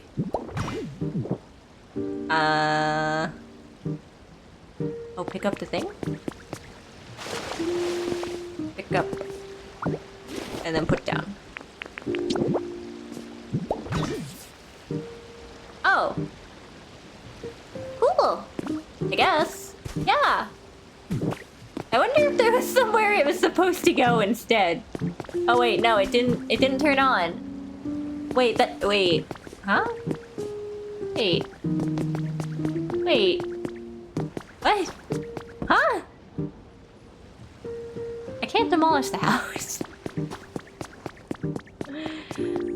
Put the lamp back. What do I do with it? I think oh, that's not right. I got it from here. So let's... I'm just... yeah, just like stick it right here. I know it looks like ass. It's fine. It gets the place lit up. It gets the place lit up.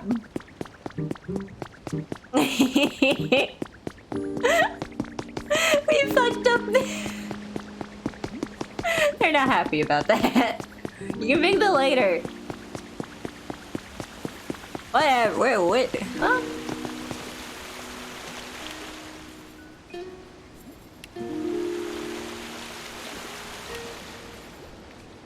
Is this connected to the power grid? Does this contribute to the light?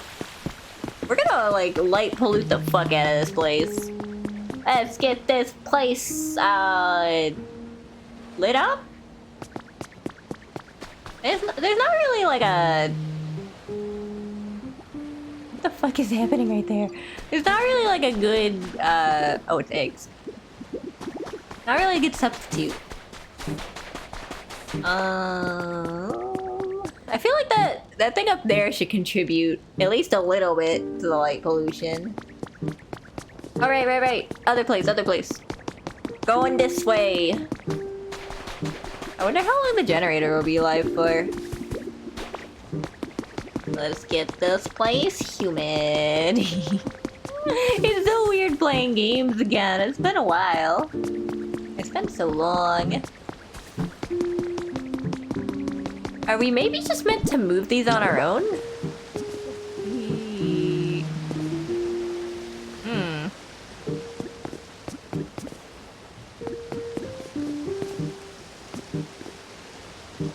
It says the wire...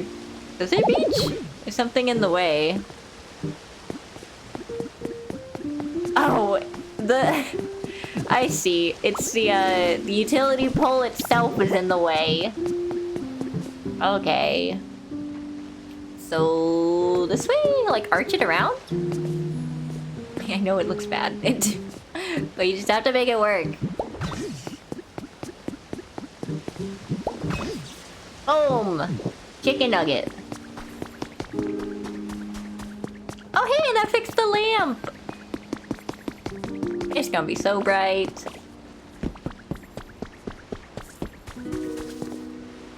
I don't know, like we... Is that good? Did we do it? Oh! Oh god! Okay. Alright. Okay. Alright. Okay. Oh jeez.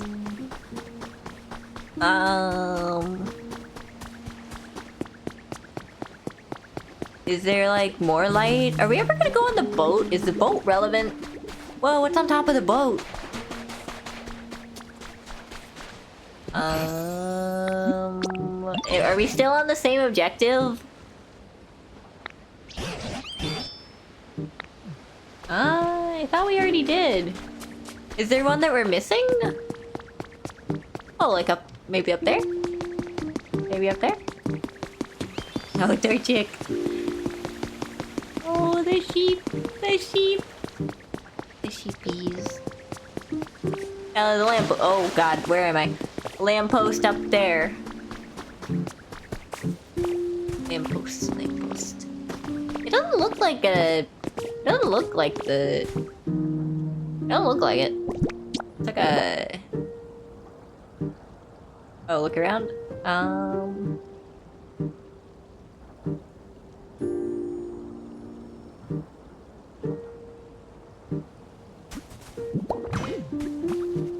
We can think of it later. There. Does that work? Does the street light still not want to turn on? Do I have to kick it? We don't have any more. Where'd they all go?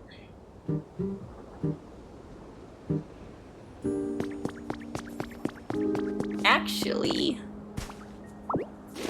Let me just move that up here then. Oops. Where'd I go? Oops. Up here. Yes. We did it! Okay.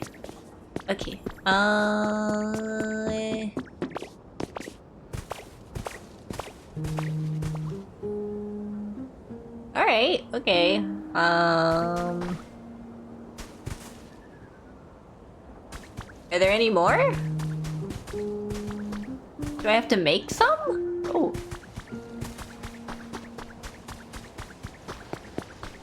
Are there more?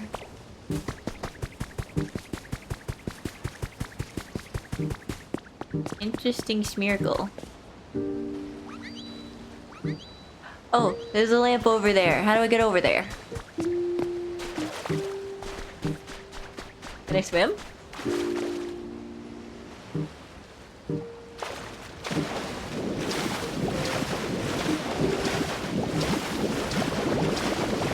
Wow. I almost made it. I think I can make it. I just gotta like time my jumps perfectly. Come on. Just mash it. Yeah! We did it! I feel like maybe that was not the right answer.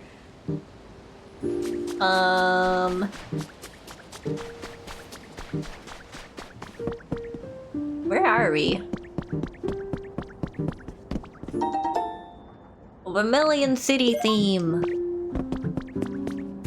Oh, okay. Which? Round. Oh, this end?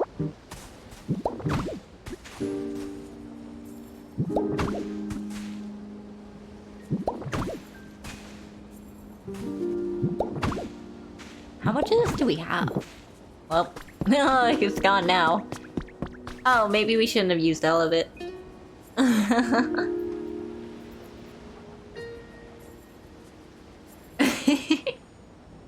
Free to read Mistborn 3. I wish you luck on your journey. Oh, I hydrate, thank you.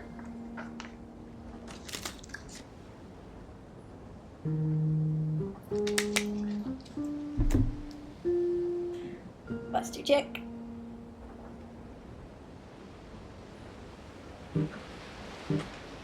Okay. Seashell oil.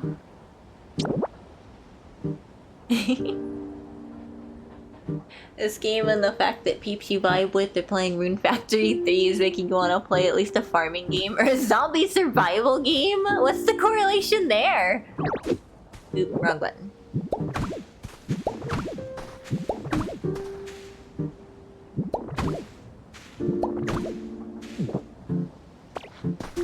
You guys may already be aware, but I would like you guys to know that Praxis is trying to give me, like, advice on how to structure everything.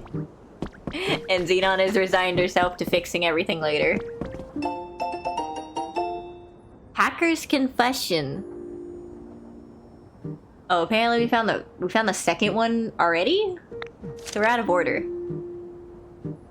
Doubt anyone will ever read this, but the memories of my experiences are too much to bear alone, so I've decided to confide in this diary. I'm a nameless hacker. I infiltrate the networks of huge corporations and steal their secrets and sell them to their rivals. I already have more than enough money, but it's fun peering behind the scenes, so it's almost like a hobby for me. I donate all the money I don't use to things like Pokemon conservation groups. Ever since I was a kid, I've liked computers and Pokemon more than people. Huh. Okay. Oh, jeez. You know I'm not later. I wonder what this says. Oh!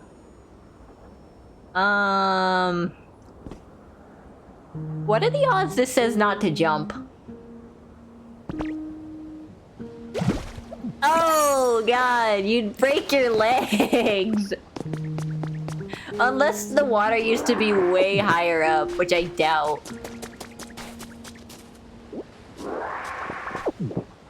Okay, so we don't have any more utility poles.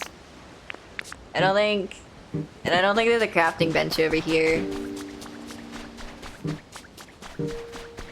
Oops. There's a cash register. This must have been like a villa or something. I think those exist. Pokemon Villa. Yay. Is that a ladder? Not a ladder. I guess we have to go back the way we came. Maybe we jumped off too quick. This is why they say not to jump. Oh, yeah. We turned the corner too fast.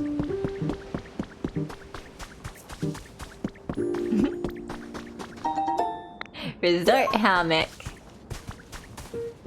There's a light over here. What if we just steal it? What if we just move it and then light it up?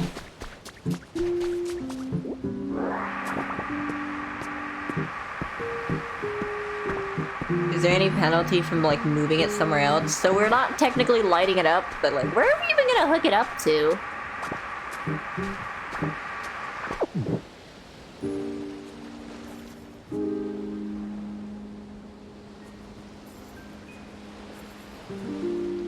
Where do we hook it up to? Oh, what's over there?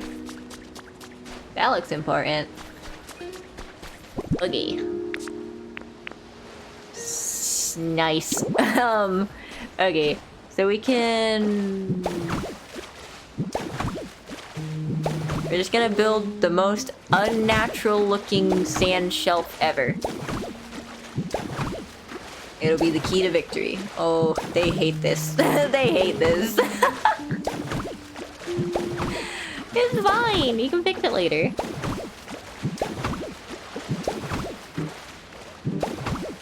I think we can... Yeah, we can technically walk from here.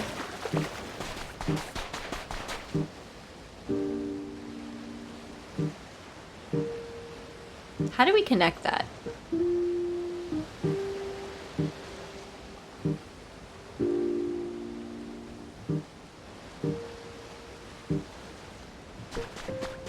I'm gonna steal it. If they didn't want me to steal it, they should have bolted it down. Don't let me pick things up if you don't want me to move them. Into my pocket.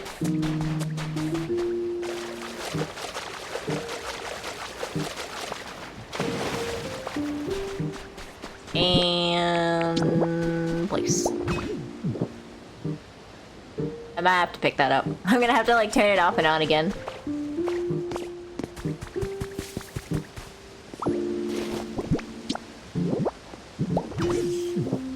Still too far away? I guess. Does it not like going down? There, now the beach is lit up.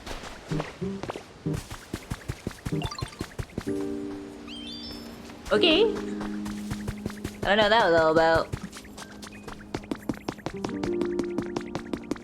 We've lit everything up, I think.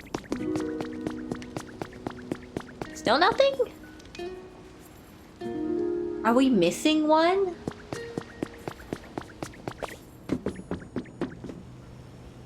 Where would it be? This way?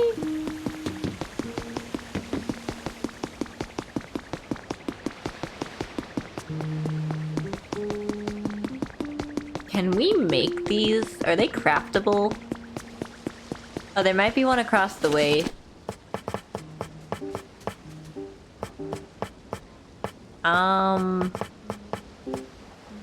No, but we can make this. We can make a spotlight. Utility pole. Or we could just steal them, you know? Why make utility poles when you could just steal the lights and bring them closer? It's gonna make everything kind of look weird, but you know, you can fix it later. Just progress the plot. That's how we used to play, My Sims Kingdom. We didn't really care how that worked. We just kind of did whatever. And if it worked, it worked.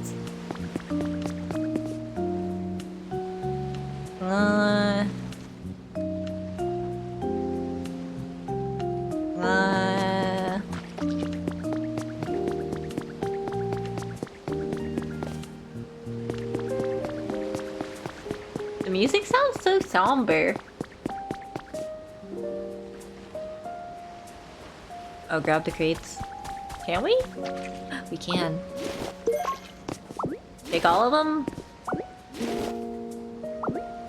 What do we need these for? Boogie. I see. So... Are there any spots for the utility pole? Are we even supposed to bring them over here?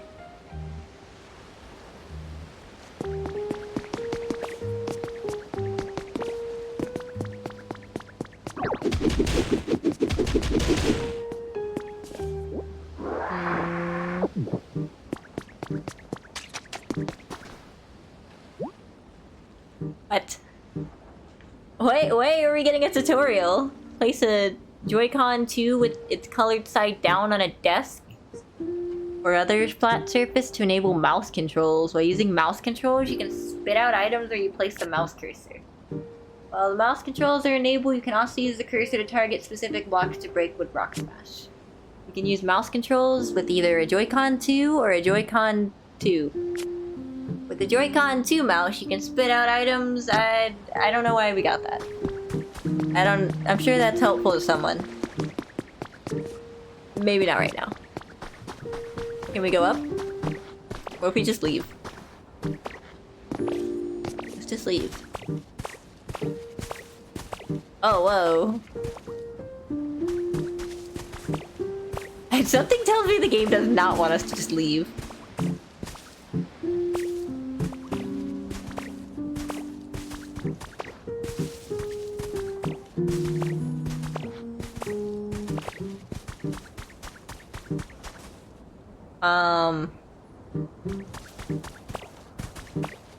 Okay.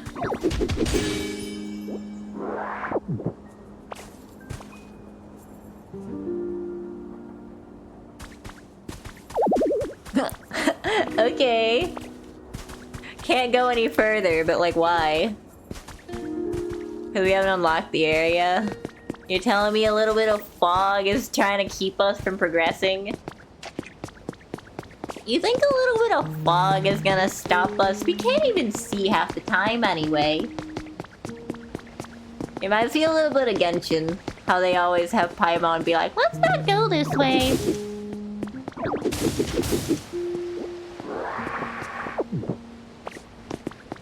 I mean, at least they have like a physical person that'll tell you not to go that way instead of just...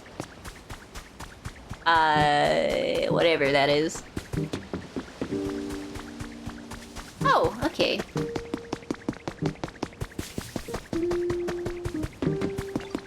They are conversing. Communication. Is there one down here? I don't see it.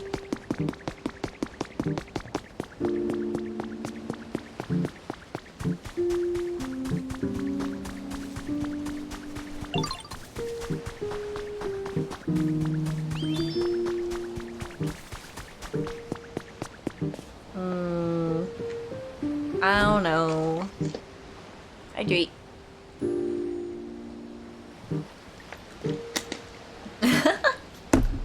You've escaped the grip deadlock had on you. Congratulations, I think. Congratulations, I think. Oh, if only we could figure out what to do. Boat? Boat? Boat. Boat. Go to the boat. Yes. Boat time. Oh gosh. Okay, well, we can try to make a... How many we got? 5? It might work with 5. We don't know. We don't know how many we need. We're messing up the ecosystem. We're gonna utility pole this into the boat. Maybe we need to light up the boat. Who knows? I really don't. Okay, does it stretch that far? Something tells me it's not going to. Oops. Oops.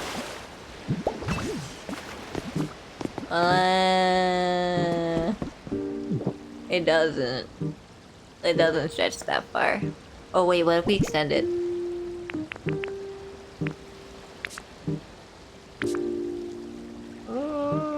I guess this kind of looks like it. Not really, but kind of. We gotta work with what we got. How do I... Hold on, wait. Pick that up. We're gonna extend it this way. We can fix it later. Does it attach? Yes, okay, it's in range now. Yay!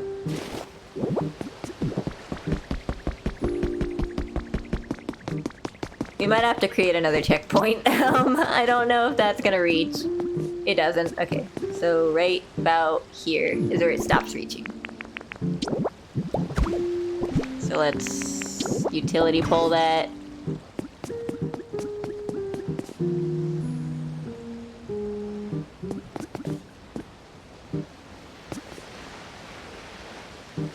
Utility pole.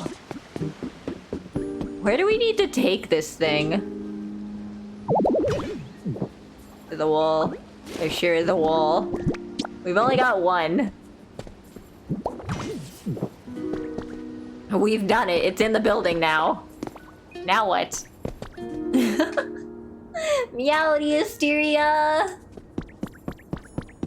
Hello, hello. How's it been?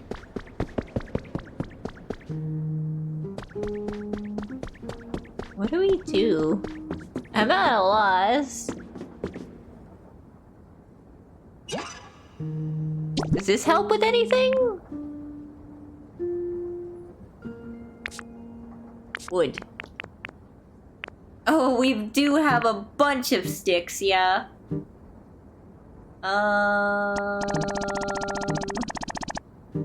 Yeah. Does that help?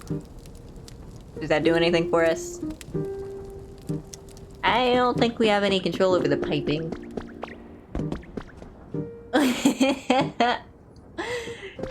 Oh, this is true. We do have work. We do have work. That's unfortunate. Something tells me this ship isn't powered by the utility poles. Oh! We don't even have to leave!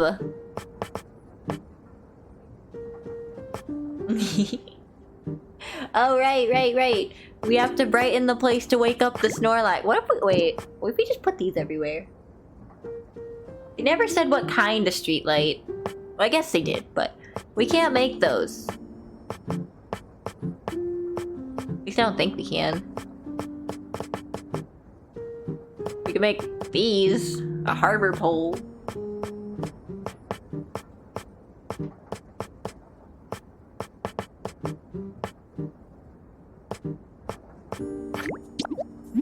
I don't know where they want us to go. Ugh. Okay, well, we've got utility poles everywhere. They're a tripping hazard. I'm sure the SSN would have wanted this. This is definitely not correct. Oh, steps. These aren't right. These are gonna have to do. Do we have any kind of, like, marble?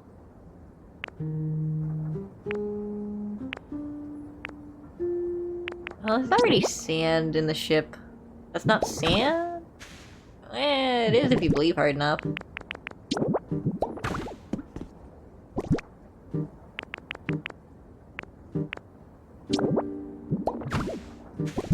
I don't know how this is working, but it sure is.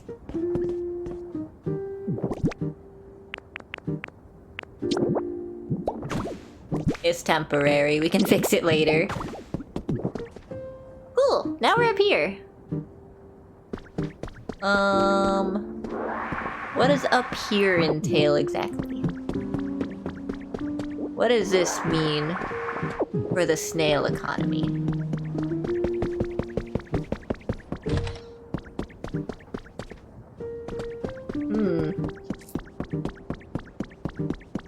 I know this is like supposed to be a fancy boat, but it kind of doesn't really have the fancy vibe.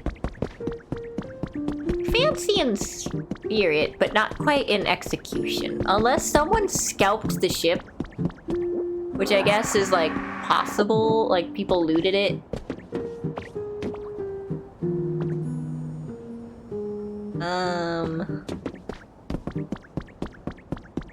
Where are we going? Oh!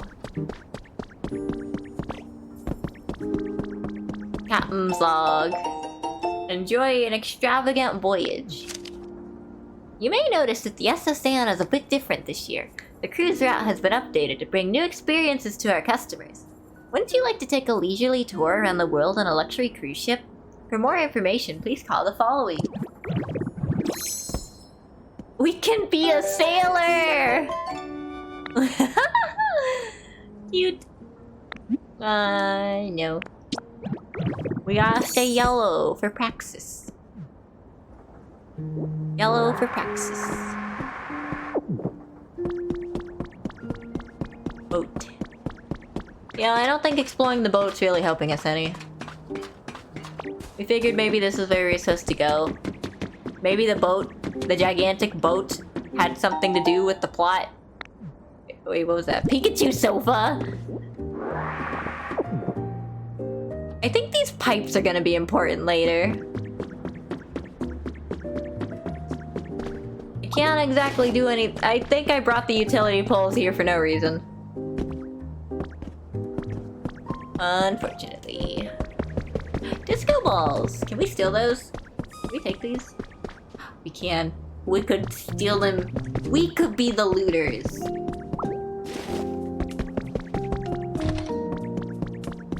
I like this music. Oh god! Okay. Can I get on top of the ship? I wanna go up.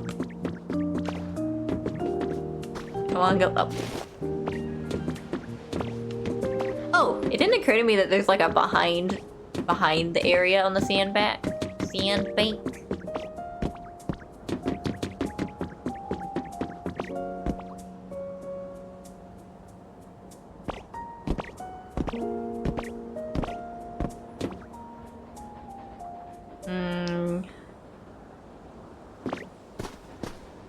Oops. Maybe that'll help us. Maybe this is what we need. That's not what we need.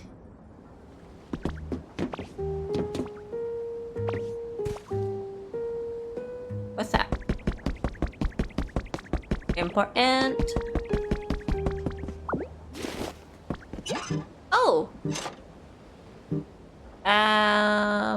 Utility pole. Utility pole.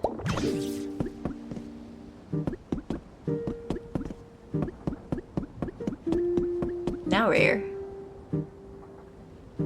I can't imagine having utility poles out where people can just touch them was a good idea. What do I know? I'm not a cruise ship owner. I'm just a train engineer.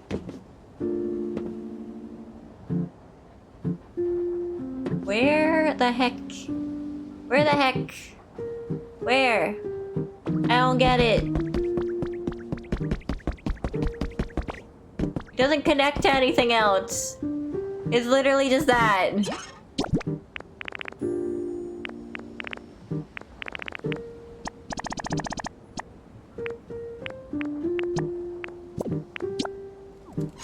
Oh. Okay, well we can...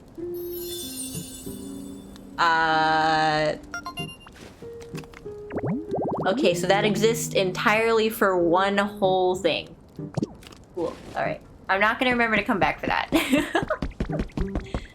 I wonder if any else is.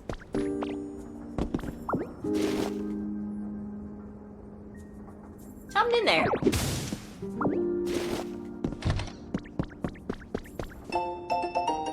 Life Dove Diary number 3. I had a truly surprising experience today. Someone from an influential foundation in another region visited us and offered to back our efforts here. This foundation is dedicated to Pokemon care and conservation. Aether Foundation. They have promised to provide us with everything we need. I cannot think of a more perfect collaborator to join our cause. With their support, I may be finally able to realize the dream I've had for ages. My dream, to foster a society in which the majority of people, not only my team, are interested and invested in creating comfortable environments for Pokemon and humans to live in. That goal always seemed far and too lofty and out of reach, but I believe it now has entered the realm of possibility with the strong support the Foundation has promised us. That sounds like the Aether Foundation. Sounds like the Aether Foundation. Maybe Xenon's whole rant from earlier about how the other evil teams don't really get time to shine was spoken too early. Bathtub? Bathtub? We can take the bathtub.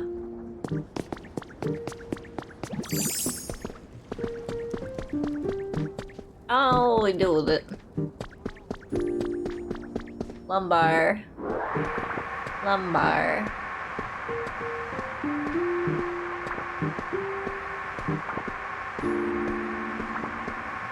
Have you guys ever been on a cruise ship? I've never been on a cruise ship. Feel like I'd get seasick very easily.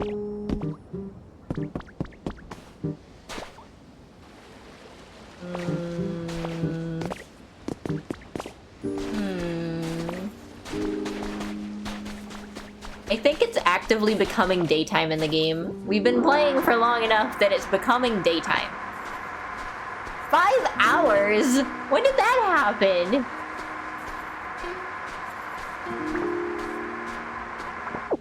Y'all, when did it become 5 hours? What have we been doing this whole time? Like, genuinely, what were we doing this whole time?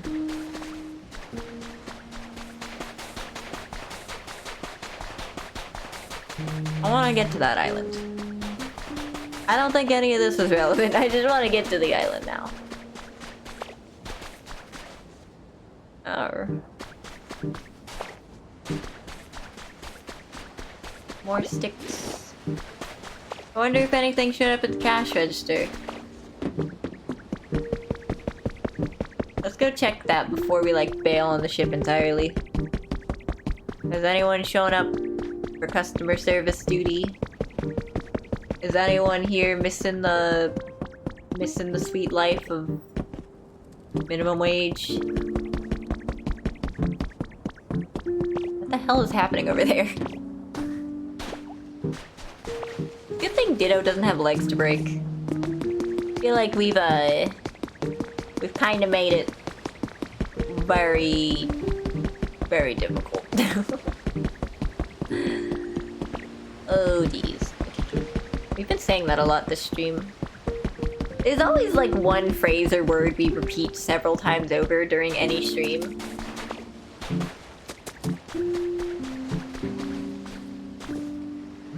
Pikachu. What do you need again? Oh.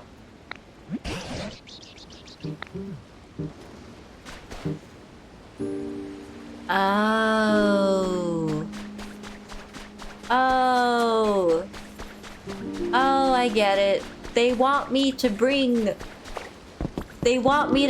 a street light over to the thingy.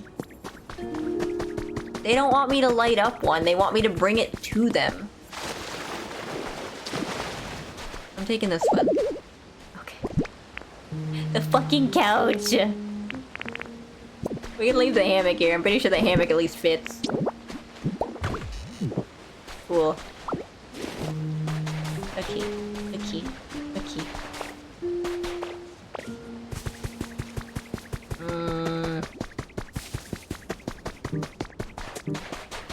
I don't know how we were reading that wrong this whole time. They want us to bring a lamp to it, not... Here you go. You've done it! The harbor streetlight lit up. Yes, well done indeed, Praxis. Once you connect a utility pole to the windmill, you can then add more poles to transport electricity to the streetlights. Now what? Yeehaw! Congratulations on your hard work. That should help brighten up the whole town. Right, and it might even be enough to get Snorlax to open their eyes. If there's anything you don't understand along the way, you can always come ask me for help. I have the utmost faith in you. Please give it your all.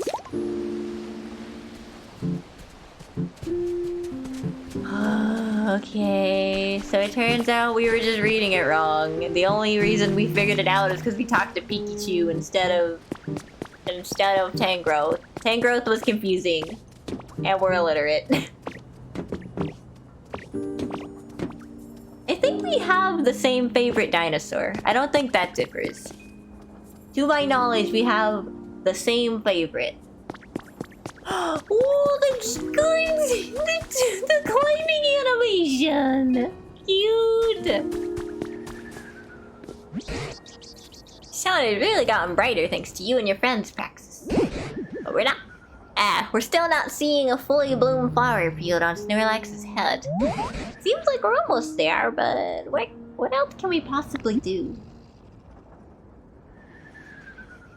Electrocution. Taser it.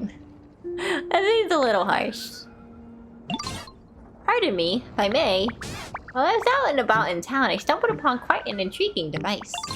Now, if this device does what I think it does, it may just be what we need to finally wake Snorlax.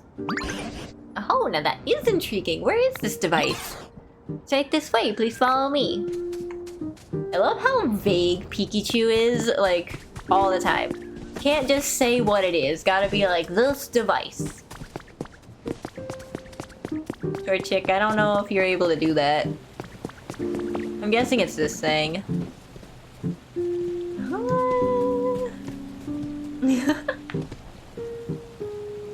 Hello, hello! I'm not sure how to pronounce that username. Dissociatic? Hopefully I said that at least closely.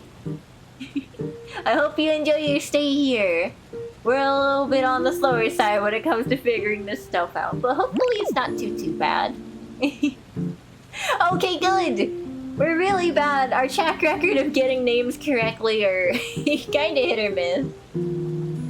I remember the first time Generic ever stopped by, I'm pretty sure we said like generic or something. Oh boy. This is it. Hopefully you enjoy your time here though. Thank you for the follow. Welcome aboard. And here we are, the device in question. Fascinating. How exactly does one use it? My theory is correct. We must first connect this machine to an electrical current. Look here. The shape indicates it should be able to store electricity. I see. So first we run electricity into this device, correct? Do you know how to do that? Zap it!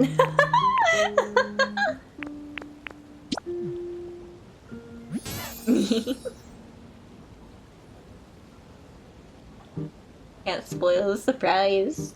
Don't call Pikachu Pikachu? Is that a thing? Do some people say Pikachu? Pikachu. That kind of just sounds like you're saying peck at you. You didn't pronounce it as disassociatic. Oh, I guess that would be another way to say it. Not a correct way, I'm assuming, but... When it comes to trying to pronounce words, we try to break it down into, like, the vowels. We were taught to do that in, like, we were taught to, sound out words if we don't know how to, like, spell them. And we carried that over to pronouncing things, too. So we just try to, like, brute force sound things out. And sometimes it works, and sometimes it really doesn't. It just kind of depends. Exactly right. This machine requires a large amount of electricity, you see. Instead of relying on a Pokemon for just a temporary charge, I would like you to use utility poles to connect this to a generator. Understood. Thanks for explaining so clearly. Right then, it sounds like Pikachu's got a plan of sorts. So do you think you could set up some utility poles to carry a lot of electricity from the generators to this device? Sorry to trouble you so, but we're relying on your help. Oh my, have you already gone ahead and fulfilled my request? No, it lit up. What do you think, Pikachu? Think this device is usable now? Let us test it out right away. They were trying so hard to make this thing, to make Pikachu as cute as possible. It's based off of disassociative, as in dissociative identity disorder. Like to dissociate, but people accidentally will pronounce it like it's based off dissociate. Oh, I see. That makes sense. It's always interesting when there's like an explanation behind people's usernames. I think it's neat. Sometimes there's not an explanation, but sometimes you get really creative ones where it's like, there is definitely a story behind this. There has to be. Always interesting. Phonetics. Phonetics. You're just based off a sword.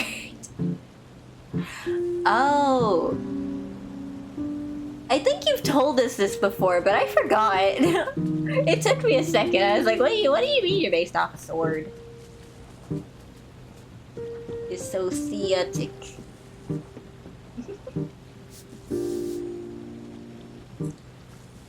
Yeehaw. Ray has been your common alias. I am just Zinc. Sometimes Pink. Pink Zinc. And that's about it. There's no real, like, interesting story behind my name. Charging complete. Well, I guess there kind of is a story behind it, but... I think it's in the lore video. The name used to be Xenon, but then it became Zinc over time. I like it though. It rhymes with pink. And I am pink. Pink Zinc. So it all checks out.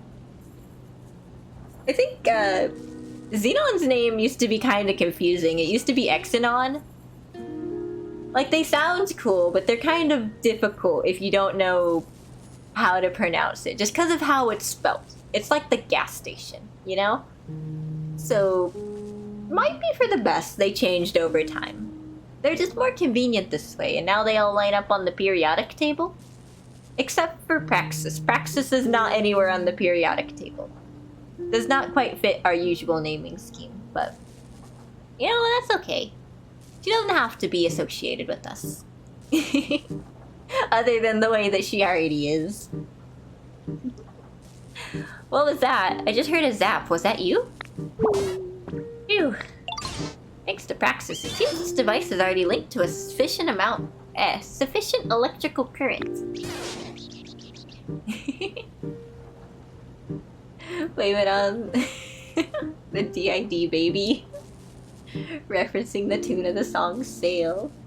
I think I know the song. I'm just drawing a blank on how it actually goes. I'm pretty sure...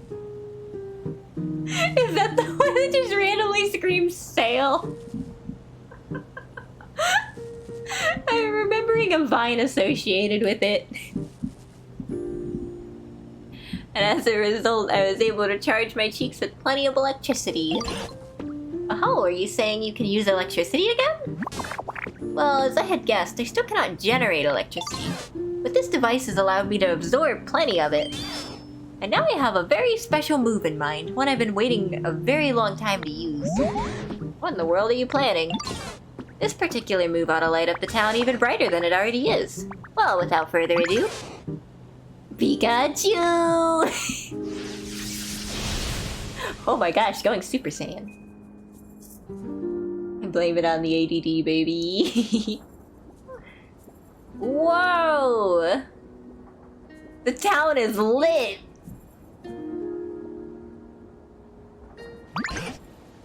It kind of looks like Pikachu's about to, like, ascend like they do in, Pokemon Mystery Dungeon. Explorers of Time, Darkness, and Sky. At the very... that might be a spoiler. Oops. Pikachu is adorable. Yeah! I definitely can see them carrying over Pikachu into, like, a different game as, like, a DLC bonus type thing. Like, they have to. It just feels like... I don't know, they're gonna do it. This is the mascot character. They have to bring it into, like, a different game as a, like, little nod. Oh, electric ghost type? Oh, I didn't even see the typing change. I don't know if I was around for the typing when that came up. I think I was. Maybe. I think I was, yeah. That's really interesting. Does that mean that Pikachu died? That's kind of dark. I mean, I guess the series isn't... it doesn't shy away from dark themes. I just wasn't expecting that. It comes with a few implications. Would you look at that? So incredibly bright. Phew, that went well, I think. Was I of any help at all? Yeah! Of course! Most certainly. I had no idea you could use a move like that. You're amazing, Pikachu! My coin's all shiny too. Yo, it's beautiful, Pikachu, and so bright. Thank you for all your kind words. I'm just glad I was able to be of use. Well then, shall we go check in on Snorlax and see how they're doing? Oh, for a second I thought Pikachu was about to like fall over and die.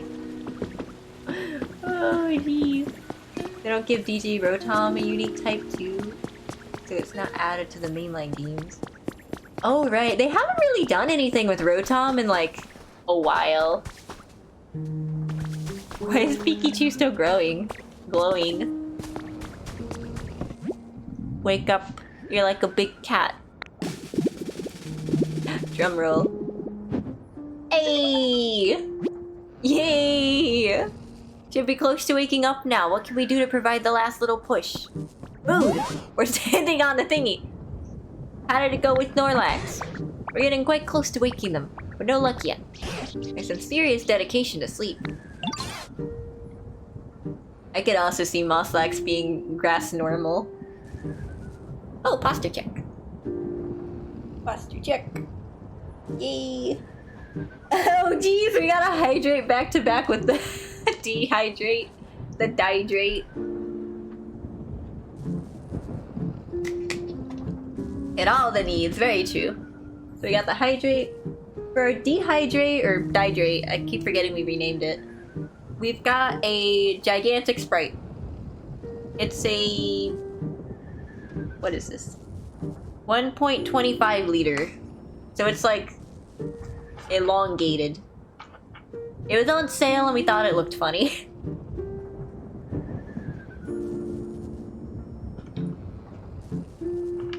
Not bad. I think it went flat. Pretty sure it's flat. But it's not bad. That means it doesn't kill us with the carbonation. That would have been tragic. But also kind of funny. Wait, Sprite doesn't have caffeine? I thought it did. Wait. Oh yeah, it says it on the bottle. There's no caffeine. Oh. I thought it did. We've got another soda we can drink. Hold on. Let me go get it. It's on the floor somewhere. Wait. 2-liter root beer. 2-liter root beer. Here we go.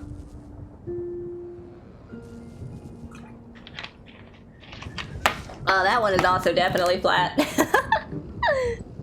You're good, you're good. We happen to have 2 on hand, so we might as well. We might as well. Okay, I wonder, do we need to up the excitement level around here even further? Perhaps, but how can we possibly do any more than we already have? Root beer is also caffeine free? Wait, what? Really? Oh yeah, it also says it on there. You know, this isn't really helping to disprove the, this isn't really helping to disprove the fucking we're illiterate thing. Most sodas are caffeine free? We have a coffee in the fridge. I think Praxis is saving that though. Is the... we're gonna have to check that later. Does the dihydrate option mention caffeine specifically? That would make a lot of sense. I'm surprised no one told us this sooner.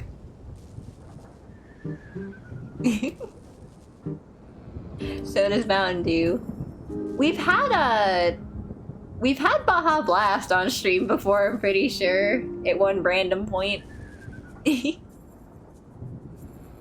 Oh, consume caffeine.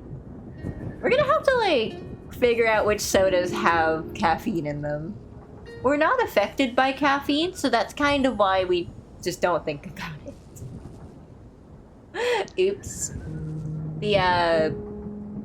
We've got the ADHD real bad, so it's like...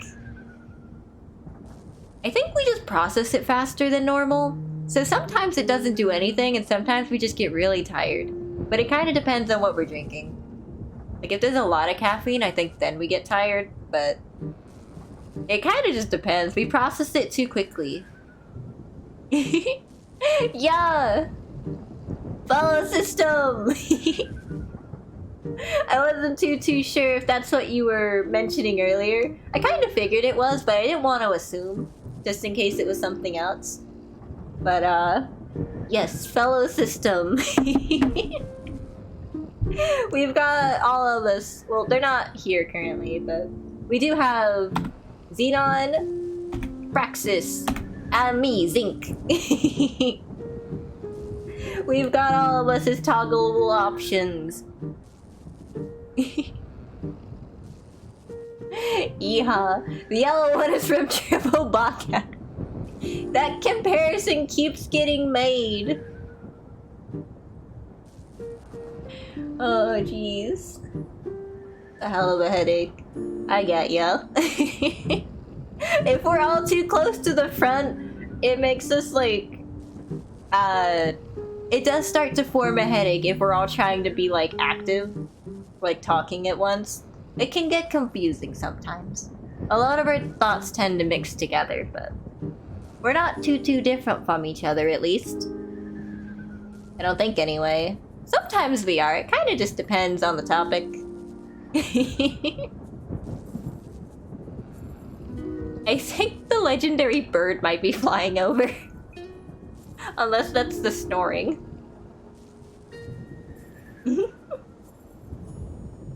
Oh boy. Yeah, we've got a pretty closed, or not closed, but we've got a pretty small system. There's only 3 of us that we know about. There's suspicions that there might be a 4th one, but we don't know for sure yet. I kind of hope... we kind of hope that we'd stay a bit on the smaller end, just because if we do start to expand, I have no idea how we're gonna incorporate that into the channel. Oh geez, before we figured all of this out...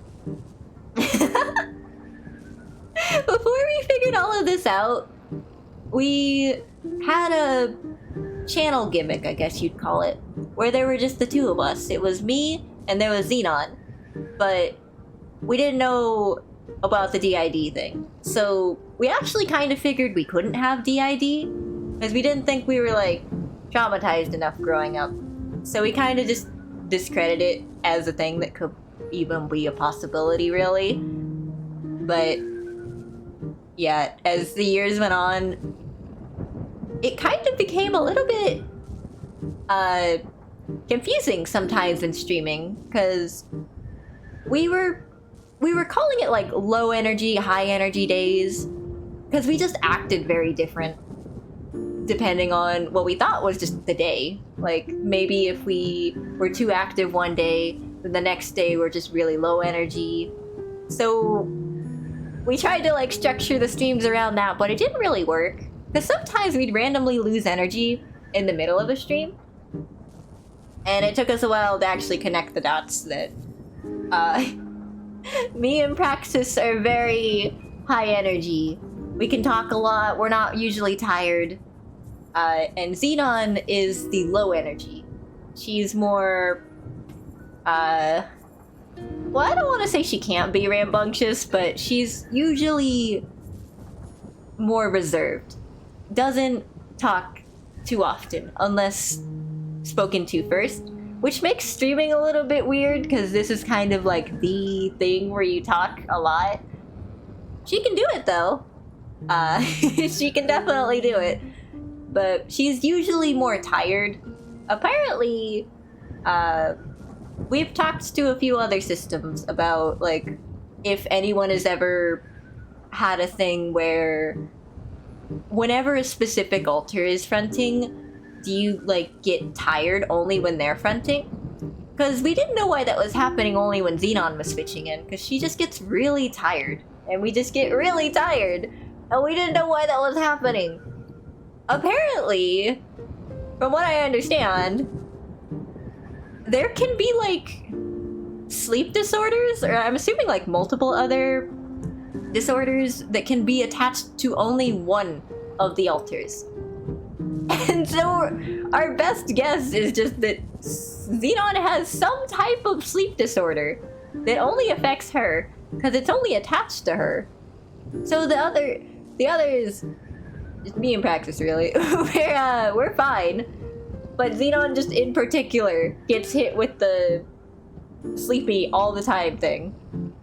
We're not sure what that is. We're not really sure how to go about figuring out what that is. Definitely some type of sleep disorder, though. We kind of figured we had that way before anything. Jeez. A lot of things started to make sense once we, like, started to look into it more. So we haven't been technically diagnosed, but we've talked with quite a few systems who have given us, like, little rundowns on things. We're pretty sure we're a system. Sometimes Xenon has doubts where she's like, what if we're just faking it? What if this isn't real? But I'm pretty confident. I think so. I think that's the term for it. We have a lot of the symptoms. And it just feels right, you know? Like it feels... This just feels normal. It feels like this is how it's supposed to be. Sometimes... Xenon, it's usually Xenon. Sometimes Praxis too, but it's a little bit rarer. Xenon and Praxis tend to front the most. I am more of a rare treat from time to time. But they, I think, worry a lot more than I do. So, yeah. I am a lot more assured. Because this just feels right. This feels like what it is. And it's nice to be able to know, you know? Like, to be able to say this is what's going on instead of just being confused. Because for the longest time, we'd have moments where we're like, huh, I don't know why we did that. Why did I do that? That seems weird. Why did I do that? I don't remember doing that, or I don't remember why I did that. That seems like someone else did that. Because when it came to, like, writing, our writing styles are different. The way we text is different. Praxis uses emojis. Like, it just felt odd, and we wouldn't know why this would happen. But, yeah, once everything started to fall into place, and we started talking with more systems and figuring out more and more about what the idea is, it just became more of like a, oh, okay. I'll look more into that on my own. So we looked more into that on our own. We've taken a few tests. And we've scored pretty high on these tests. I can't say that that's like a diagnosis, because it's not. But we have scored pretty high consistently on these tests for having potentially DID. And it just feels like that's the right answer. Like, this is what's going on. I feel more at peace now that I know. So... I don't know. I don't know if that makes sense, but that's how it is for me. Sometimes Xenon worries that we're just, like, it's all in our head. Which, I mean, I guess it kind of is, but, like, more of a, is this really DID, or are we just, like, you know, like, making it up because we've just heard a lot of people who are systems? But I feel like this is right. This feels right. I agree.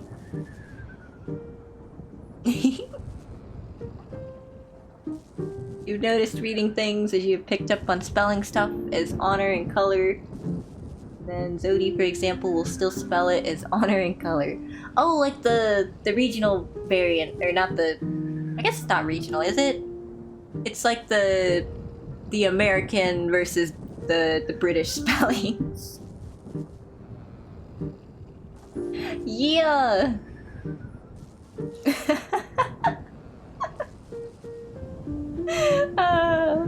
I can relate to that. So far, we don't really have any things that we like. Well, actually, I guess the entire early part of the stream, when we were all still close to the front, I was just randomly putting stuff down, and The other two are more like concerned about the aesthetics of the game, I guess. They want everything to look nice and be in the proper place. So when I just started putting random things down because I didn't know what I was doing, they were kind of like, oh my god, Zeke. But it's like, I guess that would be a difference. When it comes to drawing as well, I don't really have an eye for art. I can try, I just don't get very far with it before deciding I don't like the sketch and just like stopping and doing something else. But Praxis can draw and Xenon can draw. She's the one that drew our PNGs.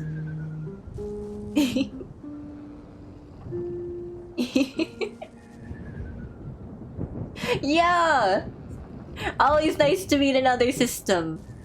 It expands our horizons and we get to learn a little bit more. A lot of the systems we met have been really big ones. I can't imagine how you guys handle that. It's kind of a lot just balancing the three of us. I can't imagine if there was more. We're already kind of forgetful because of the unmedicated ADHD. So we're all over the place all of the time. And our memory's not great. And like some of it was kind of, yeah. I can only imagine the migraines. We've only on occasion tried to all be active at once, and that did cause hella headache. And it happened at work, and it wasn't great. But now we've kind of figured it out. I try not to be too present if everyone's active. I was earlier, just because I wanted to talk to Mareep in the game. I wanted to pet the sheep. So, I wanted to pet the sheep. And Praxis was like, yeah, go. Go. Do it.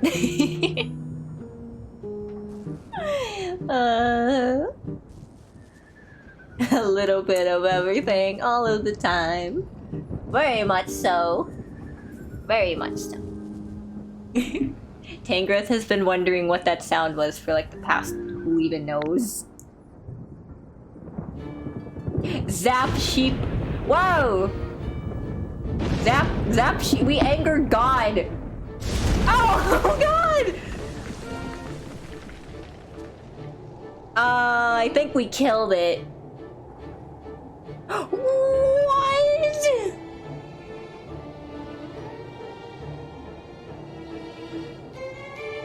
That was quite shocking, I must agree.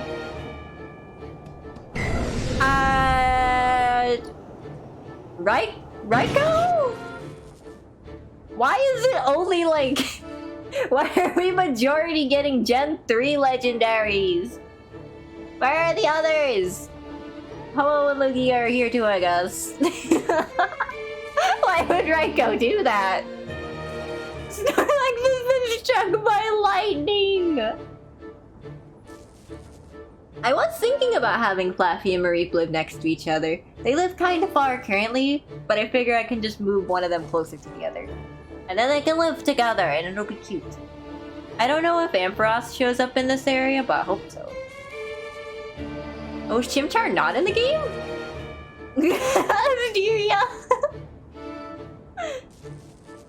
Oh jeez, I left the water bottle on the desk. I should move that before it falls. What in the world? Snorlax has been struck by lightning! Not only that, a Pokemon I've never seen before has appeared over there. Why is that Pokemon? Praxis, you can leave Snorlax to us. Go find out what that other Pokemon has to say. I think we killed it. Can we just climb up?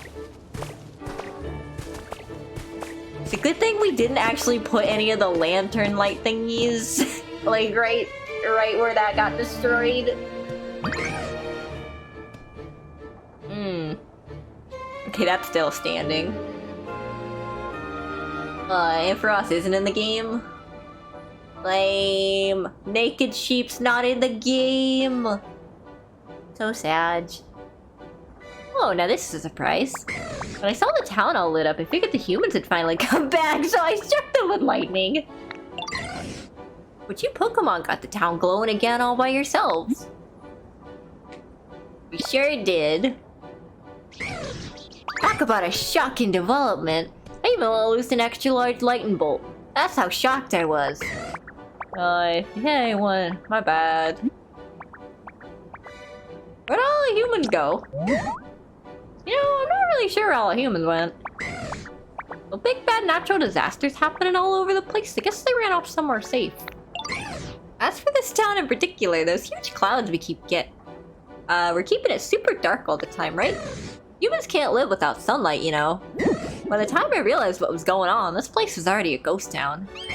Looks like my awesome lightning cleared out those nasty clouds, though. Maybe the humans will come back when they realize the clouds are gone. Oh, Raiko! Zap Sheep summoned the Zap Cat. Big Cat competition. Big Cat. Asteria, who would win? Big Cat or Raiko, who is also a big cat? What do you think? I think Big Cat has an okay chance. Anyway, I think I'm gonna head out. Tell your friends I said what's up. I'm best buds with all of you now. Raiko sounds like a surfer dude. Raiko's like pretty chill. Compared to Raiko's appearance in Mystery Dungeon, like Super Mystery Dungeon, Raiko was an asshole in that game. This one's like way more down to earth. Big the cat wins, especially if he has Froggy. Very true, that is another big cat. Mystery Dungeon is such a fun series. We were playing through all of them again recently. We can't stream them, unfortunately, unless we got an emulator, but we've been playing them again. Big cat for sure. Oh, jeez. You're in the part where you're being blamed for the earthquakes. Oh, are you playing the first one? Oh, I just remembered. They remade the first one, didn't they? It's on the Switch. Oh, that's cool. He loved the big man Blastoise, though. Thunder Pokemon. The rain clouds it carries let it fire thunderbolts at will. They say that it descended with lightning. Catch you later, bud. Did you come through the ceiling? Doesn't look like it. Catch you later, bud. Hope we can hang out next time our paths cross. Are the others gonna be in this game? Like Entei and Suicune? Some pretty hype music. Did the Pokemon happen to be Raiko? Yup. You now have to quote Catbug. That is how you spell my name, yes. Oh, so I was right. It's quite astonishing that a legendary Pokemon would appear in this town as well. Why is Tangro's face all lit up like that?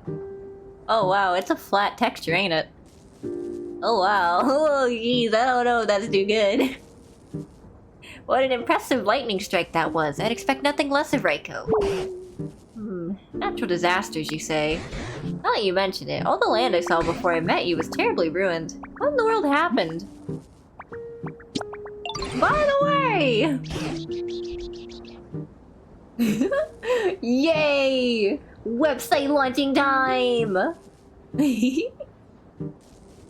Yeah, there's actually quite a few systems out there. Yeah. Apparently, so it's kind of hard to diagnose DID, but there are a lot of people that identify as a system and can like mostly for sure say that they are a system. It's actually pretty common. Or not common, but it's more common than you think. More common than you think. It's just people either never figure it out or it's just safer to not talk about it. Because there is a lot of stigma around it, unfortunately. But I feel like, you know, if you just keep it hidden. Like, we thought about it. We thought about not bringing it up. It was actually kind of a bit of a divide between us. There were a couple of times where we would start streaming. Like, we only figured this out about 4 months ago. So we were kind of like, kind of torn on what to do. Because, Xenon and Praxis were kind of more so on the side of just not mentioning it. But it made streaming kind of difficult, because unfortunately, me and Xenon latched on to the names of Xenon and Zinc. So it just felt weird if we would end up referred to by the wrong names, or having to call each other the wrong names, or if Praxis was fronting, that was just confusing. So it was like, it was just easier to tell you guys than just to keep it hidden. Because unless we rebranded completely to a character unrelated to us, like completely new character, or characters, then it would have been kind of just uncomfortable to keep going forward with it. So we felt like it was easier to just tell you guys. Because it's not like we didn't already have the 2-character gimmick, you know? We had Xenon and Zinc, the characters, have been here from the start. And now there's just us, and we can actually attach ourselves to them correctly. In hindsight, there were quite a few signs. The fact we had to have 2 of us was kind of... Like, we thought of just using the Xenon character, and it just being a Xenon channel. That may have been slightly easier in hindsight, but... maybe not, because it still would have been weird. But... the Zinc character, we felt had to go along. Like, we couldn't separate them. So... that's how I ended up tagging along. Now we're both here. And now Praxis is here too! It's fun. It's a lot easier now that we can just be ourselves. And now we can switch whenever. So instead of having a designated line switch, we just kind of, you know, whenever one of us switches out, we can just tab over. And it'll make a little bit more sense whenever it seems like our personality is flagging or changing slightly. It's kind of... I guess our energy levels, I suppose, would be changing. We still don't have a way to identify, like, who's here. Like, if anyone's co-fronting or if it's just one of us. I think the last stream was entirely Xenon the entire way through. So... like... I popped in slightly, but I didn't say anything. I was just kind of there. I came forward as soon as Mareep showed up, and then I left again. Because I wanted to see Mareep. It's very cute. Unfortunately, neither of the Pokemon that Xenon or Praxis like are in the game. So we kind of just have Mareep, and that's it. We got lucky with the sheepy, but that's about it. The entire Kling Kling line is not in the game, and Malamar is not in the game. So, oops. We've at least got it! Yum ID. I'm not sure if it was. There were a couple... I don't remember which ones they were. There was one that we found on Tumblr of all places. It was made specifically for people who are curious if they might have some of the symptoms, or just if they might have it. It's specifically not supposed to be a diagnosis, but it's just to give you a better understanding of, like, things that, like, symptoms of it, basically. Because a lot of tests, apparently, from what I understand, kind of give you basic, not very clear, like, questions. But these ones, like, target specifically how a lot of people with DID feel that could be an indicator. I don't remember a lot of the questions. I'm trying to think of one. One of them, we didn't... Actually, no. At the time, we didn't think we identified with this one. It was something about, do you ever feel like you're missing a limb? Or you have an extra limb? And for the longest... When we took that thing, we were like, no.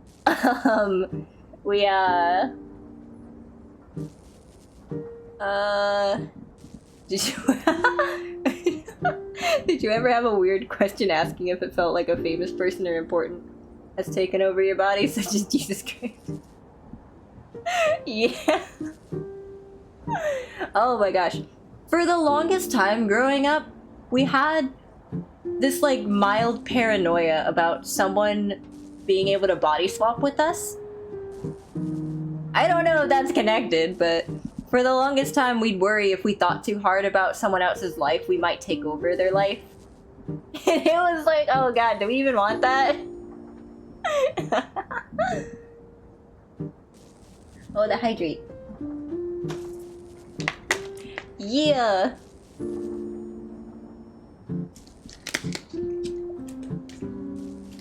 But one of those questions that we saw pop up was if you feel like you have an extra limb, or if you're missing a limb. And at the time, posture check, where we took the test, I don't remember who was fronting when we did it, but we didn't think that we identified with that one, because, I mean, we have all of our limbs. But then, we remembered, for a while before we figured out the DID thing, we were thinking of like doing a soft rebrand for our character designs, because we didn't know about the DID and how closely it was actually linked to how we look. So one of the things that kept happening was the feeling of we don't need the torso. We can remove the torso. Having the torso is weird.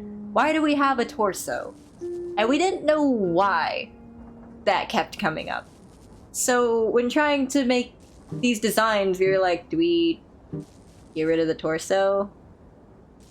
Like, it felt right, but we were also like, that feels wrong. It didn't look right, because it didn't look right on Xenon, and the reason it didn't look right on Xenon is because it's a Praxis trait. Praxis doesn't have a torso.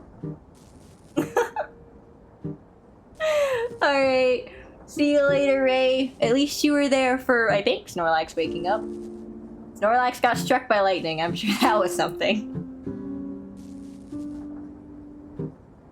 Oh boy. A lot of things started to make sense after a while, though. The torso thing was one of them. If I switch over to Praxis, her model, as you can see, it's not meant to have a torso. Oh, this looks weird. It's not meant to have a torso because it's an empty chest cavity with gears inside.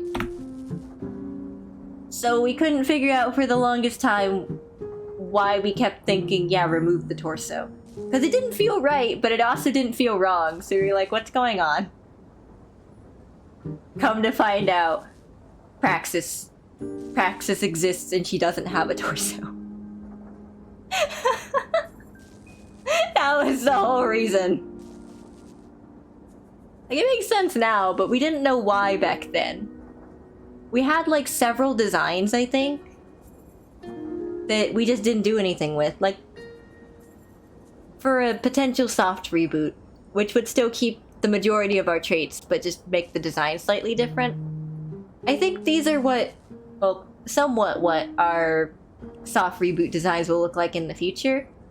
These are more accurate representations of us now. But in the future, we'll try to lean more back into the character gimmicks of the channel. The conductor theme, the train theme.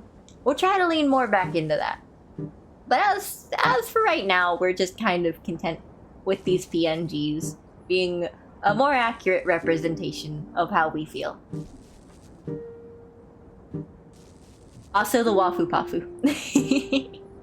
That too. Okay, what's she saying, Tangrowth? Oh, how could I forget? It seems Snorlax is unharmed. What an incredibly tough Pokemon. Oh dear, it looks as if they're stunned and cannot move due to the lightning. Could you try talking to them for us? Something seemed a little shocking just now. It was a nice nap I just had, though. Hey, Sugman! It has been a while. I've been here for a while. I kind of thought I would have switched out by now, but the other two are just kind of... I don't know what they're up to right now. We're all just kind of enjoying the Pokemon. I don't want to stop playing, but I need to at some point. We've been streaming for almost 6 hours. Almost 6 hours. And it's like almost 5 in the morning. Man. Wouldn't hurt to sleep a little more, I suppose. Hey now, haven't you slept enough? Hmm? Who are y'all supposed to be? You were sleeping here long enough to become completely covered in moss, Snorlax. Why, some other Pokemon even took to calling you Mosslax because of it. We were quite worried that you would get weaker and weaker, sleeping away without anything to eat at all. So we all worked together to wake you. Rimble. Oh, now that you mention it, I am a little hungry. You reckon I lost some weight?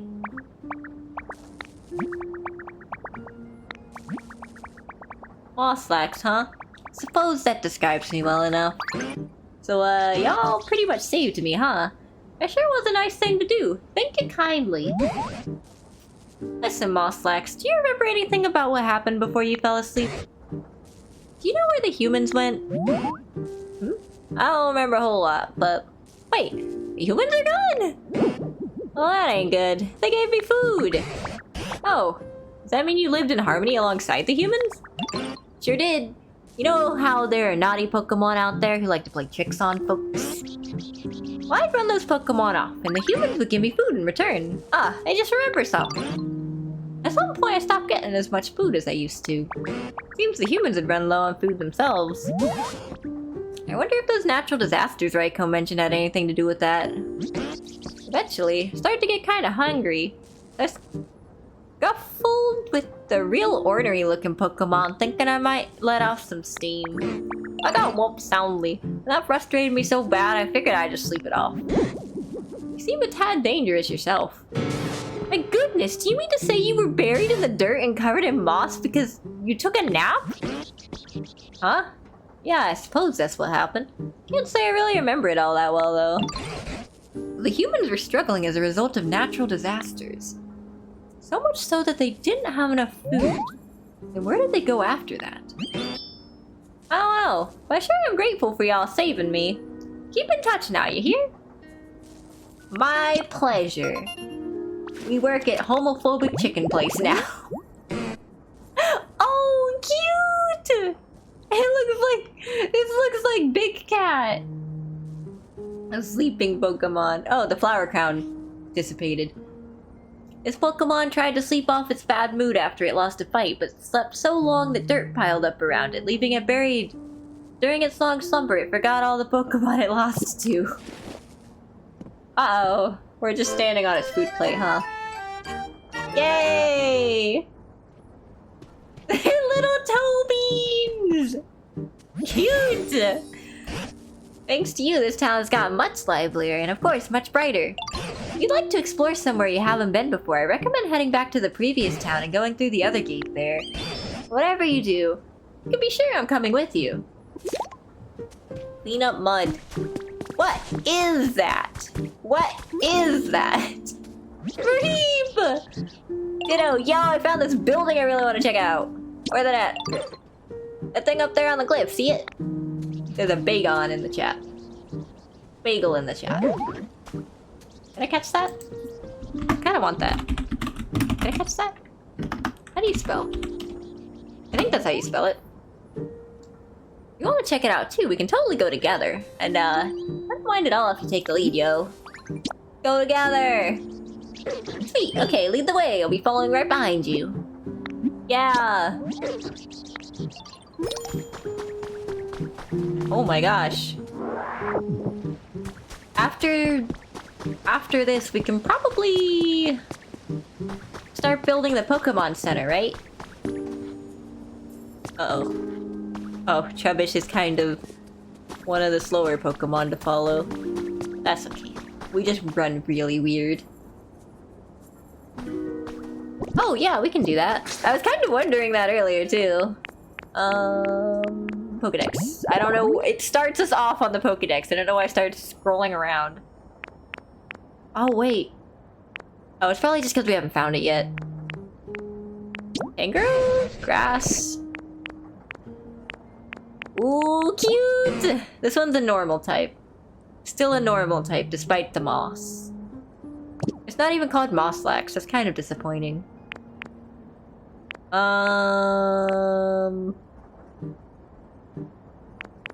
This is also a normal type. Oh, there you are. You blend in. It's just an electric type.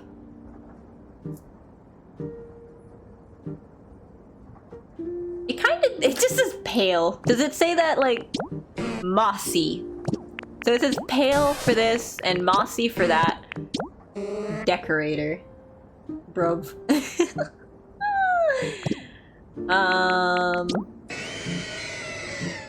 Yeah. I almost for some reason said that sounds like me when I fall down the stairs, but I haven't done that in a while. Also, we don't really scream when we fall down the stairs, so it's not even accurate. The big one! The big one! What's Tangro's height? I hate it here! Why did you do this? Why did you do this? I trusted you.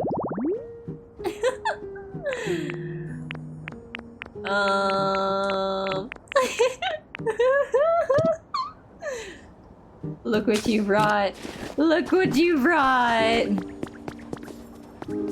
Oh wait, how do we... Can we even do anything about... Can you climb? Do you know how to climb a ladder? What are we doing? That is not a cliff. Okay, do you know how to jump? Okay, cool. Oh, I don't trust this thing not to fall in the gap. So we're gonna, like, trubbish-proof this. That's not how you trubbish-proof. We're gonna try to okay, it's gone. Trubbish-proof this thing before we lose it into the void. This one's kind of hard to jump over. I don't know if Trubbish can do it. You just stopped moving. Trubbish, you got it? Okay. We may have just run into the flag for the cutscene. Yo, we made it all the way! Oh, the views from so high up is totally awesome. Huh? What do you think that machine is, yo? Kinda looks like a streetlight, but kinda different. They didn't account for us getting bored and running around, did they? It looks like it might light up if it had some electricity. That'd make the town even brighter. All these machines the humans made sure are fun. There are all kinds of them. I just want to get power to each one and find... I just want to get power to each one I find just to see what'll happen. It was super fun coming all the way up here and seeing this awesome view together. Couldn't have made it without you. Street lights. Thanks a ton, yo. There's something over there. Got a minute. Why is Trubbish the one that's, like, noticing everything? There's that ship out there on the water, right? Pretty sure I saw something move on it. Doesn't that make you super curious about what it might be? Don't you think you should maybe go check it out? I'll take a look. Sweet, I can count on you. It's not like I'm scared or anything, but I just can't swim. Yeah, so I'll wait here while you go check it out. Okay. Trubbish. Trubbish, no! Oh, that actually worked out. Okay, follow me. We need to go build the thingy. We gotta go build the thingy. Let's go. I don't know if you can take fall damage or not. We're gonna find out. I don't know if they accounted. They probably did. Following as a mechanic kind of means you have to account for characters falling off cliffs. Ah! Mareep! Oh. Oh. Okay. Wait, no, follow me. We need you to do manual labor. Meowth, I think you're part of this too. Come with me. We need you. Follow me. You don't have any bones in this game, therefore no fall damage. Yes, but I'm wondering about other Pokemon. Tangrowth, what are you doing? Torchic is really on that whole making electricity thing. Hariyama is still stuck. Or Hariyama. Okay.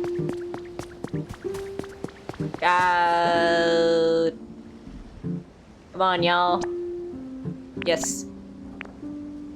Okay, good. We just happened to grab all the people that were, like, plot relevant. Nice! Okay, yes. This is gonna take all day. Be done tomorrow. I don't know when the clock resets, so we're gonna find out. They said to go to the next area. We could go to the ship, too. Kinda don't want to do that. We wandered around there a lot. Let's just go...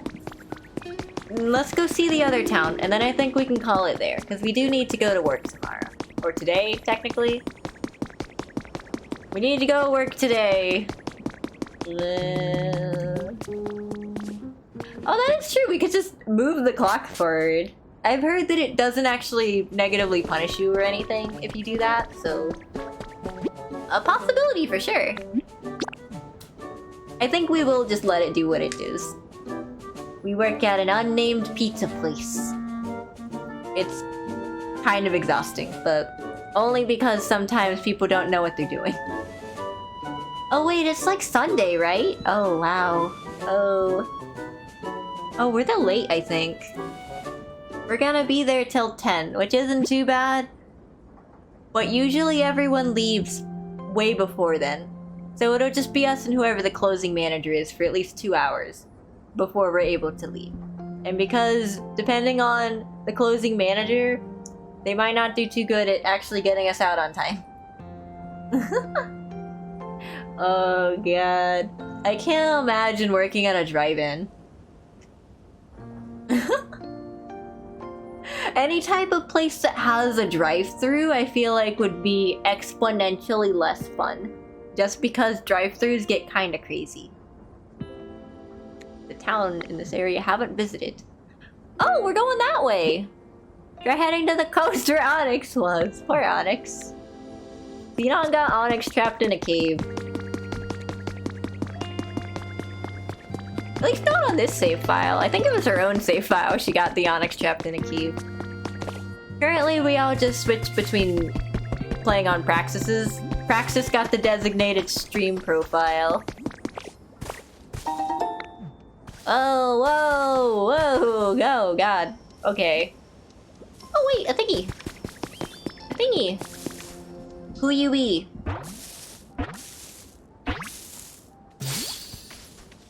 Oh yeah. Whoa! Pincer! I don't think we've seen Pincer yet. Well, obviously not yet, but just in general, we haven't seen it in this game. Less people and more the pay. That's very true. Oh, jeez. I think where we work, it's kind of similar, where the customers kind of are less of a problem than the pay and the general vibe of the store sometimes. We recently went through like 3 managers that were kind of, or like 3 general managers, so like the big boss, that were kind of like mean. They just kind of it's not the best at their job, where they'd either shove their responsibilities onto the rest of us who don't get, you know, paid to do the manager responsibilities, or we would just... The last general manager we had that we just traded out was actively trying to start conflict between all the women in the store. Running theory is because she doesn't like women, but we have no real confirmation of that other than that's just kind of the vibe she gave off. Yeah.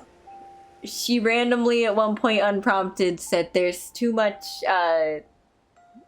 estrogen in the store, something like that. And we didn't know what that meant until we started to like get to know her more, and then it kind of became obvious. Oh, she really doesn't like women, huh? Very much not so. But then she got transferred out, and now she's like wrecking shop at a different store. We've actually taken 2 people from her store who came to our store following their last GM who came to our store. So our GM is just really good now. Our new GM, who we've actually had before, she used to work at our store like way back when. She was the second GM we were ever under. And then she transferred away at some point. She actually stepped down and then transferred away. But now she's back to being a GM. And now she's back at our store. And now we are reaping the benefits of having a competent manager for once.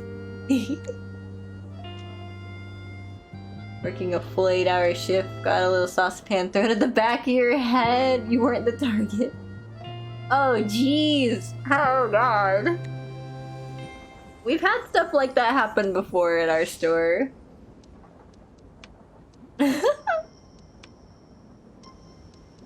Oh, jeez. Why even play? Oh. If not to retreat from busy work. I don't know. It's kind of like... No idea. We kind of play games just because sometimes. I don't know if it's to escape from busy work or not. I guess it kind of is when you think about it. Oh, jeez. Now that sure is... Oh my god, it's here! It is approaching with malicious intent! My horns are shining brighter than ever today. You there, you agree, don't ya? I bet the sight of my horns would give even old hair across the race here. I don't like that thing. What is it doing? Stag beetle Pokemon. Swings its long pincer horns wildly to attack. During cold periods, it hides deep in forests. You sure are in a treat.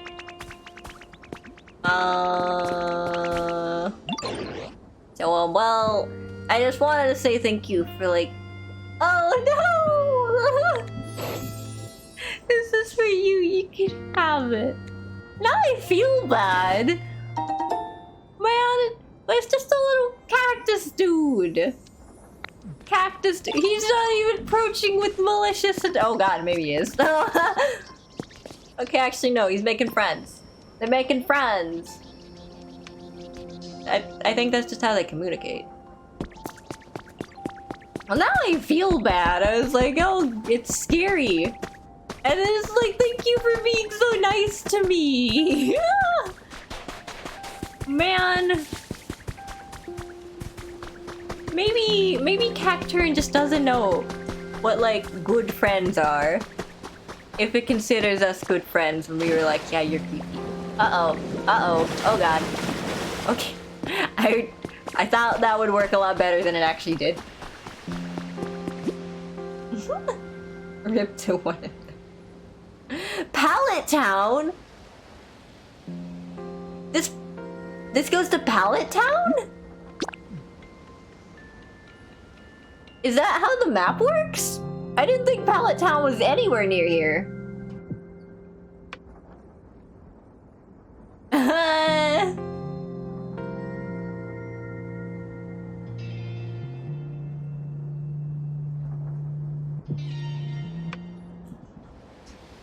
Oh, the grass is alive here.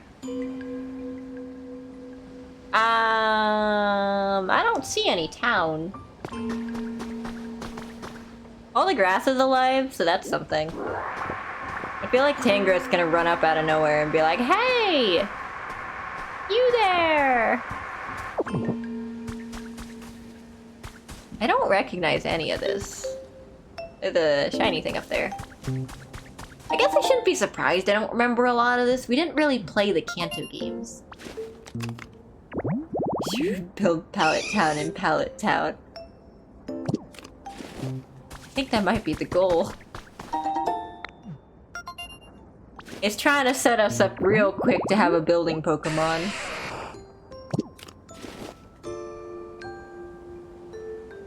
Okay. There's so many traces of Pokemon, it wants us to hurry the fuck up and start populating this place. Boot up complete. Obtaining information. This is Pallet Town. This land belongs to no one but you. You can freely alter the landscape, build houses, and otherwise customize it, as you see fit. Please choose a name for the town.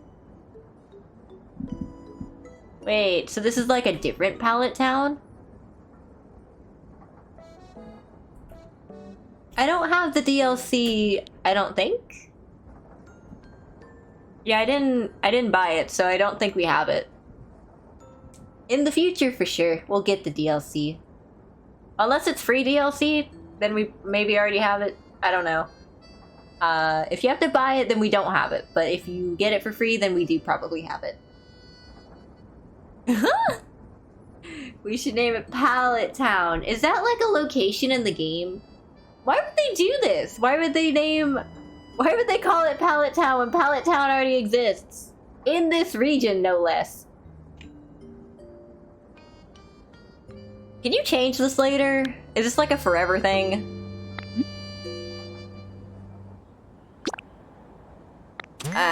We'll keep it that for now. If you can't change it later, that's gonna suck, but I want Praxis to be the one that figures that out, since it's technically her file.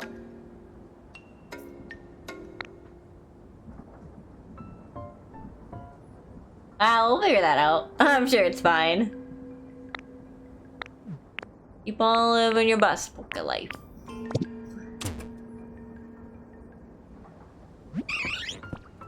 Oh, Eevee! Huh? A Pokemon! A Pokemon! Yep, I'm a Ditto. I was hanging out with my friends, but then when I woke up, I was all by myself. I've looked everywhere around here. I really have, but I didn't find any of them. Where did everyone go? Those are definitely baby doll eyes, or like, what are they called? Fake tears? Huh? You're gonna help me? Thanks. Okay, it is just the other evolutions then.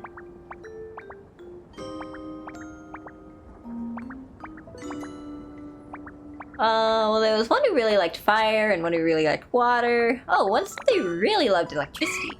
And then one of them could never get enough sun. You have a lot of friends. In a spot of trouble, at times like this, try taking on a special challenge. If you complete it, you'll receive something you can use to make a new Pokemon habitat. That really surprised me. I didn't think it'd talk. I don't really get what it was saying, but do you think you could help me find my friends? Oh, but I wasn't done telling you about them. I can give you even more details. I wonder what everyone's up to. I sure do miss them.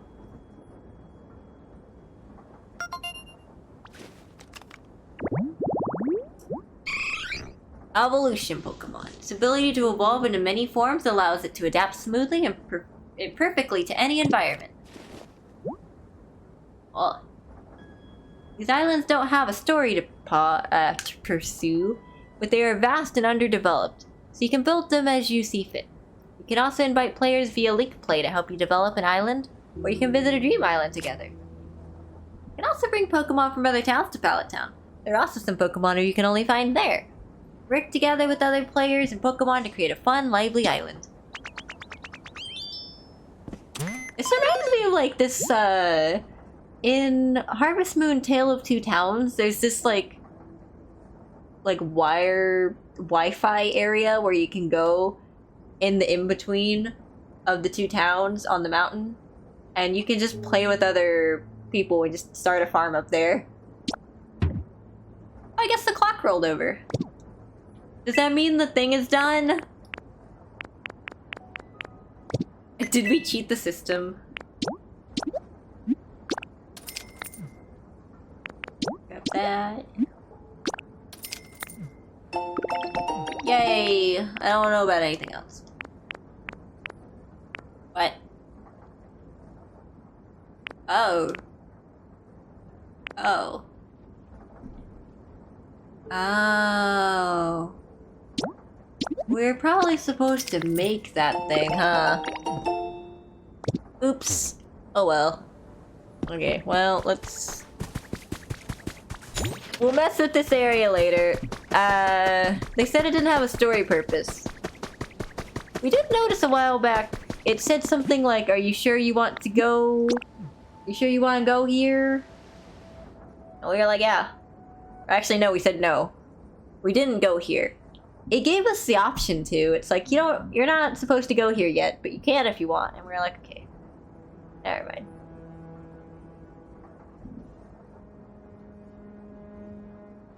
Have we leveled up our trainer rank? Or are we still like level grade or whatever?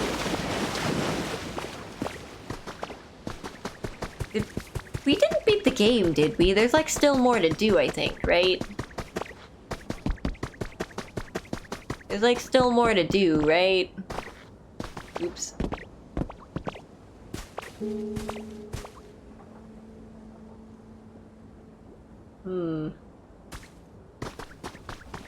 I know there's areas that branch off from...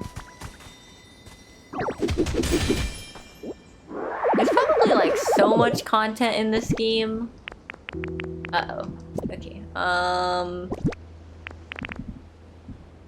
Did not think that through.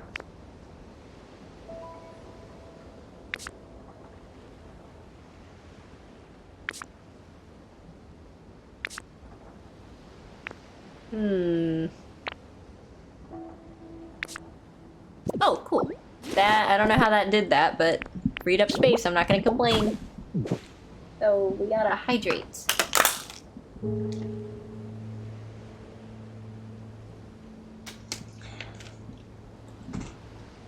Oh, I think I just knocked something over. Not good.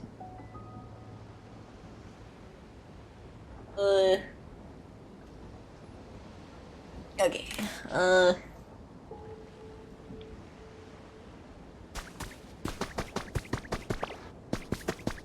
Let's see. I'm gonna ask Tank Growth, what do we do? Do we have to actually do the ship thing? Do we have to do the ship? Honest, why? What should we do? I want to consider exploring beyond the gate. Where is the gate? Also, we have things that you need to look at. Look at this. Look at this. Oh wait, we forgot to pause to check. We're gonna shove this in a box and never look at it again. A pair of black glasses. Okay. Oh, it goes in a frame? I figured that'd be like an item you could wear. Like, they go on Pokemon. That's a Pokemon battle item, ain't it? Thought so. It kinda looks like Tankred's wearing pants. A wiggly mirror. Like after Wigglytuff? I think that was everything. Oh, no. That's just a Ditto mirror. Okay, so time to shove more stuff into here.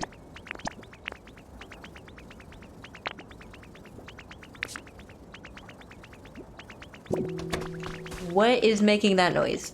Oh, okay. Lately, I find myself particularly at ease when we spend time together. Why you have this as a token of our friendship? Oh. Beans! Where do we go now? Maybe this way?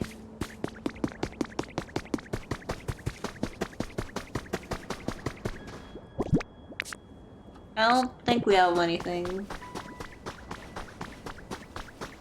Oh, wait, what? Why? I guess we could, like, stack up to that.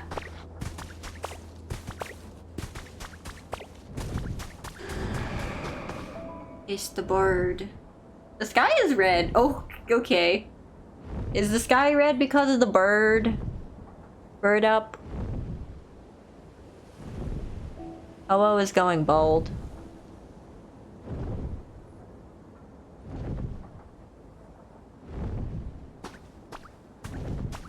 I swear to God, if you drop that on the cliff, I have to climb up and get it. I'm gonna be upset. What's this? Oh, okay. Maybe we can do that at some point. Of course, it dropped it up there.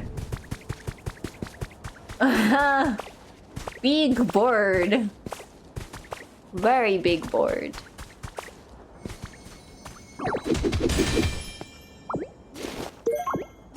Oh, can we put a fossil together with all of this? Wow. Oh wait, we're supposed to like go up.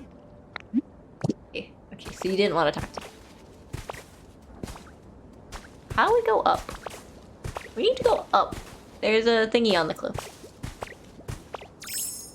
Oh, okay. It's okay, I know what you meant. I understand. The cool part about being illiterate is that I can mostly figure out what people are saying when it's a typo. That's not right. That looks weird. That's not right. Right? Or is that like a cliff? I'm not sure what this is. I don't know. We may have done that wrong. Oops. We can fix that later, I guess. Illiterate, I think. I kind of don't remember what you're responding to.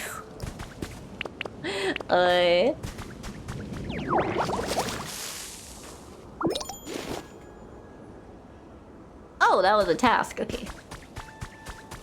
It's okay. We're also kind of not at 100% right now. Honestly, I think the stream title is something like "We're too tired for this" or something. Oh, there it is. I think that's it. That's probably it.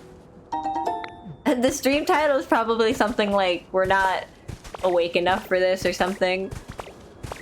And that was true for Xenon. Oh, a lawyer. I don't think we're allowed to claim to be a lawyer. I think we can get sued for that. It's like misrepresenting yourself or something. Cool. Why? Also, the ground won't let us water it for some reason. Praxis spent quite a while trying to like finagle it and it just wasn't happening. Okay, is there another gate somewhere? Oh, it's bold.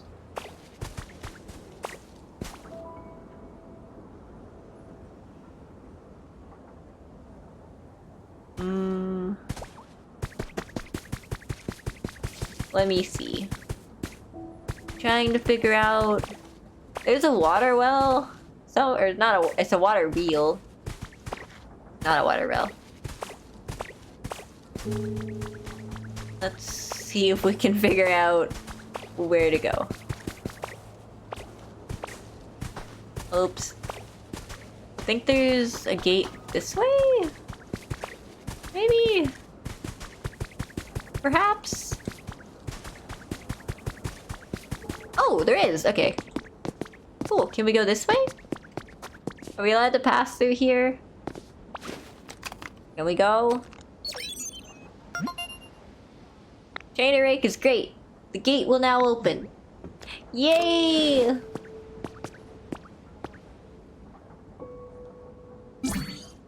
Oh! Does this mean that this thing has electricity? Like we don't need to hook it up, it's already good to go? I mean, I guess the Pokemon centers imply that too. Some places just naturally... That's the gym badge theme! Some places just naturally have electricity, I guess. Whoa, is that a Taurus? Tauros. Tuos. It's like a ride Pokemon? Ride Pokemon tourist? Maybe they're using it to transport something? That ain't right. Okay. I'm not gonna question that. Hi! Here comes Tangrowth. What do you suppose we'll find beyond this gate? Let's go find out for ourselves. Exciting. What lies beyond the gate? What lies beyond the gate? We'll find out. Tune in next time to Dragon Ball Z. For the longest time, that was like a thing we would just randomly say.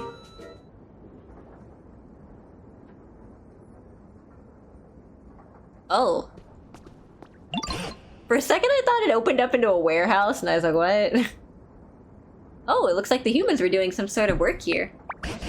Perhaps we'll find some trace of what happened to them. Or maybe the humans themselves will still be around. Yeah. As am I. The path seems to continue on ahead of us, so let's follow it. Oh, I thought the mountain was on fire. What that? Suspicious UFO-looking thing. This is slightly more rugged terrain than we've encountered up till now. Oh, that's a lamp. I don't even see any Pokemon, let alone humans.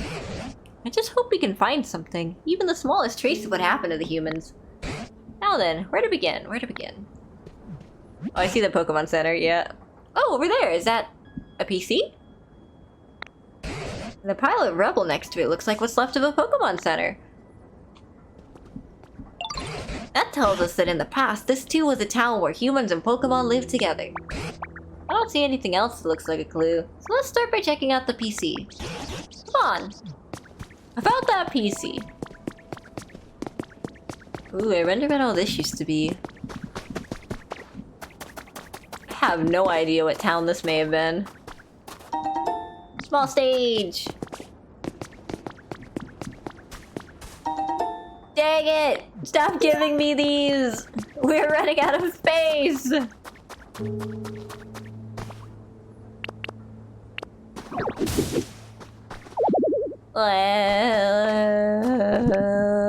The stage.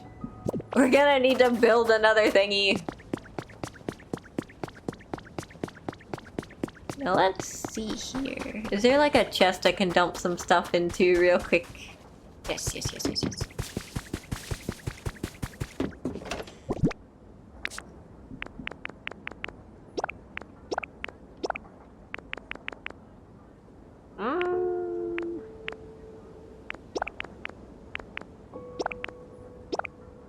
I'm just gonna put like most of these in here. I'm sure it'll be fine. I don't know if I want to do that. I feel like we put them somewhere else already. Oh well. Actually, no, I'm gonna take those back. We might need those.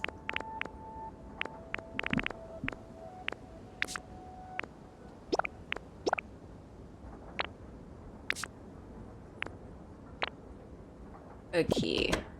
Let's go back. Wait. Industrial bed. Let's go back for that other thingy.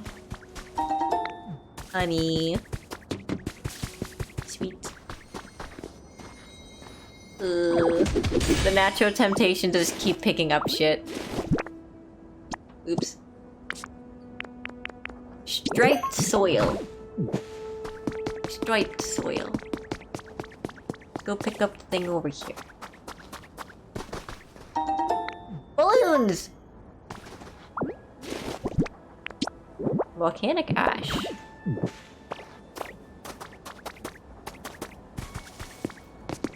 Are these also lepa berries? Yes. Let's see here. Phew, that rugged pasture made for a challenging walk. Now then, could you please examine that PC? PC is not responding. Now that's an odd-looking screen if I ever saw one. Is this a newer model or something? At any rate, try pushing some buttons and see what happens. I think it's broken. What? Oh dear, this does put us in a pickle. We can't use the PC. It will be much more difficult to explore the area. What's making that crackling sound? Ooh, electricity.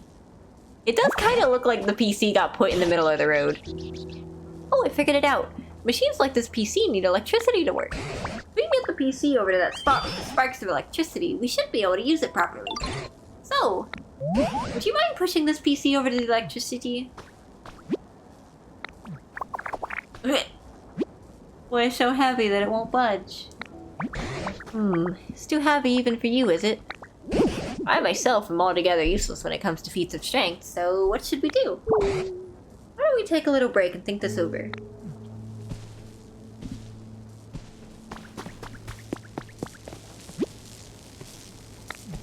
I wonder where he's going to. Move something so heavy. Based on appearance, I'd say this area used to be a mine. Back when there were humans here, they must have worked together with a number of Machoke to dig up iron ore and copper ore and such. Machoke are Pokemon who really love training their muscles, you see. They're known for being buff, tough, and just all around extremely strong. I've heard they use that strength of theirs to help humans with their manual labor. Eureka! Maybe we could entice a Machoke to come back here and make a suitable home. Pokemon as strong as Machoke could easily move even that heavy PC, I'm sure of it. Yay! Except, I don't actually know what type of home a Machoke would live in. First off, do you suppose you could use your moves to make a few habitats other Pokemon might like? If that causes the Machoke to return, all the better. But even if it doesn't, any new Pokemon we meet might actually know a Machoke. So let's see, you could start by using Water Gun to restore some withered plants. Planting more tall grass with leafage would also be a good idea. Okay. Speaking of good ideas, I think that's probably a good stopping point for us right now. Choice of Pokemon. Oh. Okay, how do I make those? Where do I get those? Easily distracted. You've been selected! Thank you for entering our recent drawing for the Easy Kitchenware set. We're excited to inform you that your name was selected. Please find your kitchenware set enclosed. Happy cooking! Kitchen set where? Iron chair! Okay, well, I think that is a good place to stop. Stop while we're ahead. Otherwise, we can stream forever and we'll never stop. This wasn't supposed to be a long stream. When we started, Xeno was like, yeah, at most maybe 2 hours. 2-hour stream at most. Oh, I just realized Bulbasaur in the little thumbnail. The Bulbasaur is making the hearts with the vine down in the bottom right corner. That's so cute. Wait, there's a normal Pikachu and then there's 2 Pikachus. Why are there 2 Pikachus? Yeah, well, I'm not gonna question it. There's probably an easy explanation for why there are 2 Pikachus. We return! Over here. Yay. Okay. I can only imagine watching the VOD back is gonna be kind of interesting, just seeing us, like... I think all 3 of us showed up at different points in the stream. So that's gonna be fun. Also, I haven't really been able to see it, but we did, or at least I guess Xenon did, touch up the mouth on this model a little bit. Yeah. I'm assuming you're saying oh to the switching around thing. Xenon started the stream. Praxis popped in for a little bit. I popped in around the same time Praxis did, and I took over because I wanted to talk. I wanted to talk and Praxis said it was okay. I try not to shove my way to the front too often. It just feels a little bit... I don't know. I know my way of speaking kind of puts strain on the throat, so I try not to be too present. But I have noticed in particular, I will somewhat influence the other 2 if I'm near the front, so our voice might undulate between the lower and higher register. Rude. I don't know, it's just kind of a... It's just kind of a feeling. Well, yeah. I haven't been popping up too much recently, but now... I can't say that I will start showing up more, but I might pop in from time to time, at least a little bit. Yeah, I'm not too sure what to say now. We didn't intend for the stream to go this long, so yeah, question mark. It seems like we might be picking up the habit of streaming really long again. We hadn't been doing that for quite a while, but now we are. Hydrate.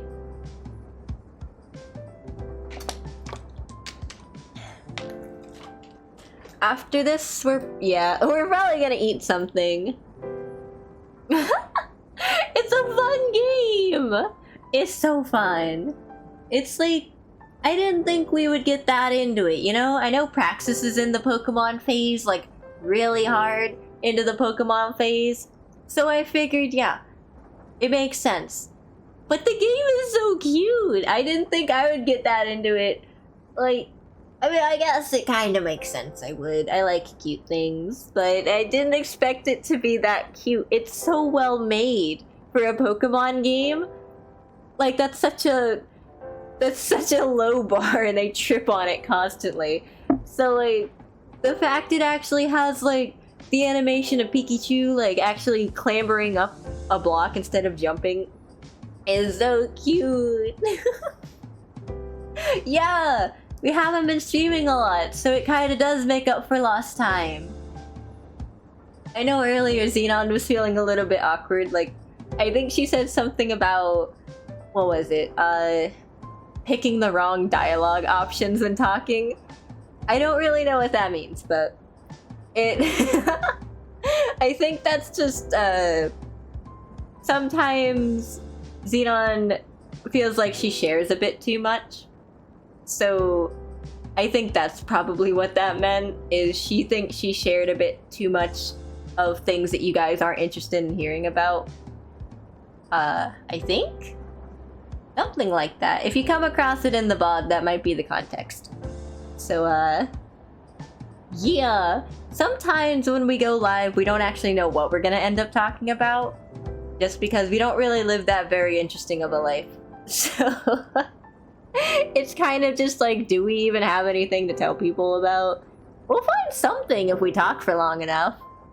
We certainly will. I think we were going somewhere with that, but I can't remember. Maybe. We have streamed for quite a while. I think the last stream was also a really long one. We kind of figured, yeah, short stream. We don't really have anything to talk about. We'll play Pokopia, and that'll just... we'll advance Pokopia a little bit. It'll be alright. It'll be fine. It'll be quick. Maybe 2-3 hour stream at most. And then we played Pokopia forever. I think it probably would have ended sooner if Praxis hadn't switched in and I had switched in. I think it probably would have ended sooner because Xenon was starting to get tired. But once we switch in, the tiredness kinda fades. Xenon alone pretty much always finds something to talk about. That's true. I agree. Sometimes Xenon feels like she... what's the word? I think it's that she pauses too often, or she has a bunch of, like, gaps where there are just silence because she can't think of anything. But honestly, I don't know if that actually happens all too often. I feel like one of us is always filling up the dead air. There's, like, very few gaps. We talk so much. Like, we don't ever stop talking. It's kind of insane, actually, now that I think about it. Because I think most people will take at least a few breaks to, like, not talk for a second. But for the most part, we just keep on going. We'll figure out something. It kind of helps that the ADHD brain jumps around a lot, so we'll see something and we can talk about that, and then we'll see something else, and we just keep going and we never stop. I think the hardest part is when Xenon isn't doing anything, so she's just kind of sitting here. If we become aware that we're just sitting in a chair, then that can sometimes trip us up, but I think Xenon just feels a bit more like, I don't really know what the word is, just kind of I'm not sure what the word is. I don't really know how to describe what it is. More so of a kind of feels like, sort of feels like, what's the word? I don't know. Self-conscious comes to mind, but I don't think that's it. Yeah, self-conscious.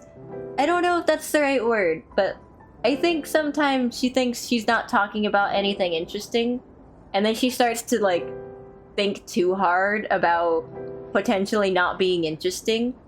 So, if you've ever noticed in the past where we'll be streaming and she'll, like, start to mention that she doesn't think whatever she's talking about is interesting, or she didn't want to say that because it wasn't interesting, or something, and she can't find a topic, and it just seems like she's focused really hard on the not very interesting aspect. Kind of like that. I think that's what that was earlier when she said that she's picking all the wrong dialogue options. Because it felt like... What did it feel like? It's kind of hard to say what the others are feeling sometimes. But I think it's, This is true! We can. I think it's more of a... Because I think Xenon is supposed to be... Or the role she's taken on in our system is more of the... Not aggressive, but like, I guess more anger-prone. It feels a bit like... She worries that she's coming across as too aggressive sometimes. Or like, she's coming across as too mean, I think. So she worries about that. She starts to think too hard about it, and it starts to trip her up. Because then now she's only thinking about, oh, I'm not entertaining right now. I'm not being entertaining, I'm just being mean. Or I'm just complaining too much or something. So it kind of... She focuses too hard on it.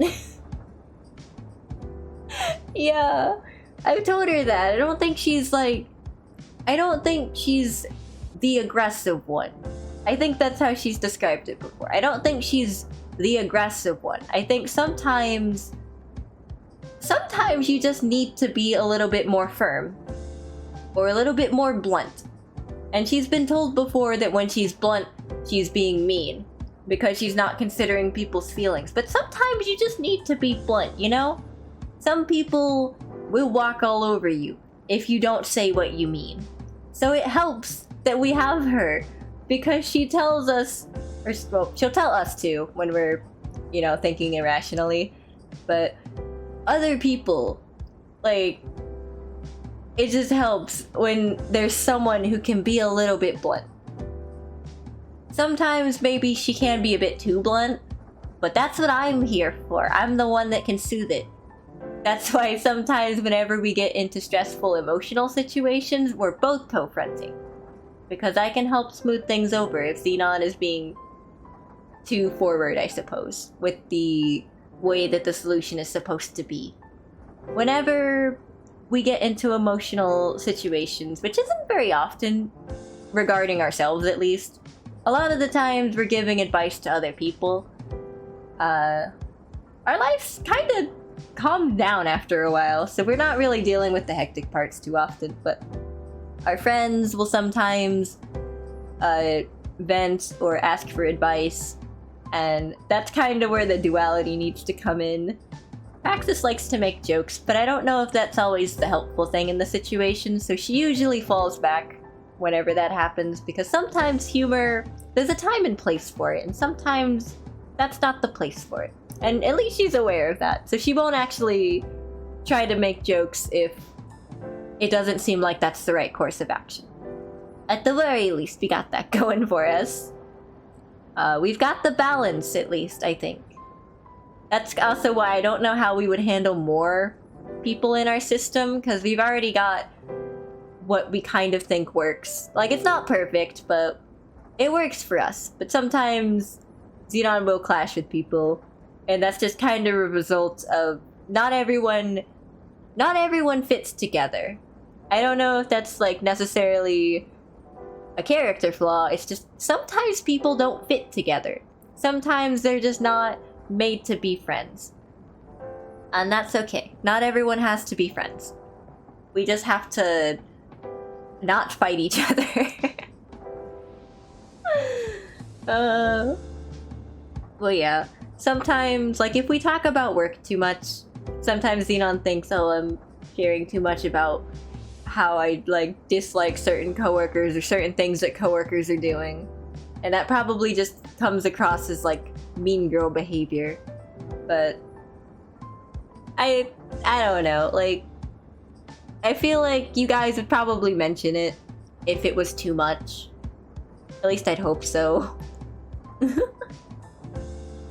Yeah, sometimes the vibes just aren't there, and that's okay. Because you'll vibe with someone else. And it helps if you can recognize when the vibes don't quite match. I haven't talked for this long in so long. Ouch. Oh jeez. But yeah, that's some things. Some things to hear. Let me think. I don't know if there's anything else particularly going on right now. We might stream on Monday or Tuesday. Probably more Pokopia. Because Pokopia is fun.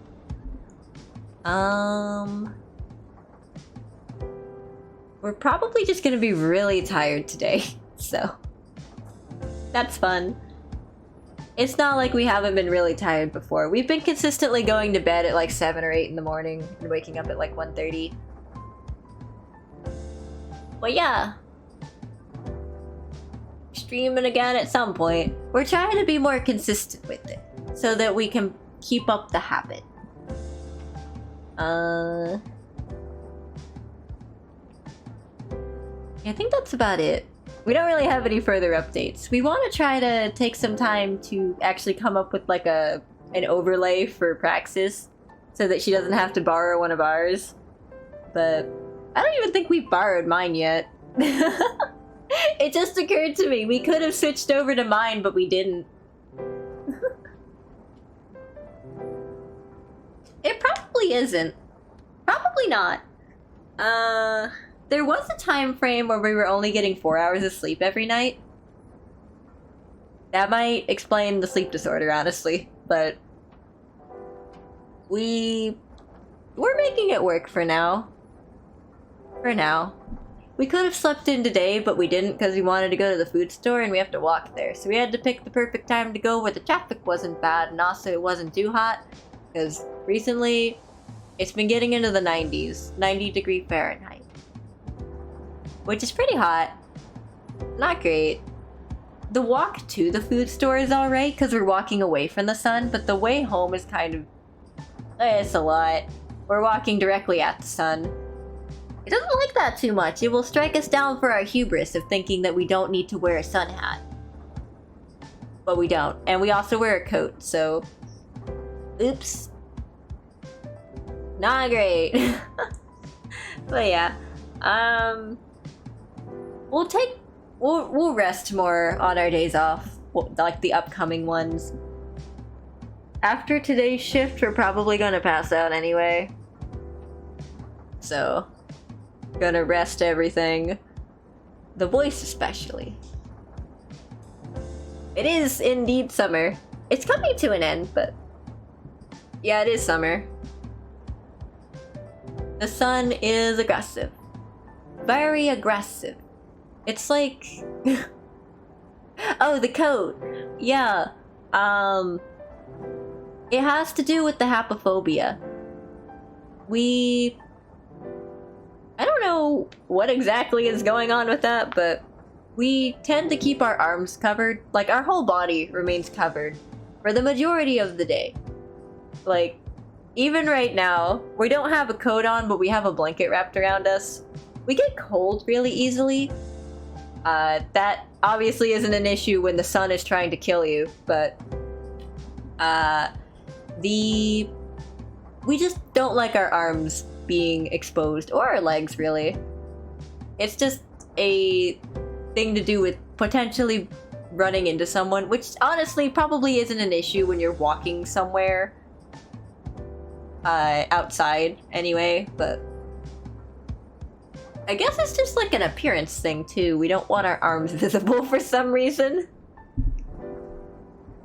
So we'll walk with some type of covering on the arms, even if it gets really hot. It's just a sacrifice we're willing to make. My voice is getting tired, so I think it is time to end the stream. I don't think we're gonna send a raid off. We'll do it hopefully next time. I know a lot of the time we end up saying we'll do it next time and then we don't do it next time, but we need to build up the raid list again. A list of people to send raids to, because we keep streaming until like early into the morning, so the usual people we send raids to aren't even active. So oops. But we gotta head out, eat food, sleep. I don't even know. I feel like we should eat food, but at the same time, if we just go to sleep, we can eat food in the morning and we'll have more food as a result. So we won't be down food now and then later. We'll only be down food like later.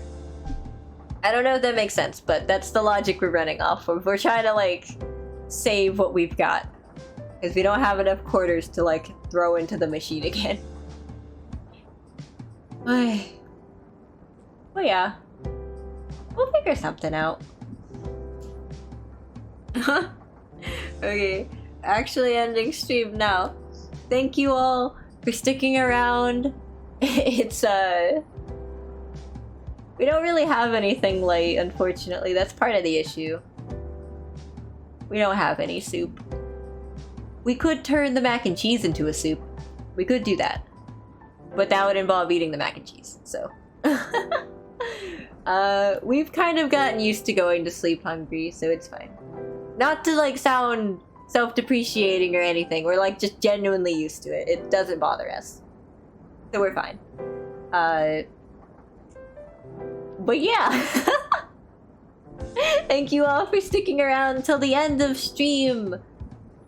We yapped for quite a while and played the Pocopias. Hopefully next time, stream will be just as entertaining. Hopefully. Hopefully. Good quality stream. But thank you all for sticking around. We will see you all next time. Please mind the gap when departing. Goodbye!